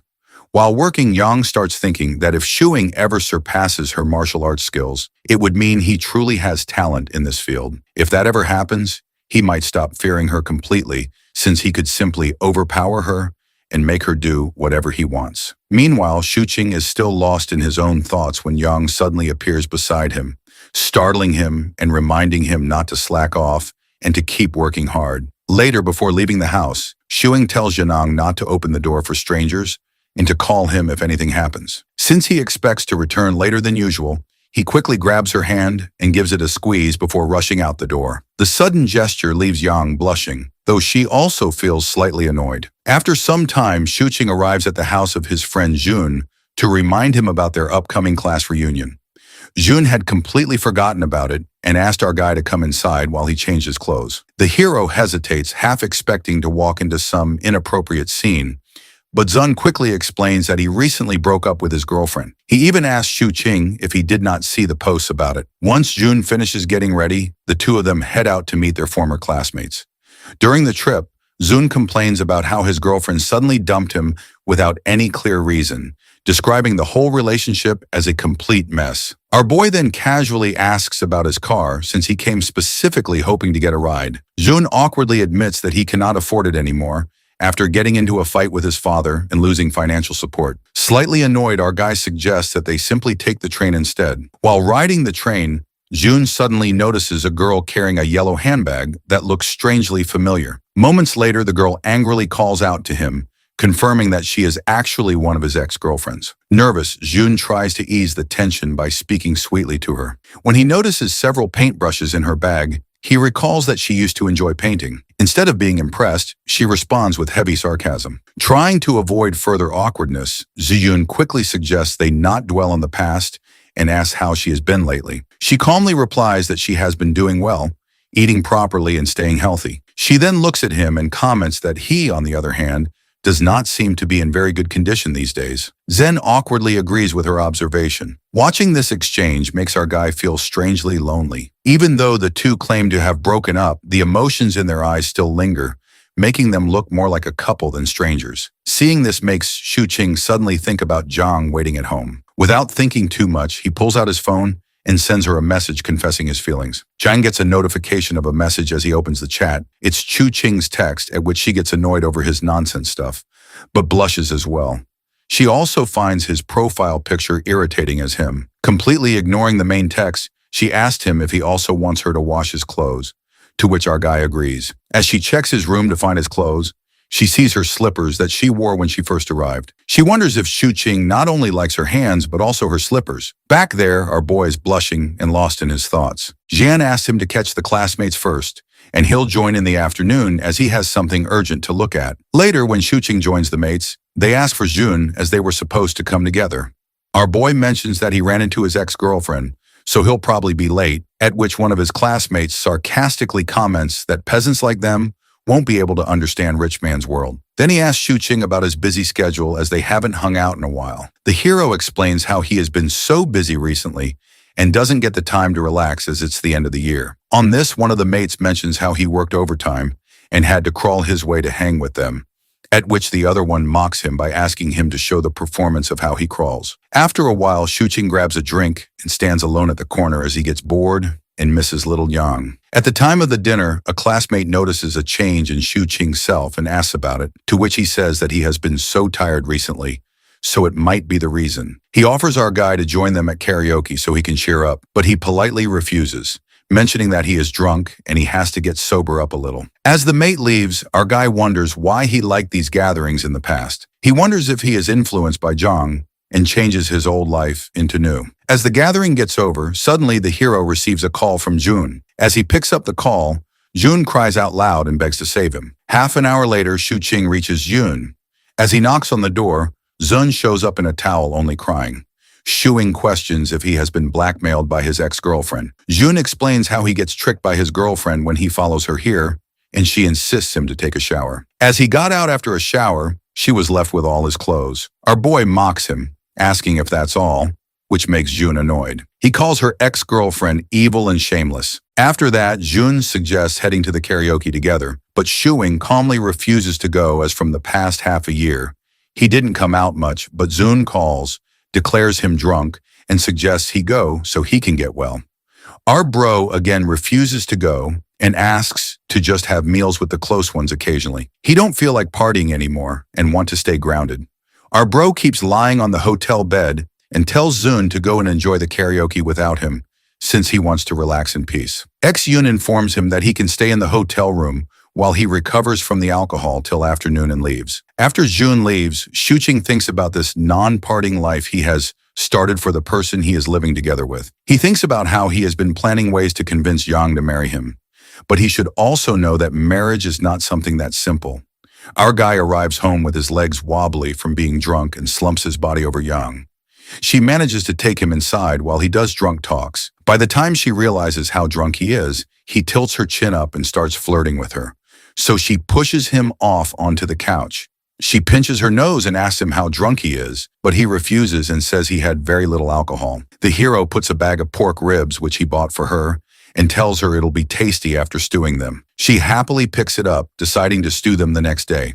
When she notices him still sitting on the couch, she asks him why he isn't going to sleep in his room. So he says he will go after a while. Later, when Yang is using the computer, she comes across something named the Golden Lotus, a mature movie on the computer, and asks him about it. He lunges towards the computer from the couch and immediately deletes it. When she asks the reason for his actions, he makes up a lie, saying it's related to reincarnation, which would be so much for her to watch right now, since her knowledge is still low. Shuing can't believe how Yang learned to check the download history, and asked him why he deleted it if he could just forbid her from watching it. He replies that he has just hidden it for now, and sigh at how narrowly he dodged the bullet. After a while, Yang finds him asleep on the couch and puts a blanket over him. She looks at him closely until suddenly she is hit by the flashbacks of him getting close to her in order to flirt. She immediately pulls herself back from him and runs away to prepare dinner as a distraction from her flustered self. Quite later, Shu Qing finally wakes up from his deep sleep on the couch with a heavy head. Zhang is watching some movie on the computer while having her dinner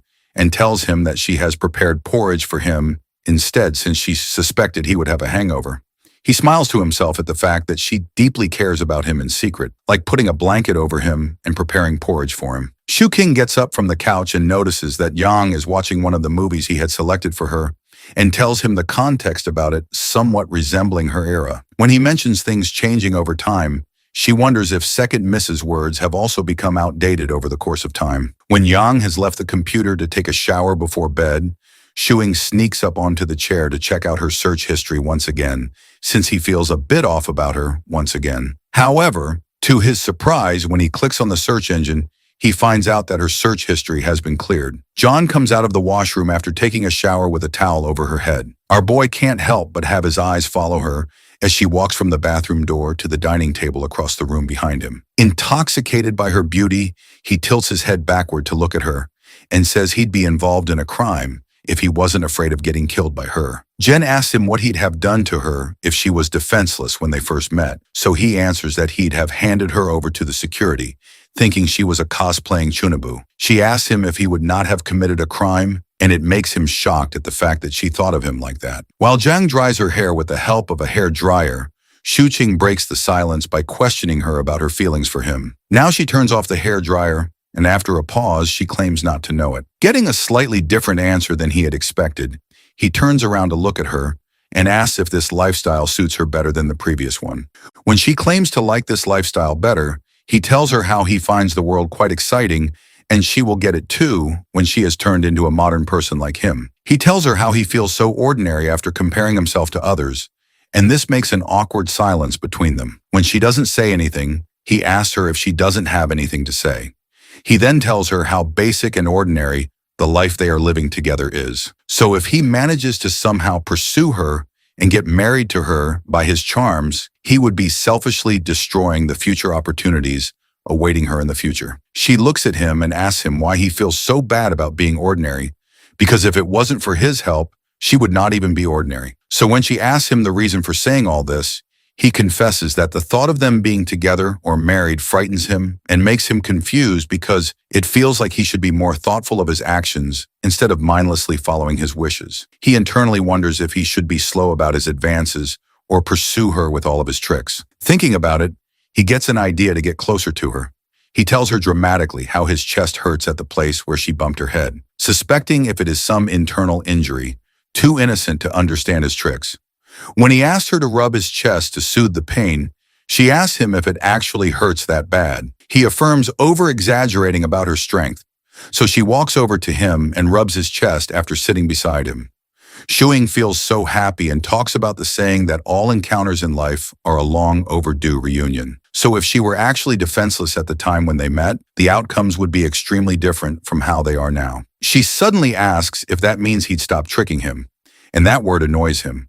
So he tells her to remove that word from her mind. Zuking thinks how the whole day he was only thinking of ways to marry her and convincing his parents in case of any unfortunate scenarios. But all she could worry about was him tricking her. He decides to keep her close for now, but when he tries to pull her towards himself, she won't budge due to having a firm sitting position as a martial artist. Shu Chung can't help but feel embarrassed, so he excuses himself instead and goes for a shower. Janong's cheeks flushed as she debated whether she should have let him pull her closer. On the flip side, in the shower, our boy thinks to himself that maybe he is now just a little far from it, or else she would not have given him such a hint. Stepping out of the shower, he spots Yong using the PC even when it's already past 10 o'clock. But she assures him that she will be sleeping after looking into something, as he figures that since the mood had already changed, he might as well do something productive. Skyscrapers weren't built out of thin air. They rose from tons of layers of hard work. So, settling onto the sofa with his laptop,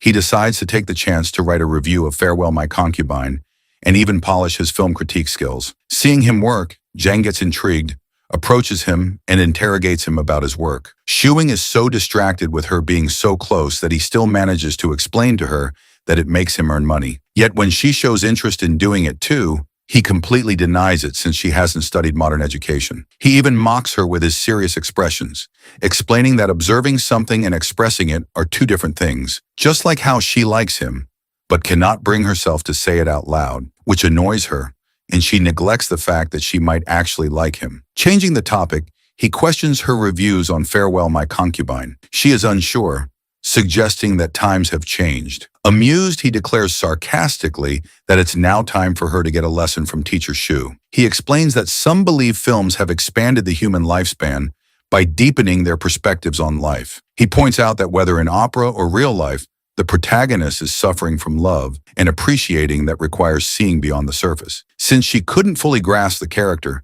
she isn't really connecting with the film or its actual meaning. And that's why she needs to read and watch more to understand the deepness behind the movie or the character.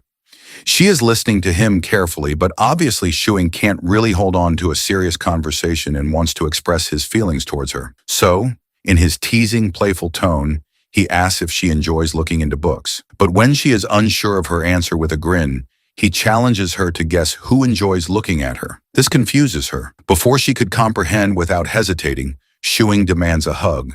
And when she says nothing, he hugs her immediately, whispering into her ear that he will always be greedy for her and promising to become a gentleman for her in order to support a family. And then he goes to bed, leaving her cheeks flushed with shyness. The next morning, Shuing is looking into his savings.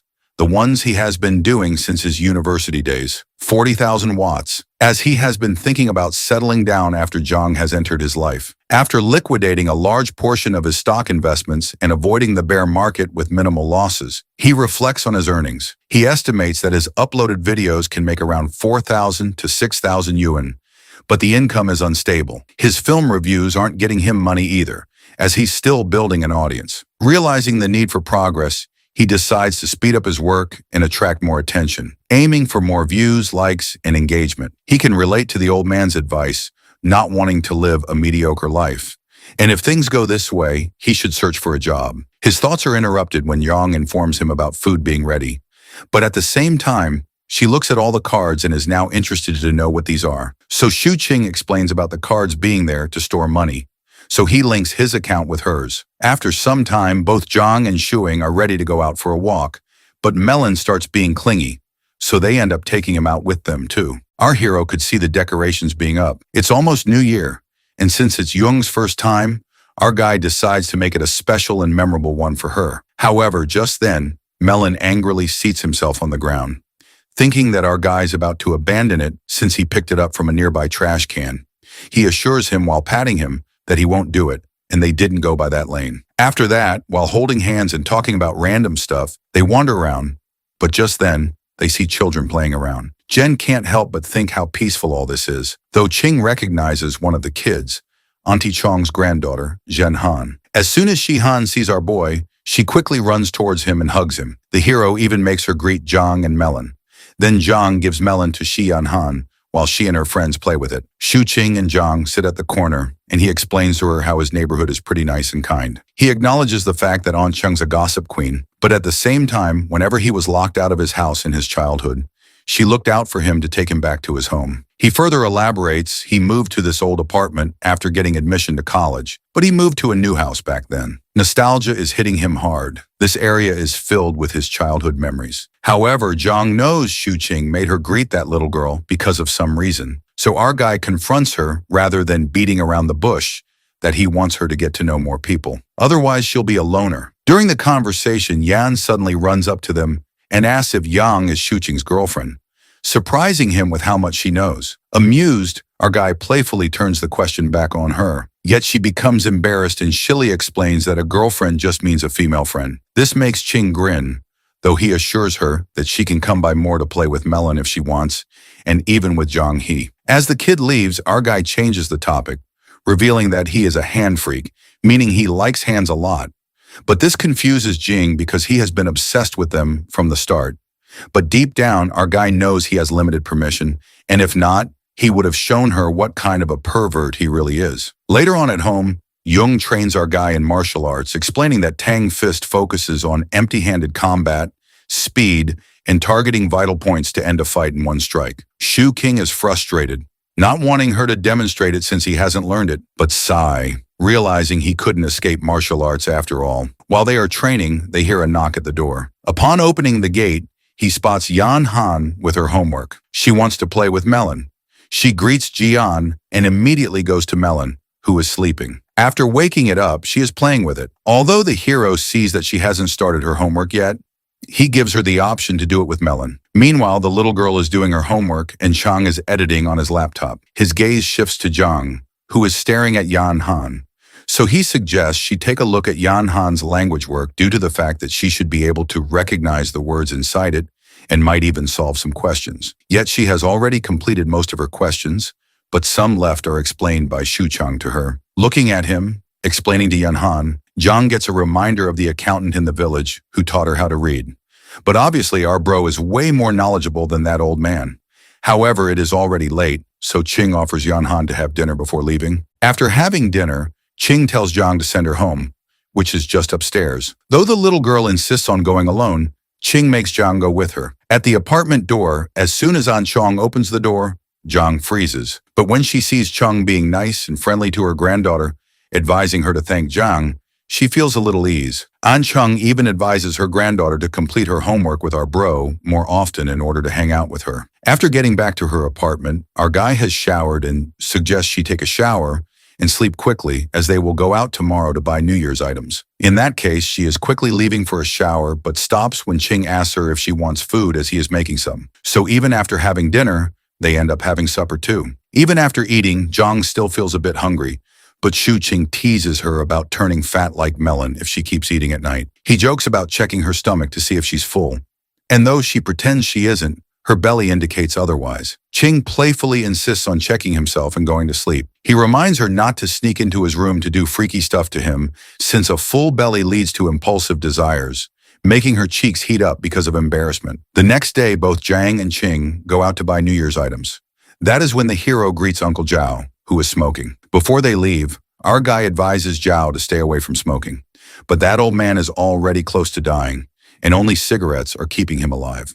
While hanging out, the hero glances at girls who are in skirts and glances at Yang, who is in thick leggings, so he gives her the option to try them out. But Zhang prefers these because they are warm, not understanding how these girls don't feel cold. However, taking her hand, he informs her to hurry up. They have a lot to do today.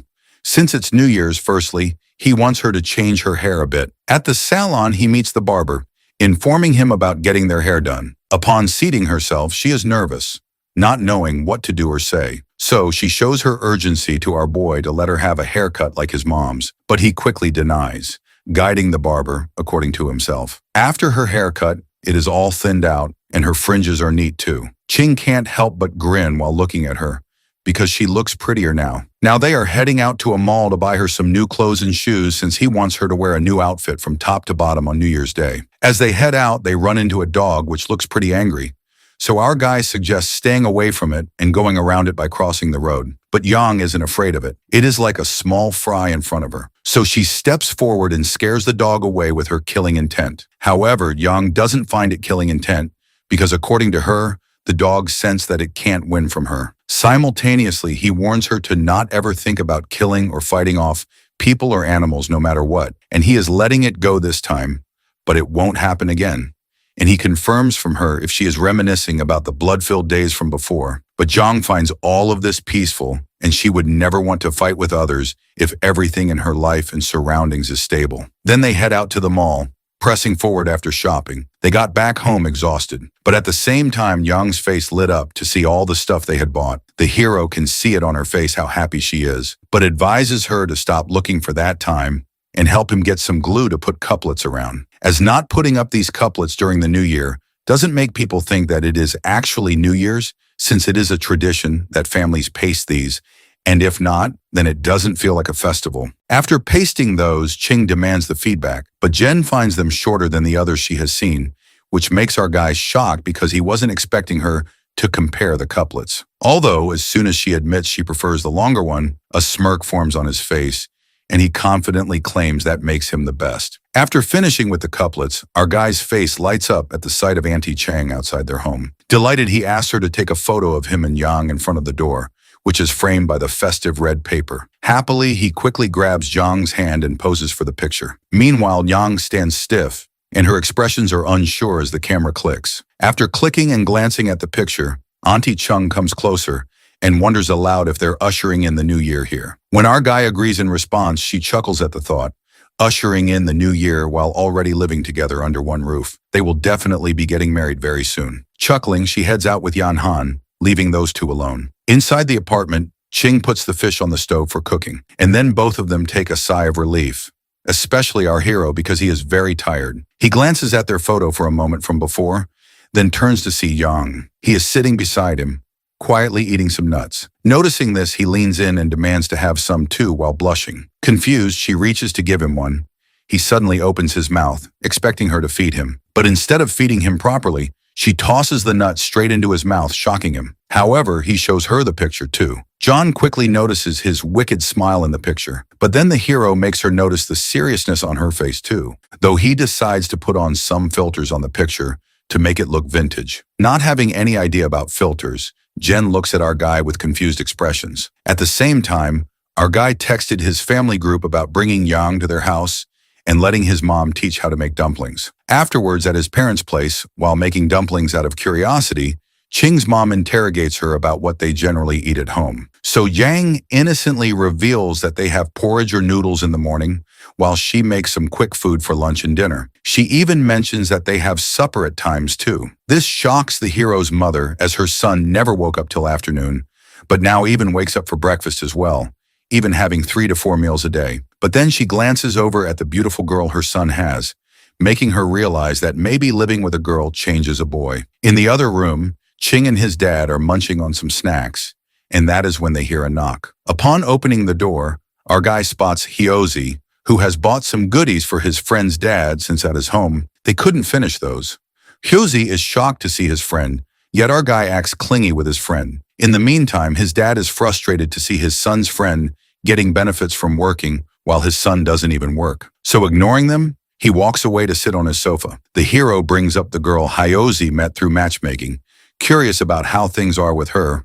But it probably didn't go well since Howie brushes it off quickly, telling him to change the subject for now and assuring him to explain everything later. Their conversation is interrupted when Ching's mom thanks him for bringing all the stuff and offers him to stay for dinner as she made dumplings. Hyozi begins to deny, but as soon as he notices Jong making dumplings, he grabs our guy, annoyed by the fact that he is way too capable since Hyozi's girl wasn't even genuine, and they force things out. But at the same time, his friend's girlfriend is making food at his parents' place, though he then begins to leave, which makes our guy shocked because he expected his friend to investigate more. But what is there to even investigate when a girl is making dumplings in his home? However, before leaving, he instructs our guy to spend some time with his dad. Hyozi won't be home at New Year's because of his assigned duty somewhere else. Later on at night, at first, Jong is a little hesitant to eat. It is her first time trying out dumplings, but when Ching's mom assures her to eat up, she starts eating instantly. She finds the girl pretty pitiful, but at the same time genuine too. She is quite happy that she ate so much food. But at the same time, the dad's reaction is quite the opposite. He frowns, thinking if his son actually brought his girl to their house so that she could have that much food for free. After arriving back at their apartment, our guy is happy that Yang has finally learned how to make dumplings, though Jong needs a little more practice to be perfect at making it evenly. Sitting on the sofa being relaxed, he explains to her that in the north eating dumplings on New Year's is a must, just like sticking couplets on the walls. He explains it's like how people eat mooncakes during the Mid-Autumn Festival and rice dumplings during the Dragon Boat Festival. If they don't have dumplings for the New Year, it just feels weird. It's not only the time they live in, but also where they live that shapes how they see or differ things. Though Jong finds it fishy, thinking there is more to it. Knowing he gives off lectures and speeches just to trick her into hugging or holding his hand, so him not asking her to do it is kind of shocking and suspicious for her. Ignoring that feeling, she goes to use her computer. Yet our guy can feel her being weird, assuming that she might have been in shock to see him being that much knowledgeable. Seeing her busy on her computer, he goes for a shower. Janang is checking different websites, and that is when she encounters a video of 2 people kissing. She turns crimson red, shivering with embarrassment. Upon getting out of the shower, our guy noticed her acting super weird, but still told her to shower. Jen stutters, informing him about showering later.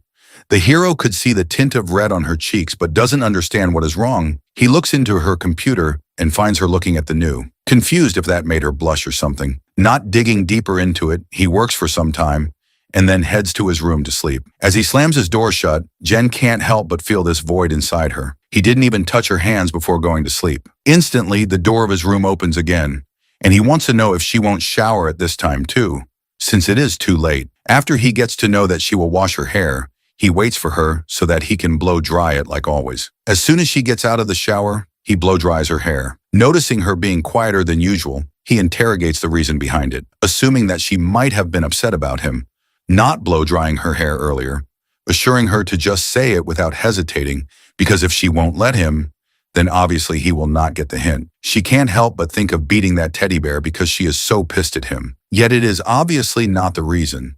So she stays quiet, thinking that he will eventually trick her into something. So there is no need to make all that happen right now or to confront the reason. The next morning, Young is making fish while looking at its recipe on her phone. When our guy walks to her, she expresses how modern she feels about herself and is quite impressed about hiding her true self. Even his family yesterday didn't get the hint about her difference. This statement makes Ching a little suspicious because hiding her true self, what is that supposed to mean? He wonders if she is still planning to run away. Although his thoughts are interrupted when he sees her being all red, while blushing and revealing that she likes being with his family and loves when the four of them are together. Ching has literally removed all the old stuff and replaced it with the new things they both bought earlier. And he is pretty impressed by himself. He glances over at Zhang, who is on her computer, thinking that it is like she has been reincarnated or is a newborn since it is her first New Year's ever. However, he then suddenly remembered one of her statements from last night about feeling modern. Curious about her search history, because he would have figured out what she meant, but now she is smart enough to remove it. He approaches her, and that is when she innocently points out the person on her screen, wanting to know what that is. Like a child, the hero explains to her that he is streaming to earn money. It is like him playing a game and people watching him play it. Finding it interesting, she reveals wanting to do it too. But when Ching denies because of her identity still being sensitive, she confronts her about her research, explaining that her research tells her that she can purchase a fake identity from remote places. However, our guy isn't in the agreement for anything illegal and suggests she obtain an actual identity card. Though she has no idea if there is really a way to get a proper one, our guy assures her that a solution will naturally occur once she knows how to properly live in this world. He then goes over to the sofa. While playing with Melon, he realizes that Zhang has actually improved. Before, she always listened, being confused, but now she is actually discussing her problems, which shows her character development. Later on that evening, Yang has decided to make some dumplings. Seeing her busy, he decides to look into her search history, assuming that maybe she has forgotten to delete it, but instead she has put a fake alarm to alert him that she already knows that he peeks at her search history. This makes him utterly astonished, and with shocking expressions, he goes into the kitchen again to help her. He suggests she season the ingredients, and he will mix them all. Seeing him help her, Jen just wishes that this type of life continues without any pause. On New Year's Eve, as instructed by Hyozi, our guy meets Uncle Chin. He is looking forward to seeing our guy and his girlfriend arrive at the annual dinner. That being said, he even gives him an idea of a separate mini hot pot gathering too. So Chin quickly agrees, but at the same time advises them to leave quickly because his parents are waiting for them. As they leave, our guy notices Zhang's eyes shine while seeing Uncle Chin's pet, realizing she likes dogs. But according to her, raising a dog as big as Uncle Chin's requires a lot of food and attention, and she is quite satisfied that they have Melon with them. The hero agrees, but at the same time, he realizes that she called Melon hers too, which makes him giggle in happiness. Back at his parents' place, Ching's focus shifts to the fruits that Hyozi bought earlier. So he immediately opens the box, and it turns out that there are passion fruits in it. In that case, he quickly cuts the fruit and offers all three of them. When they eat those, their expressions change, making him realize that they are pretty bad, so he decides not to have them all. But when he offers them more, they look at him angrily, and now he has to finish those off on his own, as they can go to waste. Regret washes over his face, and he curses himself for opening that box in the first place. At his parents' place, both Ching and Zhang have New Year's Eve dinner with his parents. His father makes prayers for a new and better year, since a lot changed this year, and even our guy grew up a lot. He is referring to his son having a girlfriend now, while our guy and Yang stare at each other quietly. After the prayers, their glasses clink to celebrate New Year's Eve. While having dinner, Ching's mom is telling Zhang about his childhood embarrassing stories, which makes him so embarrassed. But at the same time, Yang listens to those stories quietly while grinning and notices our guy being all shy because of his foolishness. After dinner, while Zhang and Ching's mom are cleaning up the dishes, Ching's dad suspiciously calls him to his room and hands him a blue envelope. He advises his son to keep it safe and open it after going back home. It isn't money because money is given in red envelopes during New Year's for luck. After some time, they leave. On the way back home, our guy decides to visit Uncle Chin. In that case, he assures Zhang to be more casual and speak her heart out in front of him, since he would forget everything after some drinks. She doesn't respond, which makes our guy wonder why she is being so slow at grasping stuff out of nowhere. Yang, on the other hand, is flustered, her cheeks heating up with a deep blush, though his attention shifts to the box his father gave him earlier, and it turns out to be a condom. This makes Ching embarrassed and shy at the same time, because they haven't done anything except for holding hands, when Zhang, out of curiosity, wanted to know what those are. So our guy lies that these are balloons of no use. Later on, after arriving at Uncle Chin's place, they all greet, and just then, our guy suggests Uncle find a partner for himself, as Hyozi is always busy with his duties. This makes his uncle laugh. But at the same time, Uncle Chin notices Jian being quiet. So he jokes about her and our guy getting married, as they are even celebrating New Year's together, and questions her about her whereabouts. And with Ching's telepathy, She shilly tells him that she is from Join. They all then keep talking about different stuff, and that is when Hyose's dating life topic is brought up. Jung is quietly looking at the television where wishes of the new year are being announced. She can't help but feel something is not right. On their way back home, our guy teases Jung about the gap between her and modern people. Confused, she asks him to explain, but instead he grabs her hand and intertwines his fingers with hers, telling her to figure it out herself. She doesn't really give anything a thought. Instead, she blushes, acknowledging the fact that she loves a life like this, always wanting to rely on him. After getting back home, our guy is casually watching the television. He is happy about catching the tail end of the New Year's special show and even reminds Xian to wear her new clothes tomorrow.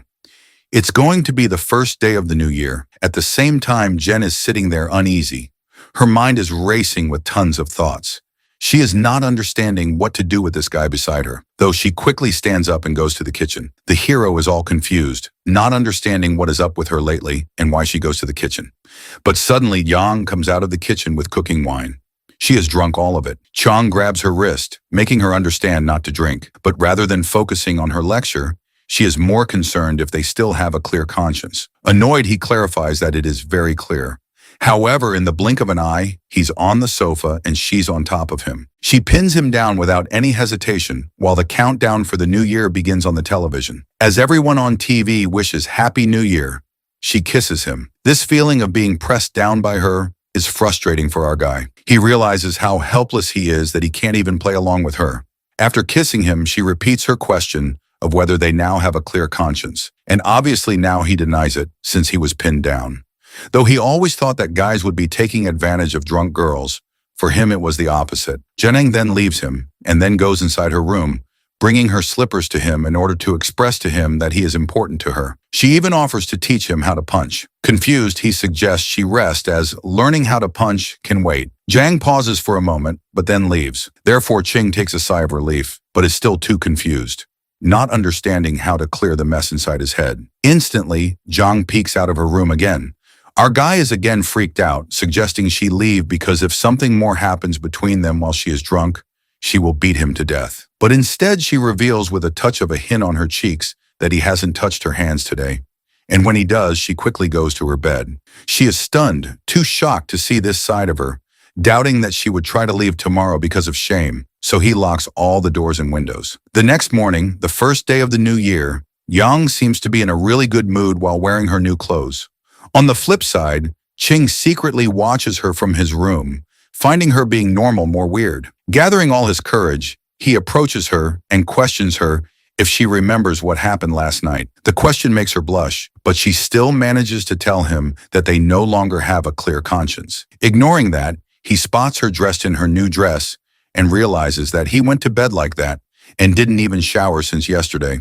In that case, he decides to shower first and continue this conversation in a bit. 20 minutes later, they both are sitting on the sofa, and Ching questions her on a few things like how she held him down, suddenly got drunk, and kissed him. He wants to know the reason behind all these questions. Hesitantly, she admits that she wants to rely on him. This makes him more confused, and he remembers about her bringing her shoes to him. So he asks the reason behind it too. It turns out that she has a misunderstanding about him having a thing for shoes, assuring him that it isn't an illness. This makes him realize that she has been reading weird stuff on the internet and doubts him, but he clarifies that it was because those shoes were the ones she wore when she came to his home for the first time. So, he thought to keep them as a memory or an antique and sell them later on. However, she instructs him not to sell it, and he agrees and reassures her one last time about not having anything for shoes. He then jumps up to the next topic while rubbing his bruised hand from earlier, because of being pinned down.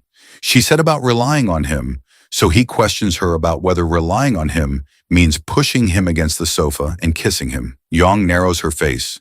Her face turns crimson red, and she declares that they don't have a clear conscience after a kiss, and in that case, she is his girlfriend now. Hearing that, Ching also blushes and now can't help but demand a hug from his girlfriend. As he extends his arm, she slides near him, and they finally hug, the actual hug that Ching always wanted. While hugging her, he acknowledges the fact that his thinking about relationships is quite different from hers. Zhang doesn't really put a deep thought into it, because what they have right is what she wants forever. And Ching agrees to her, but at the same time, cupping her face, He confronts that he wants a modern. Zhang has his wife, not someone confused who will be having children just for a stable life. He even hopes that she learns how to smile.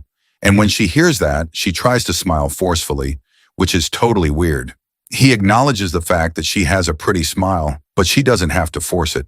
She just has to smile more often. The smile she has when she sees snow, when she eats cake or hot pot, the genuine smile that she actually has. He agrees that she is doing much better compared to the time she first arrived, but even right now she is able to smile, but it is just her raising the corners of her mouth according to the current mood. This makes Young realize that is the reason her Uncle Chin didn't talk to her that much last night. Without lying, he admits that it is right and it is obviously fine because she definitely needs time to understand and grasp things. After all, she is from over 1,000 years ago. Her mental state still needs time to grow, and in that case, he promises to wait for her no matter what happens. He then demands a kiss from her, and without hesitating, she kisses her cheeks. That being done, he makes her understand not to push him forcefully down like earlier. She just has to say what she wants, and she will eventually get it. And if that is a kiss, then it is a lot better. Hearing that, she apologizes for her behavior yesterday. After that happy moment, Shang said, "See, isn't that better? Don't push me away like yesterday anymore. Just say straight out that you like me. I won't refuse your kisses. On the contrary, I really like them." Hearing this, Zhang shyly replied, "I'm sorry, I shouldn't have done that yesterday. I'll give you all the shoes." Faced with her naive answer, Xiang helplessly said, "I don't need shoes. I want your lips." The first day of the new year ended.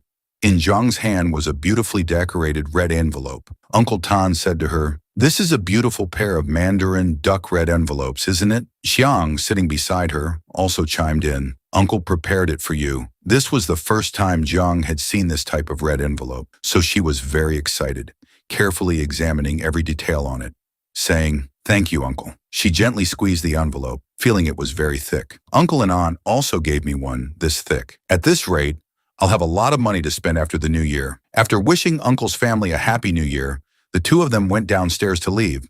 As soon as they reached the stairs, a young man leading a bicycle approached. It turned out to be Hao Zi. Xiang warmly greeted him and asked Hao Zi, "Finished your shift?" He replied, "Just finished." Xiang's eyes sparkled like stars.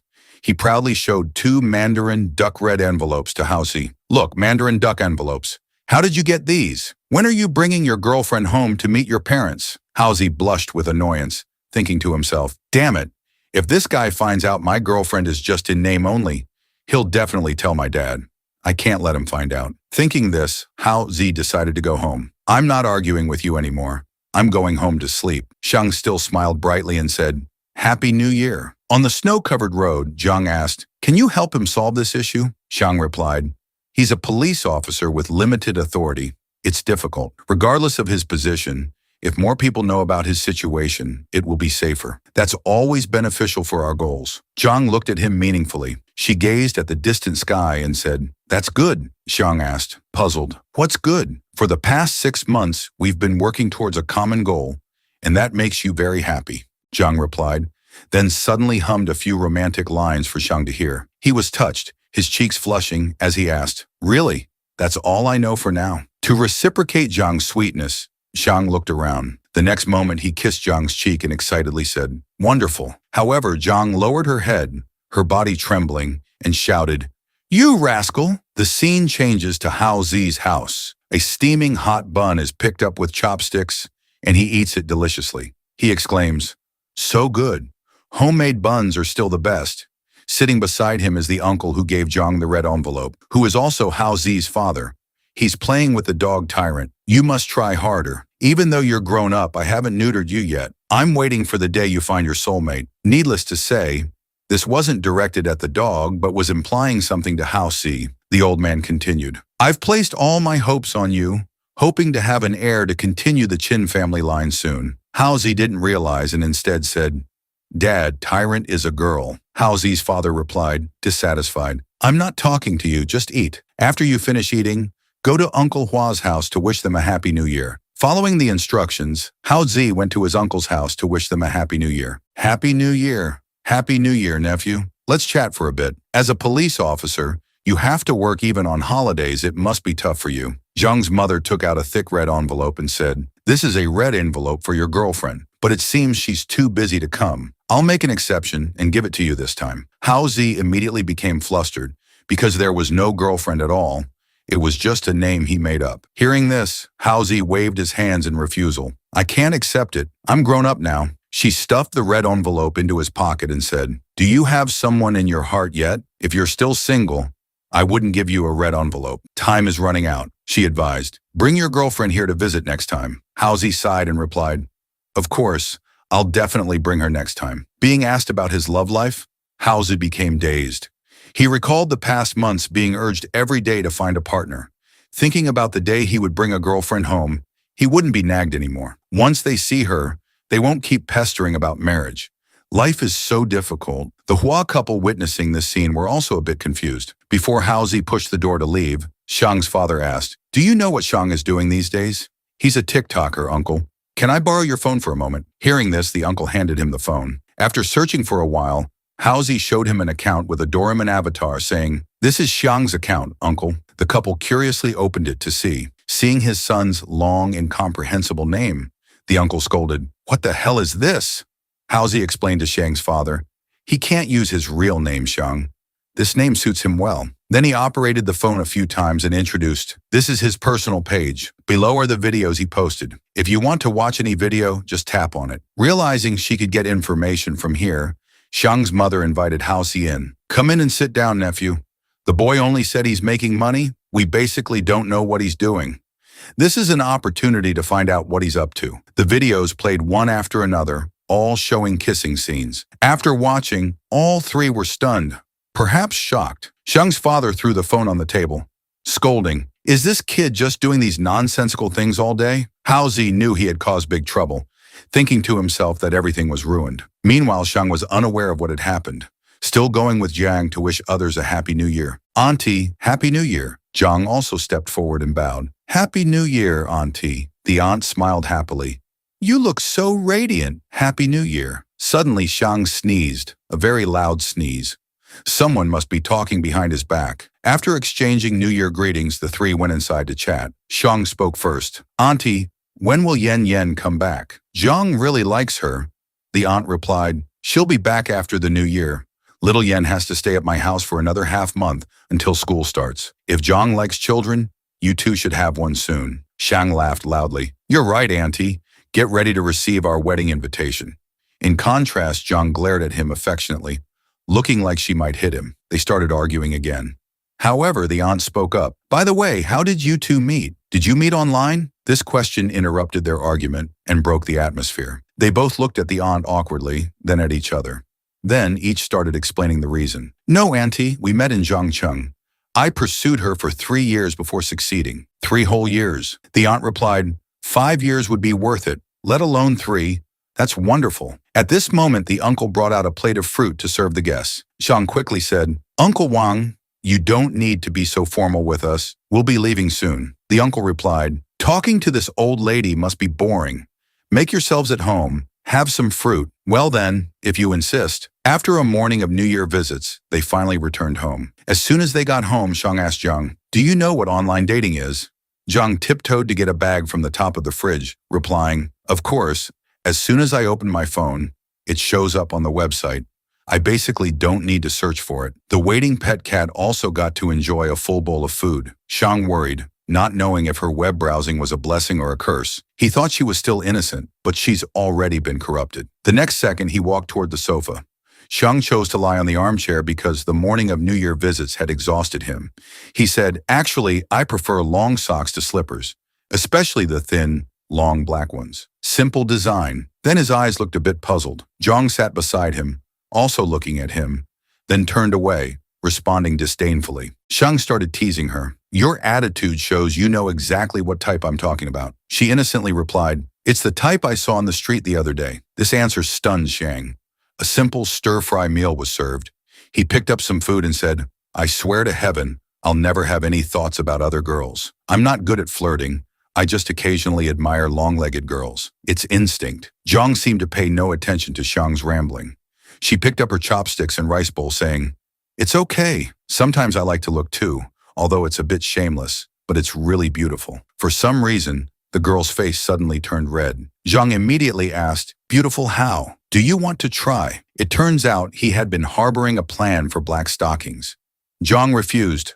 "No, I want to keep it." That night, Zhang quietly sat in front of the computer.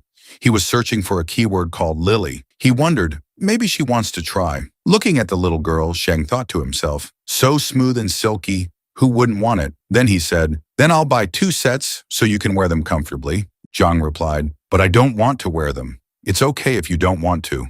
He said that outwardly, but inside he was already prepared. Buy them first, even if she doesn't like them now, she might want them later. Said and done, he had already paid. The goods were being prepared. Preparing in advance was his forte. After placing the order, he stood up and said, "I'm going to take a shower. Later we'll open the red envelopes together to see how much money we got today." Then, Zhang asked again, "Do you want to shower together? We can save water." The little girl blushed, panicking and shouting, "I don't want to." Grabbing a pillow, she threw it straight at Zhang. The moment to open the red envelopes had arrived. They sat down excitedly to open them. 2 thick red envelopes were taken out. Seeing the thick wad of cash in her hand, Zhang was very moved. She handed all the money to Xiang, saying, "This money is yours, I can't accept it." Xiang looked at her with loving eyes. "You're my girlfriend. If you don't take it, who will?" Then he gave the money back to Zhang. Then Xiang hugged Zhang's shoulders, saying, "We're dating now. What's mine is yours, what's yours is mine. Just consider this as a contingency fund, like the spare blanket Aunt 2 gave us, stored under the bed. Take it out when needed." The little girl lowered her head, shyly saying, "I still owe you a lot of money." Seeing this, Xiang consoled her. "Come on, don't mix the 2 things together. Let's not talk about that anymore. Should I teach you how to kiss?" Hearing those sweet words, the little girl's mind started spinning again. On the sofa, Xiang was guiding Zhang. "Close your eyes." He deliberately put his hand on her shoulder, full of teasing. Like in the movies, they kissed. Unexpectedly, Xiang got to experience such a romantic scene between a man and a woman. They gazed at each other intently, gradually immersing themselves in this feeling. However, reality wasn't like a dream. Suddenly, Zhang seemed to realize something. She opened her eyes wide, glaring at Xiang. The stare from top to bottom made the atmosphere tense. "What are you trying to do?" This embarrassing question made Xiang only laugh awkwardly. "If I say it's instinct, would you believe me?" "Well, let's start over." Of course, Zhang wouldn't agree. She turned away saying, "Forget it." She even asked a suspicious question. "Do you want me to get pregnant?" The male lead was once again stunned by Zhang's question. Xiang took a moment to calm down and explain, "No, I just wanted to hug you. How could you get pregnant? Come on, just one kiss." Nevertheless, Zhang flatly refused. "I don't want to. I want to go to sleep." Along with the goodnight wish came the sound of a door slamming shut. Faced with this confusing situation, Xiang could only scratch his head in bewilderment. Does this girl know how to kiss? But he quickly dismissed that thought, focusing instead, "Well, while I'm not sleepy yet, I'll do something else. First, let's check the video reactions." What Xiang was about to watch turned out to be a steamy scene from a movie. When scrolling down to the comments section, an indecent comment appeared before the male lead's eyes. "Why watch this nonsense? It's so undignified. Delete it." This comment seemed familiar to Xiang. He muttered, "Oh, why does this sound so familiar? Never mind, I don't care." The male lead directly blocked that person. The scene shifts to Xiang's parents' room. The father seemed to be intently watching something on his phone. Seeing her husband staring at the screen, the wife asked, "What are you still watching on your phone?" He calmly replied, "Nothing. About to go to sleep." It turned out he was monitoring the comments under his post, wanting to see if anyone had replied. But surprisingly, he couldn't access that post anymore. Faced with this situation, Zhang's father started to get irritated, shouting, "You can only find videos through the uploader's channel. What kind of damn app is this? Can't watch anything at all." The 6th day of the Lunar New Year was approaching. Early in the morning, 2 young boys were making noise at the door. "Tha, your dad's friend Wang Zi is here to visit." The friend beside him shyly reminded, "Keep it down, don't disturb the neighbors." The male lead quickly opened the door for his 2 friends. As soon as they entered, he said, "Sit anywhere you like. Food is being prepared. I'm adjusting the background music, so I can't use the computer. If you want to use one, there's only the laptop." Wang Zi suddenly acted arrogant, putting the male lead in a headlock, saying, "Hey, you go play games." At the same time, Zhang brought out a plate of food. She seemed not to understand why these guys were hugging each other. As soon as he saw the girl, Wang Zi pretended to be gallant. I mean, how have you been lately? Long time no see?" The male lead was exasperated by Wang Zi's talkative nature and had to remind him, "Be quiet. Let me go to the kitchen to lend a hand. In the kitchen, the male lead started to show his romantic side next to Zhang. Even just handing over a potato required an intense gaze between them. Wang Zi and his friends stood outside looking in, feeling a bit bewildered.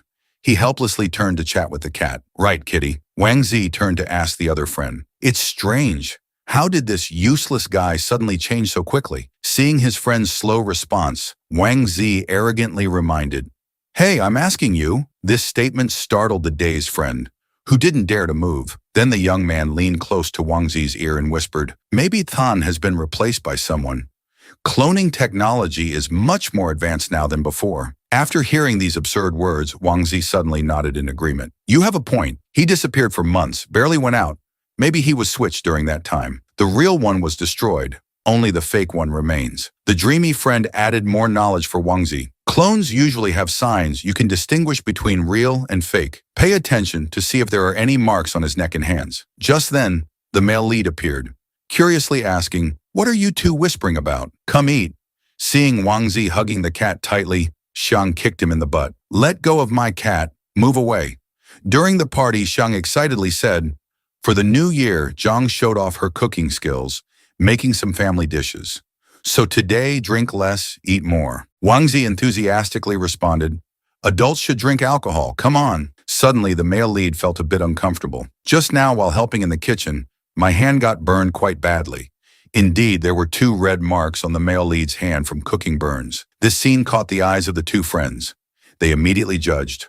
Oh my, there are marks on his hand. Hearing this, the male lead felt strange. He didn't understand what his 2 friends were implying. The atmosphere at the dining table suddenly became tense. Everyone looked at each other suspiciously. In contrast to Wang Zi's suspicion, the male lead thought to himself, Damn, I almost forgot about the bruise from the female warrior pressing on me. How do I explain this to everyone now? So Xiang quickly pulled his sleeve to cover the bruise on his arm. This action made Wang Zi even more suspicious.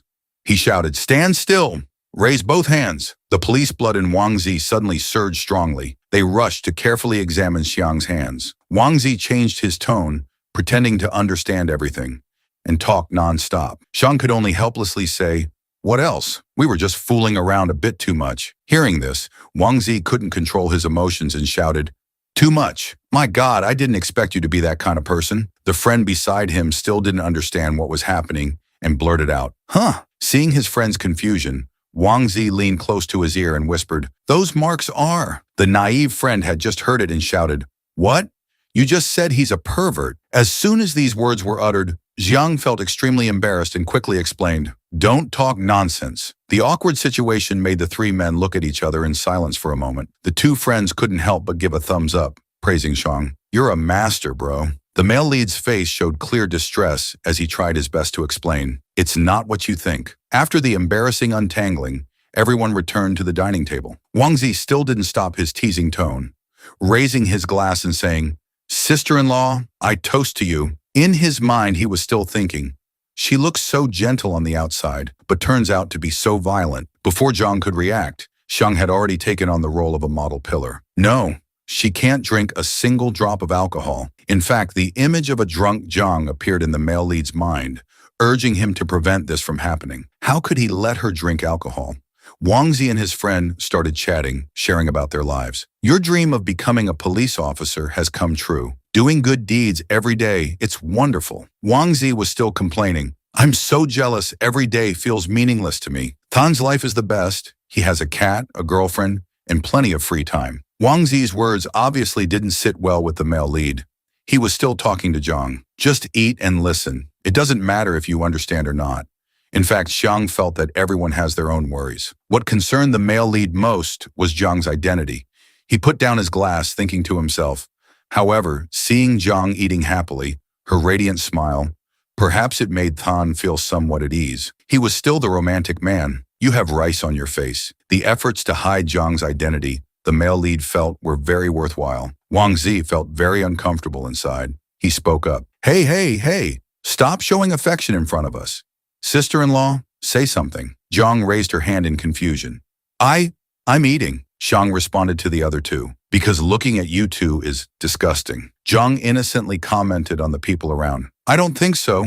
You all must have been friends for a long time, right? Hearing the sister-in-law say this, Wang Zi nodded. That's right. Xiang and I have known each other since our 4th year of university, and these two have known each other since they were in diapers.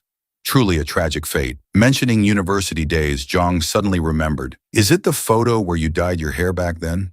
Talking about this, Wang Zi laughed awkwardly. Ha ha, that photo. The other friend thought that was taken before entering university. He thought he was so cool then. Now thinking about it is embarrassing. Wang Zi showed curiosity, resting his chin in thought. He was very enthusiastic. Let me find it. I have many photos of Than's golden days. Wang Zi took out a stack of photos, continuously introducing. This one was taken during our graduation trip. Than was beaten up by monkeys on Mount Amy. Ha ha ha ha.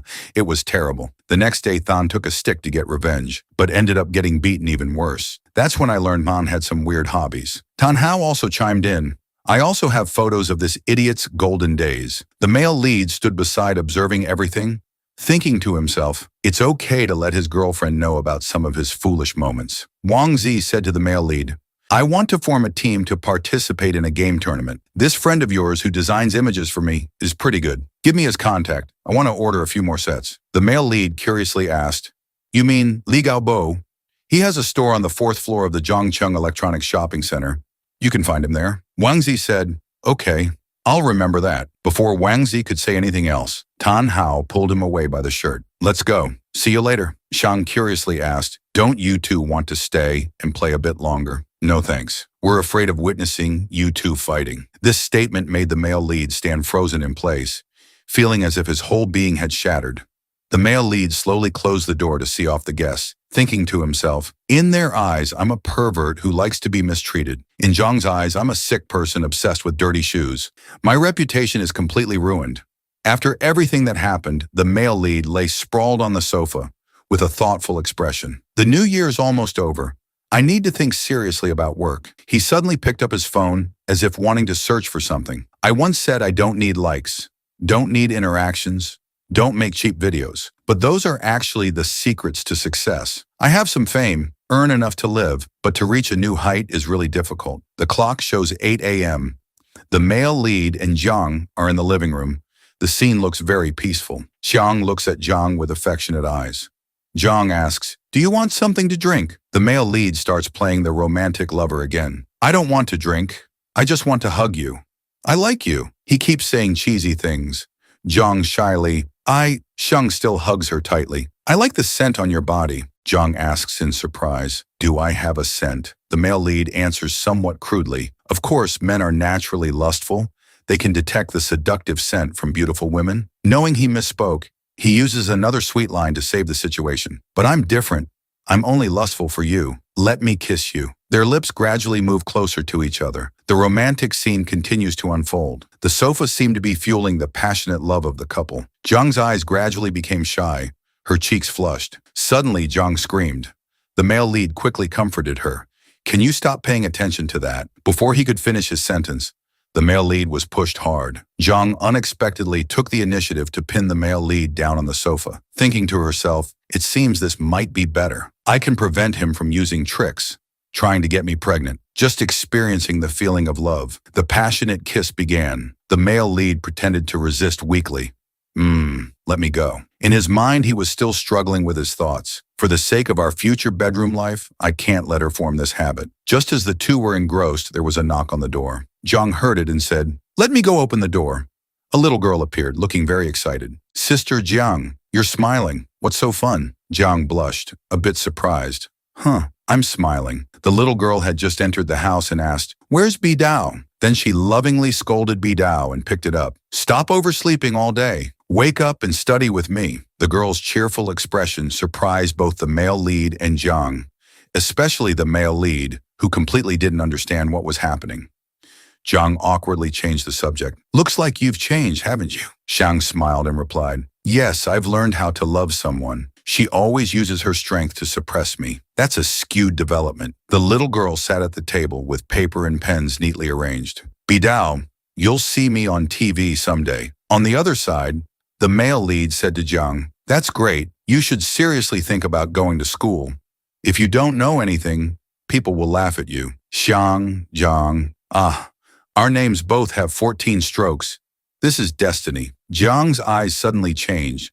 She looked a bit surprised. The little girl who just came in also curiously asked, "So how many strokes does my name have?" The male lead quickly explained, "Your name has more strokes than mine and hers combined. If you had to write your name 100 times, it would be like a teacher's punishment for you. Your name is really hard to write. You probably don't want to write it over and over like being punished, right?" Hearing the male lead's sincere explanation, Zhang's eyes lit up with amusement. The little girl in the yellow shirt continued to ask innocently, "How can I become a superstar?" Zhang then listed, "You need to know how to sing, know how to dance, know how to act, and everyone has to like you." Ngon Yen, "Do you know how to sing?"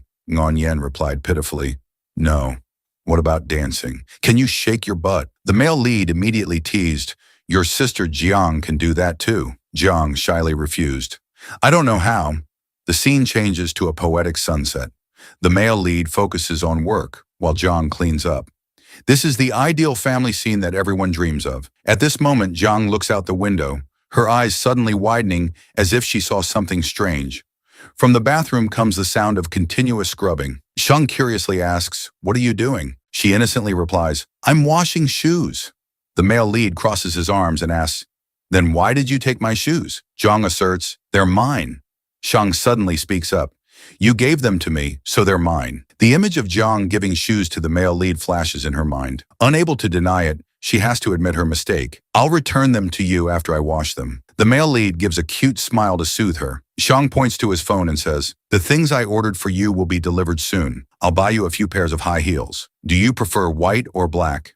"I like red soles." Jiang refuses. "I don't like any color." The male lead also gives up. "Then I'll decide myself. I'll buy all the colors." Jiang's eyes darken. Various thoughts begin to surface. He's not satisfied with one pair of shoes. He wants to buy more. The scene changes to February and spring. While Jiang is sitting alone fishing, Xiang approaches. Suddenly, Xiang shouts, "Ah!" He stands in a stance and continues to shout loudly, "Hey!" Hearing Xiang making noise beside her, Jiang irritably said, "Shh, be quiet. You'll scare the fish away." Zhang laughed with delight. "Almost done." Then he returned to his martial arts stance, continuing to shout, "Heya!" At the same time, he thought to himself, "I can't understand it. A female warrior like her coming here to fish. Well, then I should practice martial arts outdoors too. She once said it could save money. Why not?" Xiang continued to be lost in his thoughts. "I feel like I could take down a bear with just one punch, but that's still not enough to tame a wild Jiang." He was so lost in thought, he didn't notice what was surprising Jiang. The next moment, Jiang exclaimed excitedly, "I caught another one!" A big fish had taken the bait. She held up the fish and said to Xiang, "We can make fish soup for lunch today." Xiang dropped his arms. The purpose of learning martial arts is to train the body and help others. Xiang's face bore a handprint. He raised both hands, making a number 10 gesture. Continuing, "Not to suppress others. No matter what, we must not lose our self-worth. Do you understand what I mean?" Jiang looked dejectedly at the fish bucket and replied, "I understand." Then she looked at the man in front of her with sharp eyes. She touched the fish with her finger while thinking to herself, "I don't use it to suppress anyone. I only use it to protect myself. If it were before, if he dared to touch me, I would tear him in half." Jiang shuddered, worried. Where is this killing intent coming from? After Jiang finished fishing, the two walked home. He suddenly stopped because he saw something. Thinking to himself, "It's noon already. I'm so thirsty." Jiang walked beside him, happily thinking about the fish soup. Xiang asked her, "Do you want something to drink?" Then pointed in that direction. She followed his gaze. A vending machine came into view of both of them. Seeing her look unfamiliar, Xiang introduced, "This is called a vending machine. There's a person hidden inside. They will give out drinks, letting them fall down there." After hearing this, Jiang showed a disbelieving expression. She quickly asked, "So you mean there's also a person hidden in ATMs? They crawl out to give money." Xiang was surprised. "How do you know that too?" She looked annoyed. Her ears suddenly turned red due to the thoughts in her head. If Xiang keeps deceiving me like this, perhaps it's best I do nothing, just stay at home and have children for him. Xiang quickly chose the drink he wanted and used his phone to scan the payment code. Jiang looked at the vending machine and said, "If we own this, wouldn't all the money put in be ours? Actually, we wouldn't lose any money at all, right?" Jiang hurriedly explained, "It's not like that. You have to buy drinks to put in first. Then you can put the remaining money in your wallet." After hearing this, Jiang replied, "Oh, I see. Then we don't need this anymore. While they were talking, the drink can had fallen from its original position. However, it got stuck, unable to fall down further. This surprised both Xiang and Zhang. They both stood staring at the drink can in disbelief. He exclaimed, "How did it get stuck like this?" As he spoke, he forcefully hit the machine, wanting the drink to fall down. Seeing that hitting wasn't working, Xiang then shook the entire vending machine vigorously. After a while, he said helplessly, "I can't make it fall down." Then Xiang continued, "All right, I'll buy another one to push the other one down." Zhang worried, "What if it gets stuck again?" Xiang said while scanning the code, "It can't be that unlucky." The phone screen showed the payment amount. He pressed confirm and a beep sounded. He continued, "What happened earlier was just a coincidence. The drink can left its original position again." The second coincidence occurred. The two stood staring at the stuck drink can in disbelief again. Xiang hurriedly selected the same drink again on the vending machine screen. This time he looked very annoyed, angrily saying, "I can't believe this." Another clunk sounded. The third coincidence occurred. Looking at the three cans stuck firmly, Xiang was so angry he felt like he was on fire. Zhang calmly said, "We've already lost 7.5 yuan." Xiang frowned. "Watch me destroy this stupid machine." Zhang immediately looked around, turning left and right to see if anyone was there. Confirming no one was around, she delivered a powerful kick to the vending machine, frightening Xiang to the point where his soul nearly left his body. The three cans fell down simultaneously. Xiang shouted, "Run quickly!" The two quickly ran away. They only stopped when they reached an empty alley, and only then did Xiang breathe a sigh of relief. Seeing this, Zhang said, "Don't worry, I checked beforehand. There was no one around." Xiang angrily said loudly, "Have you already learned to check your surroundings before doing bad things?" Hearing this, Zhang looked unhappy, but still replied, "I've known for a long time, stop treating me like an idiot." Then the two continued walking home. Zhang walked while holding a can, asking him, "I'm wondering, what will it be like 100 years from now?" Hearing the question, Xiang quickly replied, "Perhaps we'll become star conquerors. If you came a few thousand years later, there might not be as many people on Earth anymore. Robots would be everywhere. You'd have to fight them and finally collapse from exhaustion." After saying this, he suddenly gave an enigmatic smile. Then Zhang continued, "When you're settled and have an ID, we can go by plane or ship. You'll see the ocean and giant fish." Zhang immediately replied, "Giant fish. Then we can eat for a long time." Hearing her say that, he laughed and said, "Why is food always on your mind? You've gained 2.5 kilos this winter, and you're still thinking about eating." She angrily said loudly, "I'm not fat." A while later, they arrived home. Zhang had finished cooking the fish soup. She smelled the aroma and said with satisfaction, "It smells so good." Xiang, holding Bidao, stood beside her and said, "It smells amazing. I'm so hungry." Zhang then asked him, "Should we take 2 fish to uncle and aunt?" Xiang smiled and replied, "Why give them a few small fish? It's better to feed Bidao." Bidao seemed to understand what he said, showing a very happy expression and meowing once. After eating their fill, Beach Dao was sound asleep, while Xiang sat beside her, using the computer to handle work. Zhang approached him, held a piece of paper in front of him, and asked, "I've converted all the materials I've saved over the past few months into gold. So how do we sell them now?" Xiang looked at the paper she held up, saw a string of zeros on it, and exclaimed in surprise, "That's a lot." He continued, "Wait a moment. Let me find a place to sell." Then he quickly went to the desktop computer to check the current gold price. After checking, he thought to himself, "This is truly a miracle. A person from the Tang dynasty, who in just a few months learned to use computers in modern society, has earned her first money. She's truly a hardworking female warrior." Zhang happily flipped through the pages of her notebook, saying, "I heard that gold prices are much higher now than before. I've calculated if I sell everything, I can pay off all my debt to you." She thought to herself, "If you borrow, you must repay, especially to those who have helped you. Kindness must be repaid. I won't let second-hand advice go to waste." Xiang, while using her computer, said, "Not only can you pay off your debt to me, but you'll also have quite a bit left over. You can buy new clothes, new shoes for yourself." "Oh, forget about buying shoes, because I've already bought them for you." Xiang looked at her with a smile and said, "All right, I've found a buyer. Let me teach you how to make the transaction." Zhang immediately replied, "Yes, please." Looking at her busy appearance, he felt very happy, gazing at the girl with affectionate eyes. After that, they both continued with their work. A moment later, she put down her pen and turned to ask him, "Can I kiss you?" Hearing the question, Xiang felt extremely confused and could only reply, Zhang quickly moved to sit next to him. Xiang looked at her, thinking to himself, does the female warrior want to use this method to repay me? Or are we celebrating? Or has she finally reached a state of free thinking? Whatever. A kiss is just a kiss. Pushing aside his thoughts, he gently touched Zhang's cheek, slowly bringing his face closer to her delicate features. Then the two shared an incredibly romantic kiss under the sunset. He held her hand tightly, noticing she didn't resist, and thought to himself, oh, this time she didn't knock me down. He stared at her intently, because he felt something was a bit strange. Seeing her touching his chest, he quickly asked, what are you doing? She innocently replied, I'm just imitating what you do. Xiang felt helpless at Zhang's action, thinking to himself, this silly girl, what's the point of touching a man's chest? She blushed, thinking to herself, I don't feel anything at all, so why does he like doing this? Then she spoke up, I just wanted to thank you. He felt puzzled and asked, why do you suddenly want to thank me? She shyly replied, when we first met, I thought you wanted to poison me, so I pointed my sword at you, but you still agreed to let me stay and taught me how to survive in this modern society. Xiang chuckled and said, that's because you're beautiful.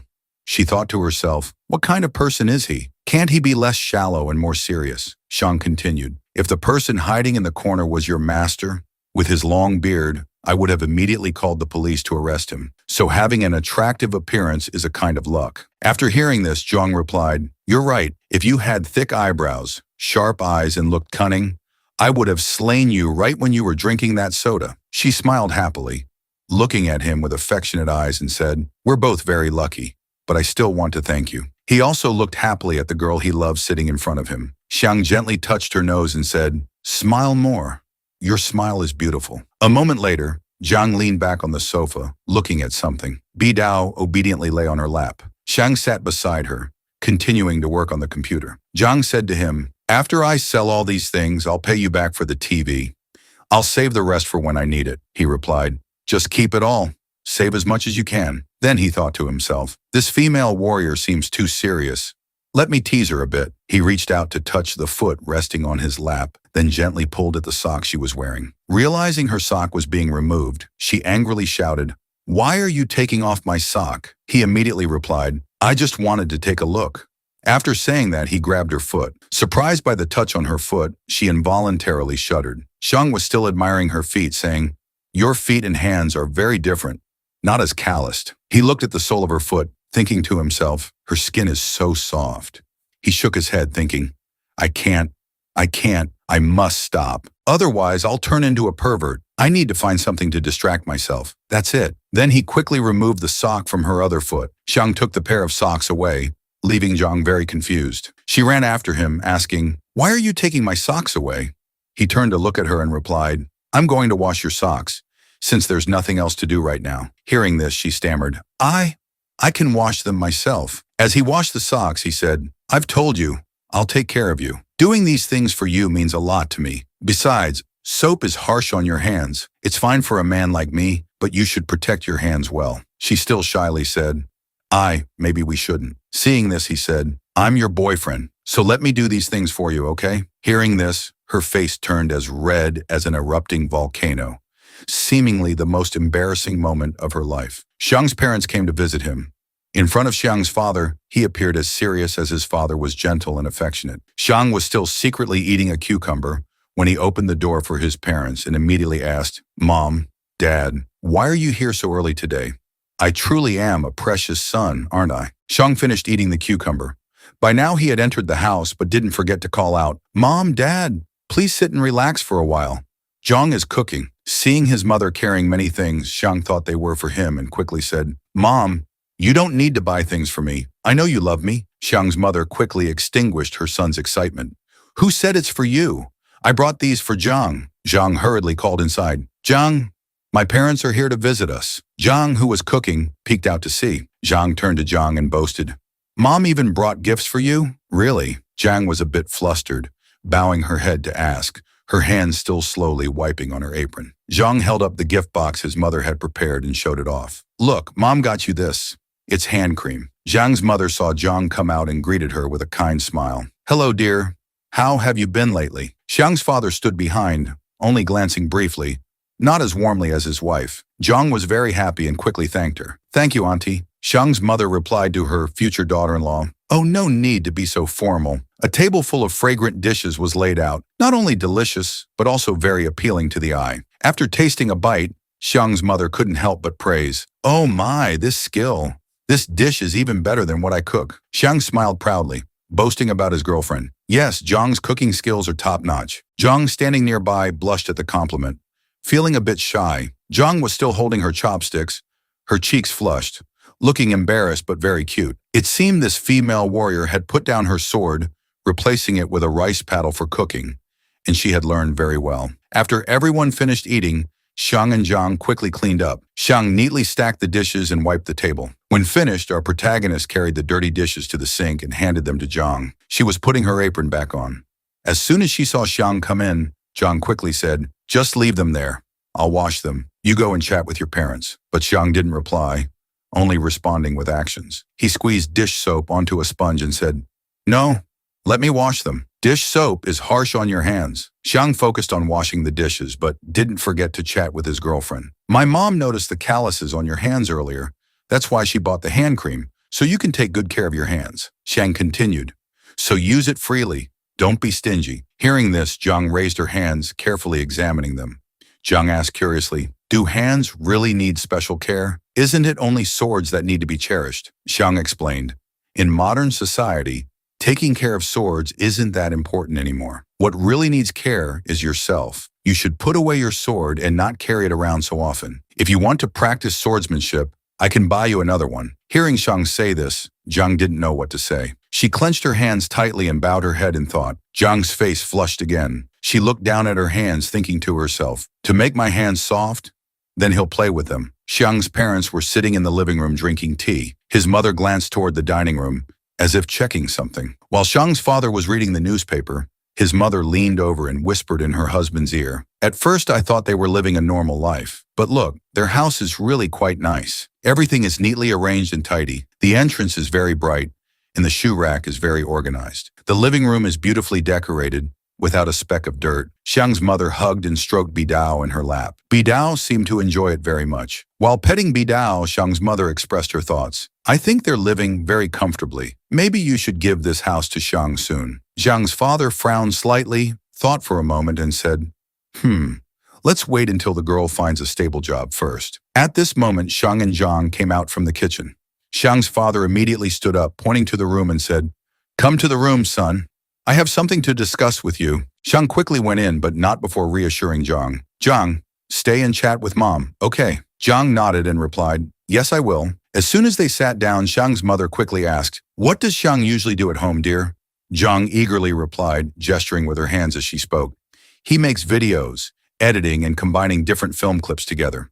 The protagonist's mother asked again, "Oh, is he the young man who uploads videos that Brother Hao mentioned? What kind of content does he make, dear?" Zhang suddenly remembered Xiang's previous instructions. Zhang had said they should keep their martial arts training a secret, otherwise his parents would think they were very weak. After thinking for a moment, Zhang decisively told Xiang's mother, "He uses computers to monitor casinos." As soon as she heard the word casino, Xiang's mother was shocked, falling back in her seat and stammering, "Casino." Even Bidao reacted like Xiang's mother, showing extreme fear with his fur standing on end. Seeing such strong reactions from his mother and Bidao, Zhang quickly corrected herself. "Oh no, I meant to say stock market. Yes, it's the stock market." At this, Xiang's mother finally sighed in relief, responding, "You almost gave me a heart attack." Though calling it a casino isn't entirely wrong, Xiang's mother took Zhang's hand, gently advising her to keep an eye on him and not let him spend recklessly. Zhang was a bit confused and asked, "Why is that? Isn't he making money from it?" Xiang's mother explained, "This market is very unstable. You could lose a lot in just a day or two. You need to watch him carefully." Zhang seemed to understand, squeezing her hand and replying, "I'll try my best to monitor him." Xiang's mother chuckled behind her hand. "Monitor him however you like." Zhang also realized something was off, thinking to herself, "Why does that sound so strange?" Meanwhile, in the room, Xiang followed his father inside. Looking at the neatly tidied room, with the bedding folded perfectly, Xiang's father observed silently, saying nothing. After a while, he finally asked, "You two don't share a room?" Zhang scratched his head, squinting his eyes, and confidently replied, "I've told you before, we don't sleep in the same room. She sleeps in the room across the hallway." Zhang's father thought to himself, "A man and a woman living together under the same roof. yet sleeping in separate rooms. Xiang's father's eyes widened slightly. He wondered, could it be that nothing has happened between them? Who would believe that? Still not believing his son's words, Xiang's father turned and asked, "Did you two have a fight?" The protagonist helplessly exclaimed, "I've already said no. Nothing has ever happened between us." Xiang's father shifted his feet slightly, sniffing. While cleaning his glasses, he said to Xiang, "Your mother just told me that if you two get married, we'll give you this house." Upon hearing this, Xiang was overjoyed. He turned into a little puppy, exclaiming, "That's great. Let's get married right away then. When can we do it?" "I've already rejected that idea." Xiang's father's words were like a bucket of cold water on Xiang. He seemed a bit disappointed, moving closer to the window, looking outside. Seeing this, Xiang's father said, "Can't you be more like Hao? Stop staying at home all day, doing useless things. Or you could open a shop like Back. If you do that, I'll support you financially." Xiang seemed used to this situation, but he didn't agree. He picked up a slipper near the window and said, "Dad, things have changed. It's true that you have more life experience than me." He held up the slipper, examining it, and continued, "But have you ever thought that each generation has different ideas? The definition of happiness is also not the same. Happiness isn't necessarily having food to eat, clothes to wear, a warm home, or a stable job." Xiang's father silently observed his son from behind, listening attentively to what he was saying. Xiang glanced at his father and continued, "I know that uploading videos isn't a stable job, but I'm still young. If not now, when will I be able to do what I want? Do I have to wait until I retire, become an old man, struggling with a cane to keep up with the younger generation?" Xiang's father felt his son had a point, but he still hoped for his son to have a stable life. What parent wouldn't think that way? In the end, Xiang's father could only silently ponder after hearing his son's words. The room door was still ajar. Xiang was standing, stretching, with his hands behind his head. His father was adjusting his glasses, his eyebrows still furrowed. Xiang's father returned to the living room and said, "Let's go home." Zhang and Xiang saw Xiang's parents off at the door. Xiang's mother politely said there was no need to see them off further, telling them to go about their business. Xiang replied, "Yes, please take care on your way home." The door slammed shut. Xiang and Zhang stood still, looking at the door, neither saying anything. Xiang broke the silence. "My parents are urging us to get married." Hearing this, Zhang blushed, stammering embarrassedly, "Marry." Xiang didn't repeat himself. He turned and walked away, not forgetting to add, "But the issue of your identity hasn't been resolved yet, so we can't register for marriage at the moment." After Xiang left, Zhang let out a sigh of relief. She thought to herself, "That scared me. I haven't saved enough money yet. How could we get married?" Zhang pointed at the house, saying, "Not to mention we don't have our own place yet. This house belongs to my father." Xiang pondered deeply. He thought, "All along, I've always believed that a free and easy life was enough. But now that I've found someone I truly love, I want a stable life." Xiang suddenly remembered something he wanted to do. There was one thing that really bothered him. Zhang, hearing this, asked with a hint of worry, "What is it?" Xiang raised his hand slightly, frowning as he said, "It's whether I should kiss your cheek first or your hand first." Hearing this, Zhang felt helpless. She thought it was something serious. Her face darkened, feeling a bit annoyed, thinking to herself, "He's playing tricks again." The scene shifts to a meal. The shepherd's salad is served on the table. The dish is predominantly green, looking fresh and appetizing. Xiang turns to ask his girlfriend, "Do you often eat this?" Zhang replies while eating, "Occasionally." Watching Zhang eat, Xiang gently asks, "Do you miss home?" Zhang puts down her chopsticks and bowl, answering, "No, it's just..." She trails off. A hint of sadness flashes in her eyes. Xiang picks up a piece of food and puts it in his mouth, saying, "In about 2 years, when you have your ID card, I'll take you back to visit Koto." Zhang says, "I've looked it up online. Koto is very different now." She continues, "It's completely different from my memories. Before, Koto only had a few houses. Now it's much busier. Everything looks more modern than before." Zhang's eyes still carry a hint of sadness as she says, "So there's no need to go back there." Her hand tightens on the table as she tells herself, "I should cherish the present life and forget the past." Seeing his loved one like this, Xiang can only remain silent. After a while, Xiang continues eating and says, "All right then, it's up to you." After dinner, Xiang goes to wash the dishes.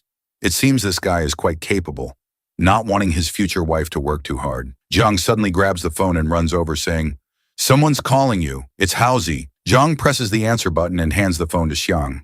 She holds the phone close to Xiang's ear. Xiang quickly says, "Hello, Haozi. Do you need something?" On the other end, Haozi speaks, "About your girlfriend not having an ID card. We can't let her continue staying without proper documentation. I've looked over some regulations. This issue is quite complex. If you want to resolve this, find time to visit the civil registration office to see if there's a way to solve it. Xiang calmly asks, is it easy to resolve this? Zhang just silently holds the phone for her boyfriend to talk. On the other end, Hao Zi replies, I'm not sure, they'll have to review her case. The checks are very strict now, and moreover, she has no relatives. Xiang has finished washing the dishes, and he's drying his hands with a towel. Then he takes the phone himself to listen. Xiang says while wiping the dishes, how about we meet up and talk about this? Whenever you're free, let's have a meal together. I'll contact you later. Hao Zi replies, yeah, I'm not in a hurry. Xiang responds. Hao Zi seems doubtful and asks, are you really not in a hurry? This is about your girlfriend's situation. Zhang's eyes darken slightly. He's silent for a moment, then says, who knows, we might not be together much longer. If we break up, then this issue won't be worth resolving. Hearing this, Hao Zi feels a bit uncomfortable and replies, it's your business. I'm hanging up. With that, Hao Zi ends the call abruptly. Xiang stares at the phone, lost in thought. Zhang stands beside him, silently observing. At this moment, Zhang repeated Xiang's earlier words, her face darkening. Who knows if we'll be together much longer? Xiang quickly patted Zhang's head, gently saying, I was just deceiving him. Besides, it's too early to ask you to register for those documents now. Zhang still didn't quite believe him, crossing her arms, her face showing dissatisfaction as she was still angry.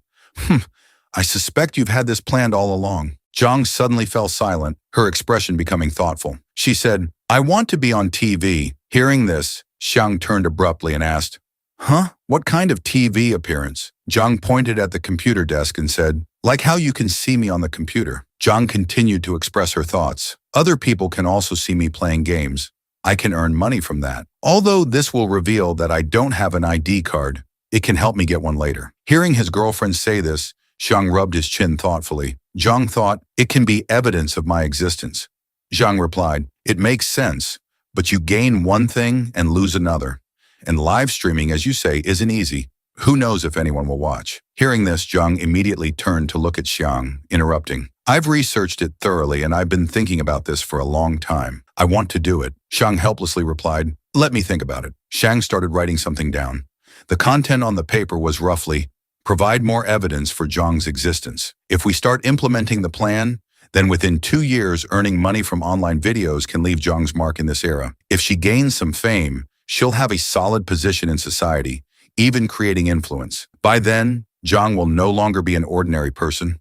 For example, becoming a 30-year-old female game streamer without an ID card, sheltered by a kind person, and starting a career from playing games. By then, resolving Zhang's identity issue will be much easier. Zhang sat beside him, watching intently as Xiang wrote. Suddenly she frowned and asked, you don't seem to want this very much, do you? Xiang hesitated before answering. Then he admitted, yes, I'm not ready yet. Seeing Zhang sitting silently in the chair, Xiang asked, can you tell me your thoughts on this? Zhang slowly replied, I think if I play games and live stream every day, it could kill 2 birds with 1 stone. Hearing this, Xiang suggested, why don't you try running a business instead? Zhang immediately replied, opening a store requires a lot of capital and deposit. I saw that online. Xiang confidently replied, you don't need to worry about money. Zhang still didn't seem to believe it fully, her eyes clearly showing that. They fell into silence again, sitting without saying anything. After a while, Zhang spoke first. If you're not ready, then I'll just find something else to do.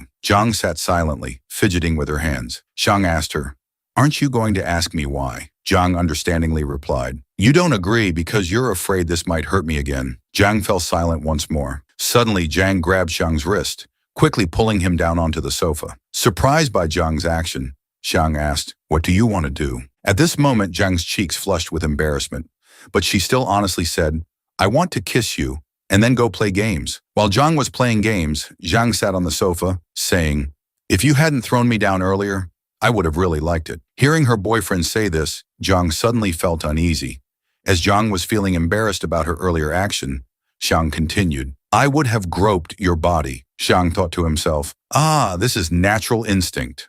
The male lead Xiang leaned back in his chair, sighing, Highs, your martial arts skills are too high. I can't beat you. But Xiang still wasn't satisfied. He angrily pointed at Zhang and said, but once I'm stronger than you, I'll teach you what manners are. Despite saying this, in Xiang's mind appeared an image of Zhang coyly calling him Master. Zhang, who was playing games, heard this and covered her chest with both hands, silently cursing. Pervert. Zhang plopped down on the chair, resting his chin in thought. Since Zhang arrived, I've helped her with many things. In fact, almost everything has been for her benefit. I have to admit, I've kept some things from her. Live streaming is the first thing she wants to do on her own. Looking at the girl playing games at the computer desk, Zhang said, "The world of streaming is chaotic.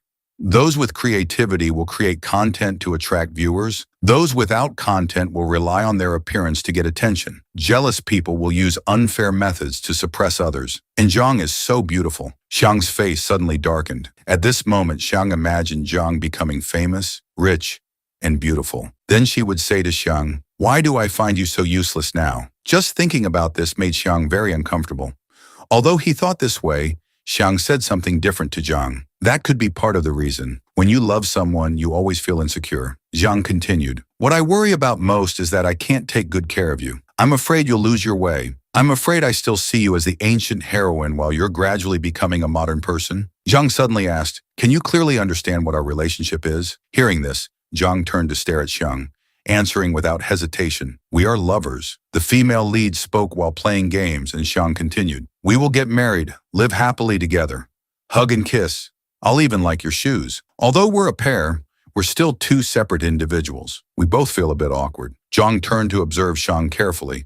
At the same time, Xiang continued, "Everyone has their own thoughts and goals. When we're together, we're bound to have conflicts due to differing opinions." Xiang gave an example.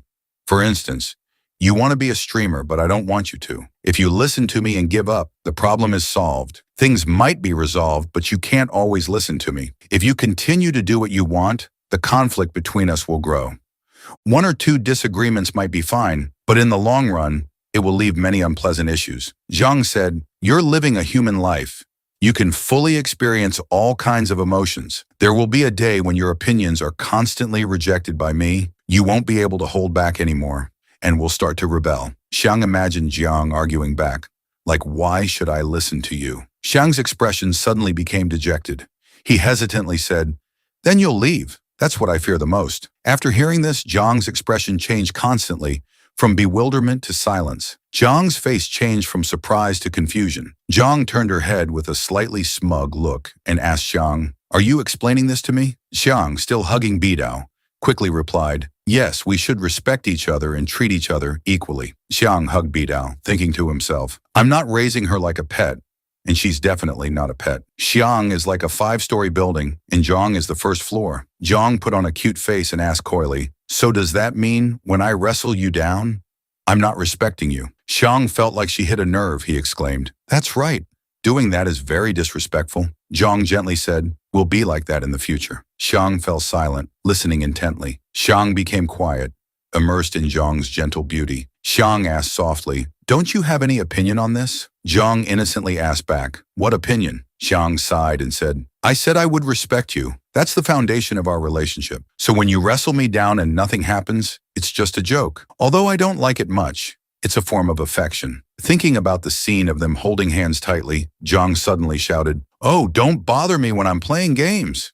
Xiang said resentfully, "I'm sharing my thoughts and worries with you, and you're only concerned about playing games. You should think and worry more about our future." Then Xiang leaned close to Zhang's ear and said, "Instead of wasting time playing games, why don't we go to my room to continue our discussion?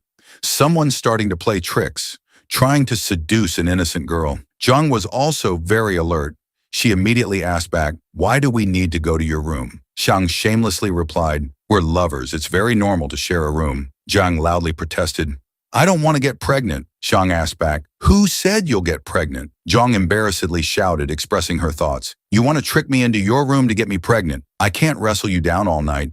If we sleep together, I'll definitely have a baby." Xiang showed a puzzled expression, asking his girlfriend, "Do you know where babies come from?" Zhang answered simply, "Two people sleep together." It seems this innocent girl thought that just sleeping together could easily result in having a child. Xiang still tried to explain, "Just sleeping together can't make you pregnant. I haven't even done anything yet." But Zhang didn't let Xiang finish his sentence. She hesitantly interrupted, in a rather loud voice, "You think I'm that easy to fool?